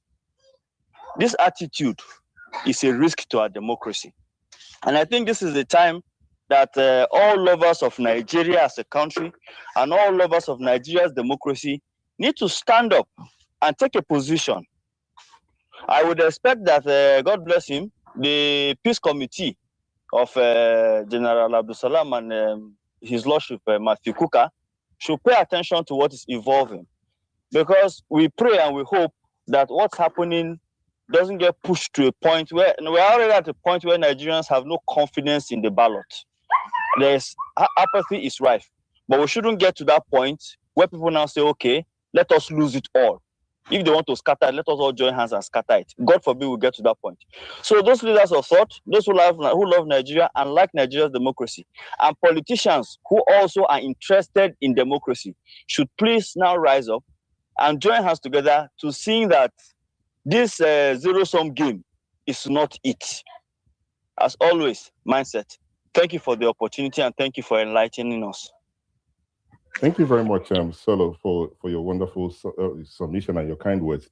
Okay, Mr. Nathan has just joined us. Nathan, the mic is yours. We are discussing the INEC in the eyes of storm. So we do not have enough time, but I think since you're here, we'll give you the opportunity to speak. The mic is yours. Thanks, Mindset. Can you hear me clearly? Yes, I can hear you. Okay. I've been listening to the conversation, and I just have one thing to say. You see, for all the bluster of Nigerians, Nigerians are like the weakest, most docile people. You see, Tinubu knows this. He knows. I remember there's something that Faye Fawumi said when we were talking about Tinubu on Twitter before the elections. He said the biggest danger with Tinubu is that anything that is capable of being corrupted, Tinubu is a master at doing it. We know this. You know, Nigerians have been saying Tinubu is this, Tinubu is that. We've been really wasting time discussing coalition, no coalition.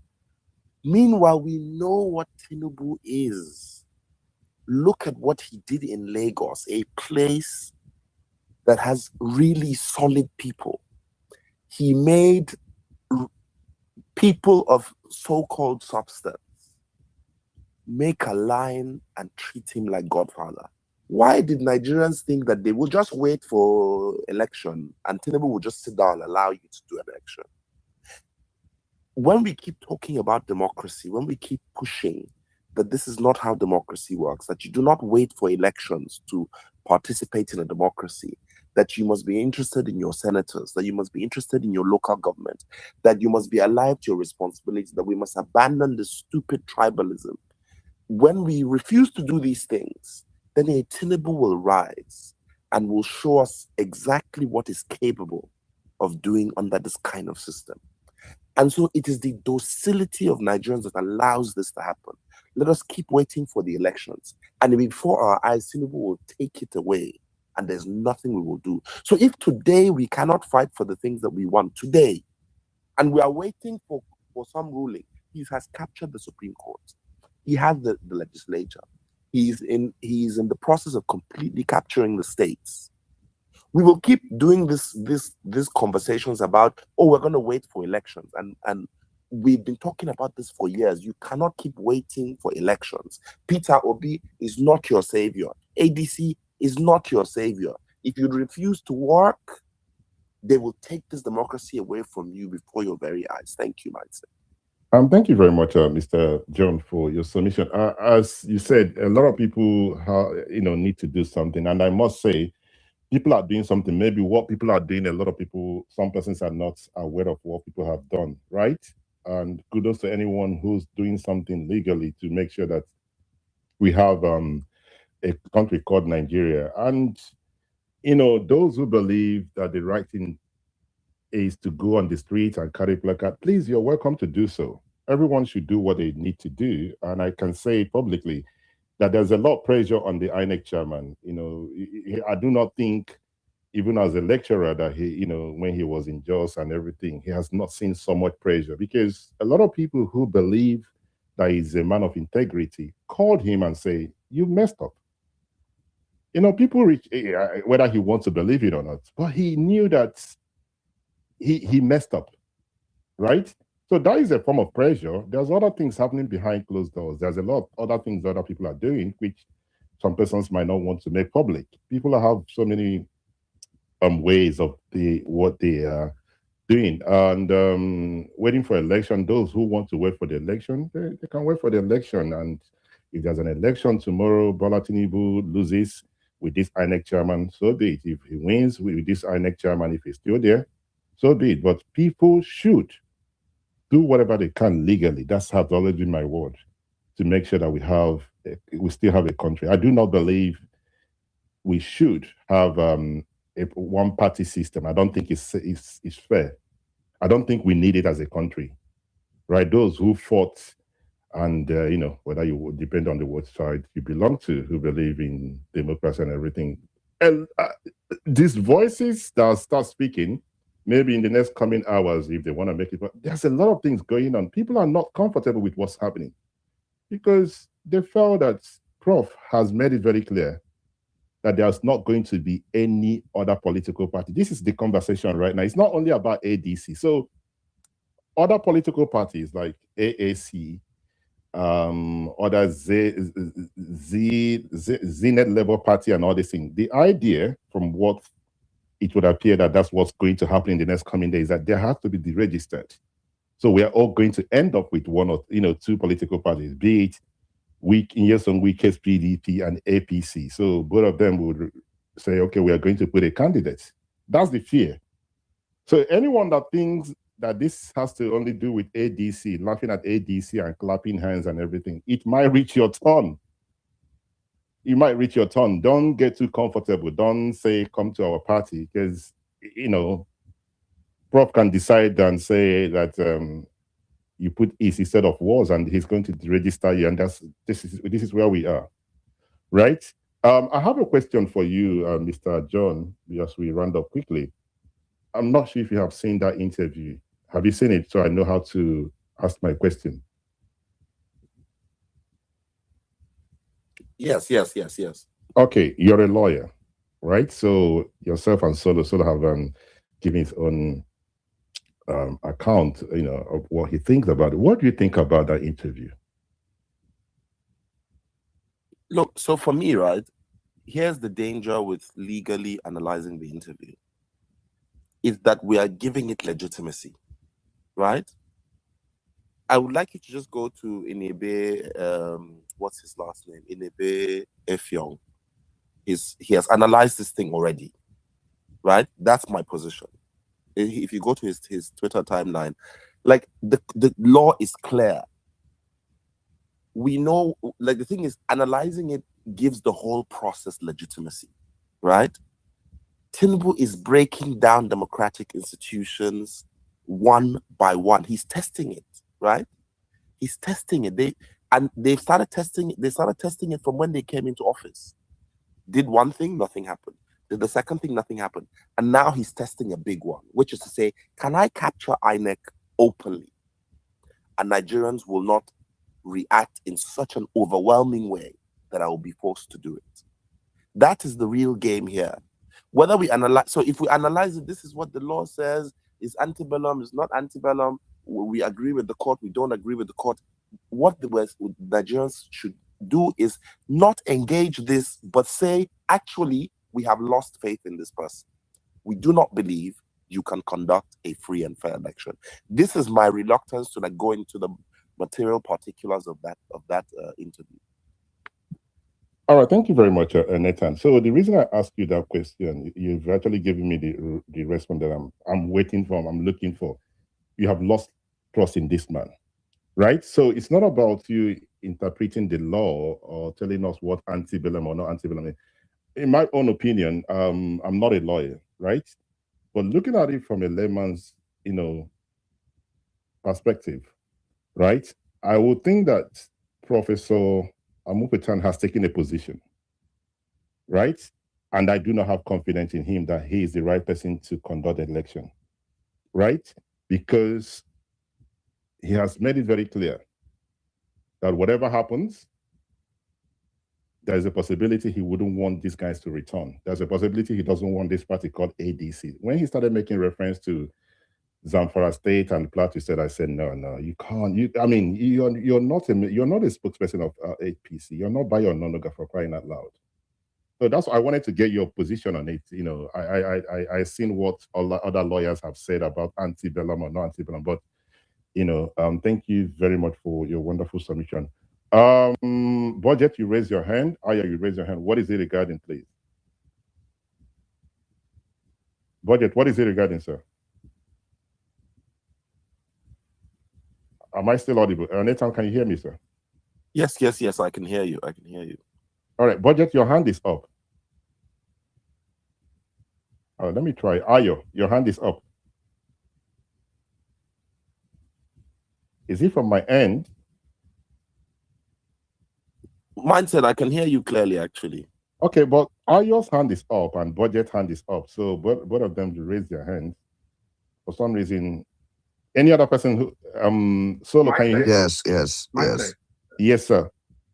Yeah, I will be, if you are still on at 5 minutes, then I'll speak. Okay. Yeah, Master, sir, I went to use the restroom. All right. I was told you called me, right? Yeah, but your hands is up, so the hands I call you, sir. Yeah. So what I wanted to state is to link the situation of INEC currently with what happened in Benin Republic. And if you remember, at the time Tinubu went to bomb Benin, I spoke about it, how the country was captured, the INEC or their electoral body was turned into just a single party state. And that is a similarity of what is currently happening with Nigeria. So we have to make sure that that does not happen. Tinubu have shown over the years that he's not relenting in making sure that Nigeria is going to be a one-party state. And if we, the people, sit back and think he's not going to carry out what he's doing and watch him do it, and we don't stand for our constitutional right and make sure that this democracy that we say we are practicing, under the Constitution, we have our own right to say no. When things are wrong, they are wrong. And it is about the people, not about Tinubu or INEC or any other person or a single individual. We just have to make sure that these stories that we normally hear or we see across Africa and even our neighbors, Benin Republic, does not happen in Nigeria. I just wanted to make that link clearer. Thank you, Mindset. All right, thank you very much. Who else do we have? We have Afolabi, but I think he dropped. Okay, Ayo. Unfortunately, Nathan, your hand is up.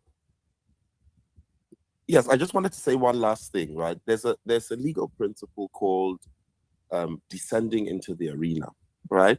And there's a particular court case that talks about this descending into the arena, right?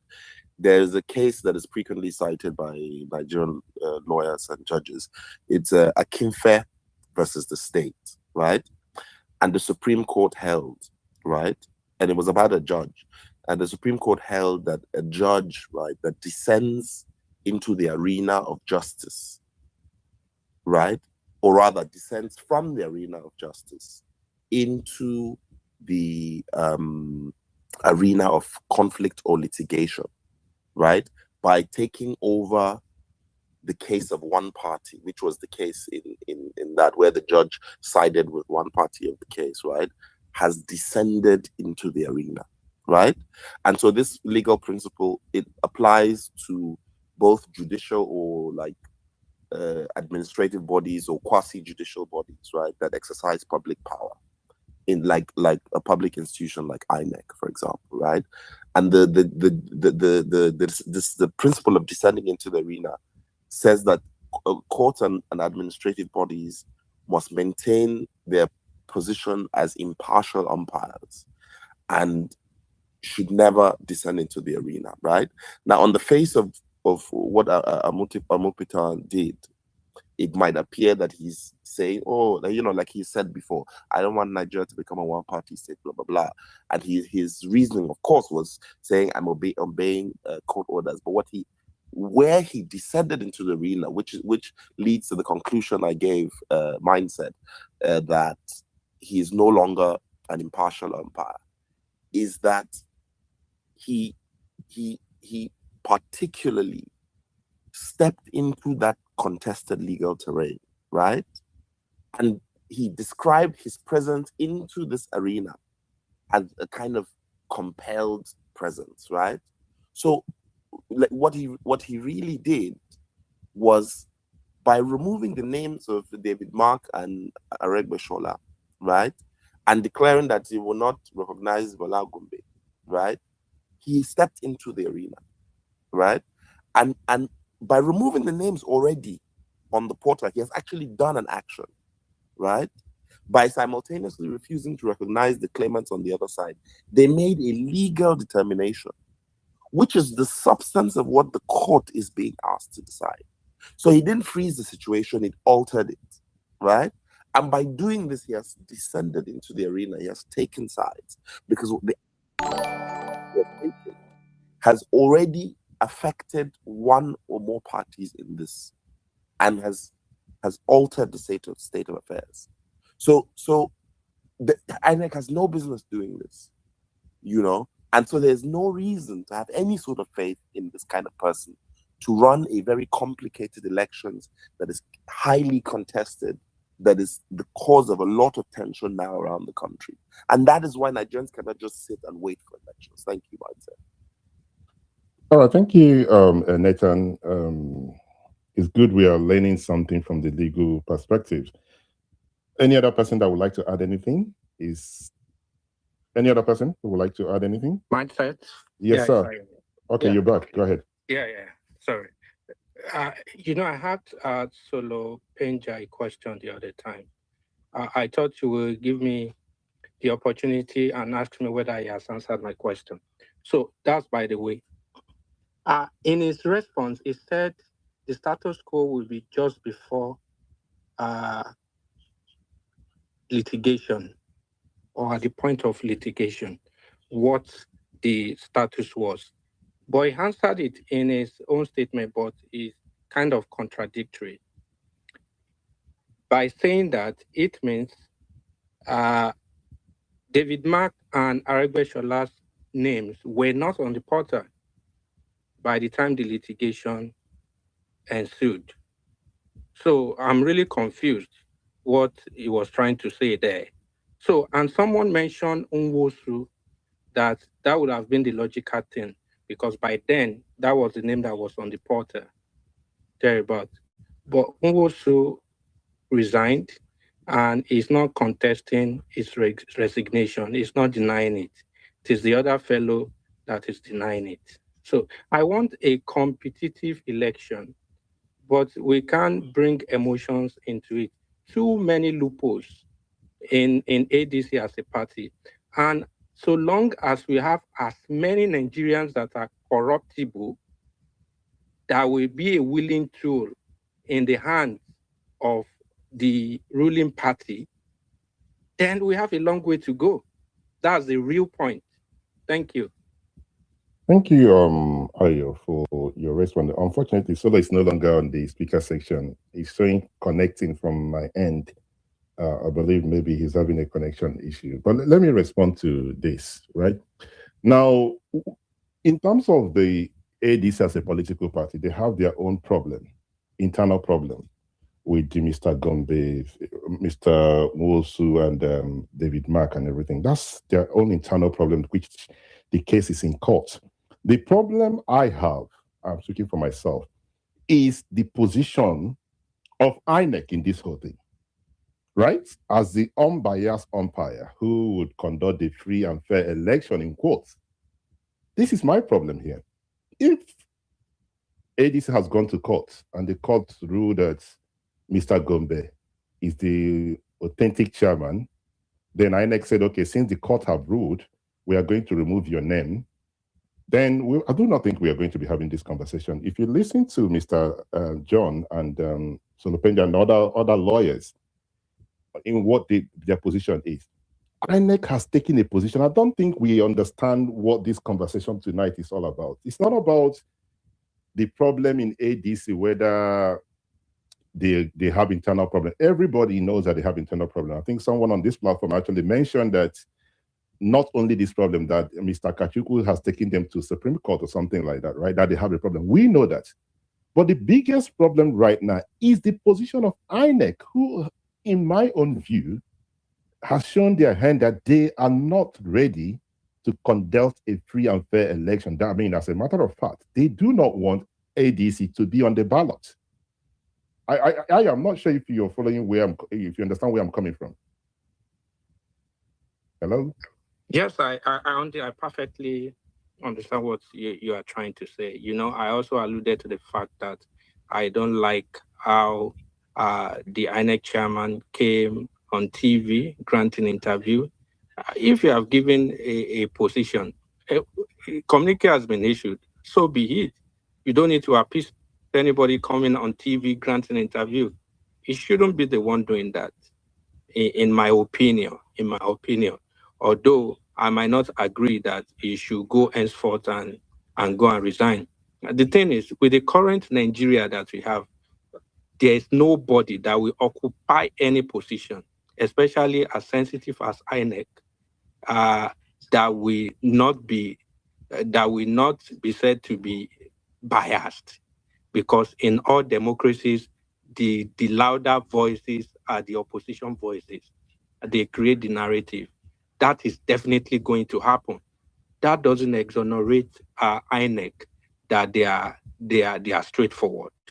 But whoever is going to occupy that position, in fact, the next one, we might start saying that Josh Amukuton is better than this one. That's always been the case recently in Nigeria. So I perfectly understand your point. I'm just trying to bring that point out, that a credible, a determined opposition figures should do their due diligence properly. It's looking too messy. The lot of cases and a lot of loopholes, gap that they did not cover. And I'm even wondering why they did not proceed with the Federal High Court case. They have gone to the Supreme Court already. Why are they shying away from that? Well, that's by the way. I perfectly understand the fact that INEC need to do better. But my personal opinion on this case is that INEC chairman shouldn't have come out to come and grant an interview, but the position they have taken, I believe that is the right position. It is fair, in my opinion. Thank you. All right, thank you very much, Ayo, for your submission. Respectfully, I disagree with you. I do not think their position is the right position, because if you listen to the lawyers, I'm not one, but those who have spoken on this platform, or those, I believe you have access to some lawyers who are not biased, who will tell you legally what they think about this. It would appear that INEC had decided the case before the court already. So INEC have said to the court, there's no point you telling us who to remove or what not to remove. We have removed them already. So whatever you're doing right now is just formality. We have decided to remove them for you. We have done that job for you. That is the problem here, right? That is my problem. So, you can disagree and believe that his position is right. I disagree with you respectfully that he shouldn't have done that, okay? And as I said, those who are comfortable with what's going on with ADC, my position with ADC. I've said what I've said. I personally, for me, if this has nothing to do with INEC, you wouldn't have seen me discussing this topic. But because it has to do with INEC, and it has to do with the integrity of any election, if there is any integrity to, to put into our election, right? It has to. That's why I'm discussing this, and I believe that it might affect a lot of people, and we probably might end up with two candidates, Bola Tinubu and somebody from PDP. We might end up with two candidates. Maybe we end up with one, but most likely there might be one from Nyesom Wike's PDP and APC. That might be what we have, because some persons have started saying it's time we register all these parties that have not won anything. Maybe by Monday or Tuesday, you see, Prof will go back and say, okay, based on what I had. And remember what he said, which was quite interesting. That he did not receive the letter, he didn't see the summon, that he got to know about it on social media. Ayo, you heard him say that, right? Hello, Ayo. Yes. He said he had a judgment on social media, the Court of Appeal judgment on social media first.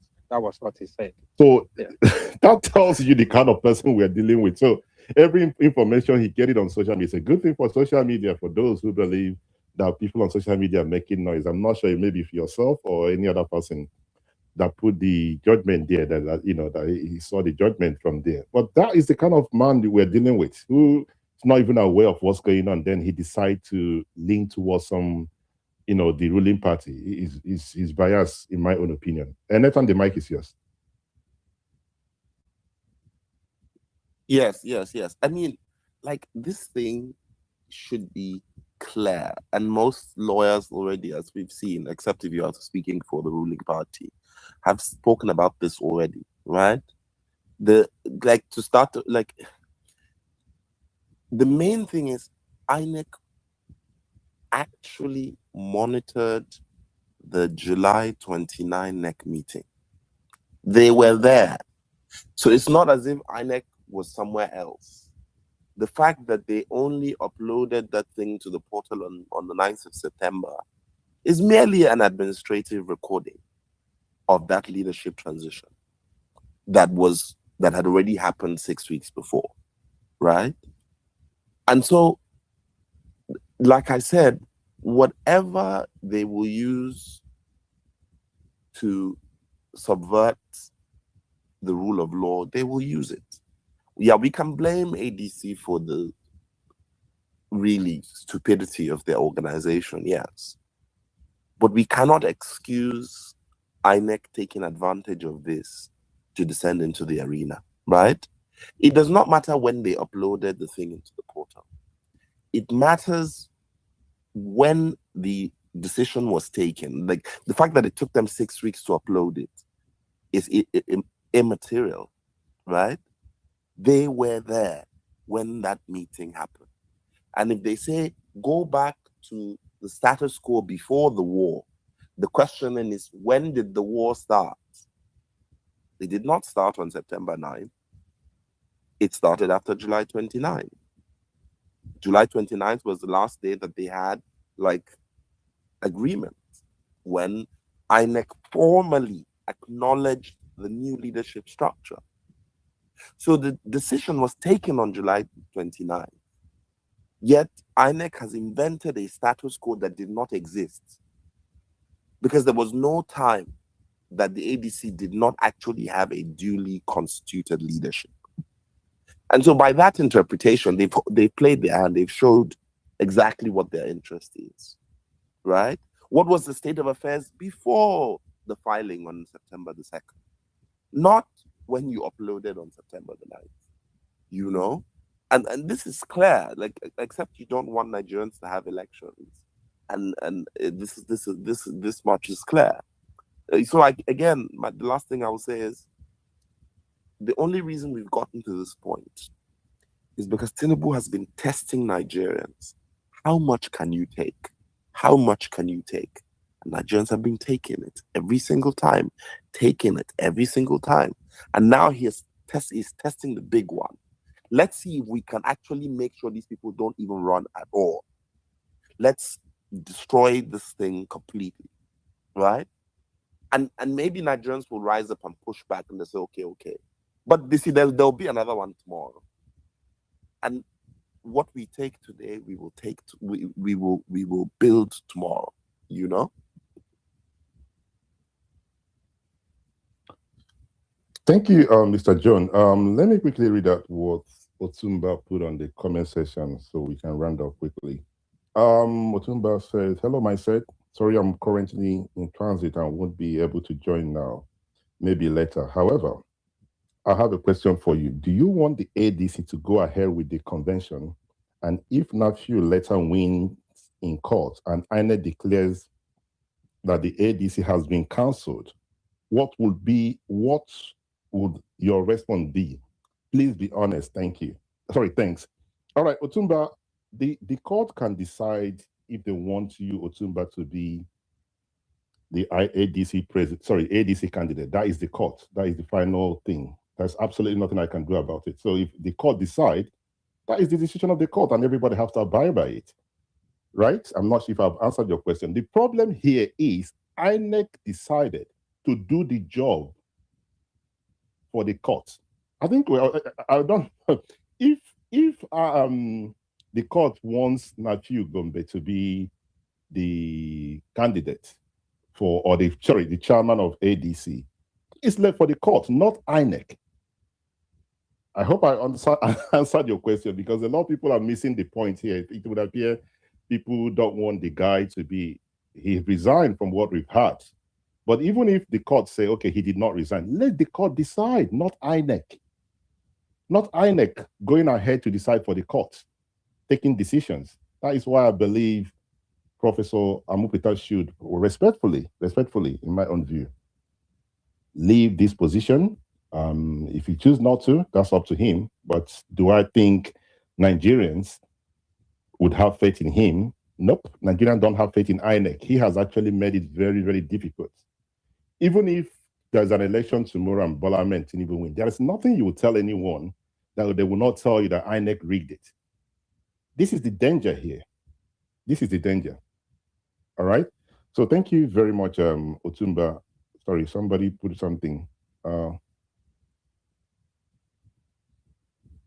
Somebody is calling somebody a monkey. No,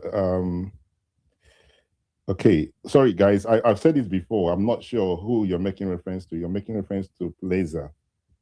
Don't stay on the comment section and call somebody monkey. You can disagree with them respectfully. I'm not sure what's going on, but I've seen you calling somebody a monkey, right? I do not condone such on my platform, and those who believe what we are doing here is not necessary, please allow us to do what we are doing. Do we have any other person who would like to add anything? Captain, your final thought as we round up quickly. So, Uncle Mindset, it's amazing, all the contributions we've had so far. And in as much as I feel some people or some submissions were focused more on the parties, like, for example, APC and ADC, INEC is exactly what we were really speaking on to see how we got to where we are today. And a few speakers actually did justice to the conversation. At the end of the day, like you always say, people do not value free advice.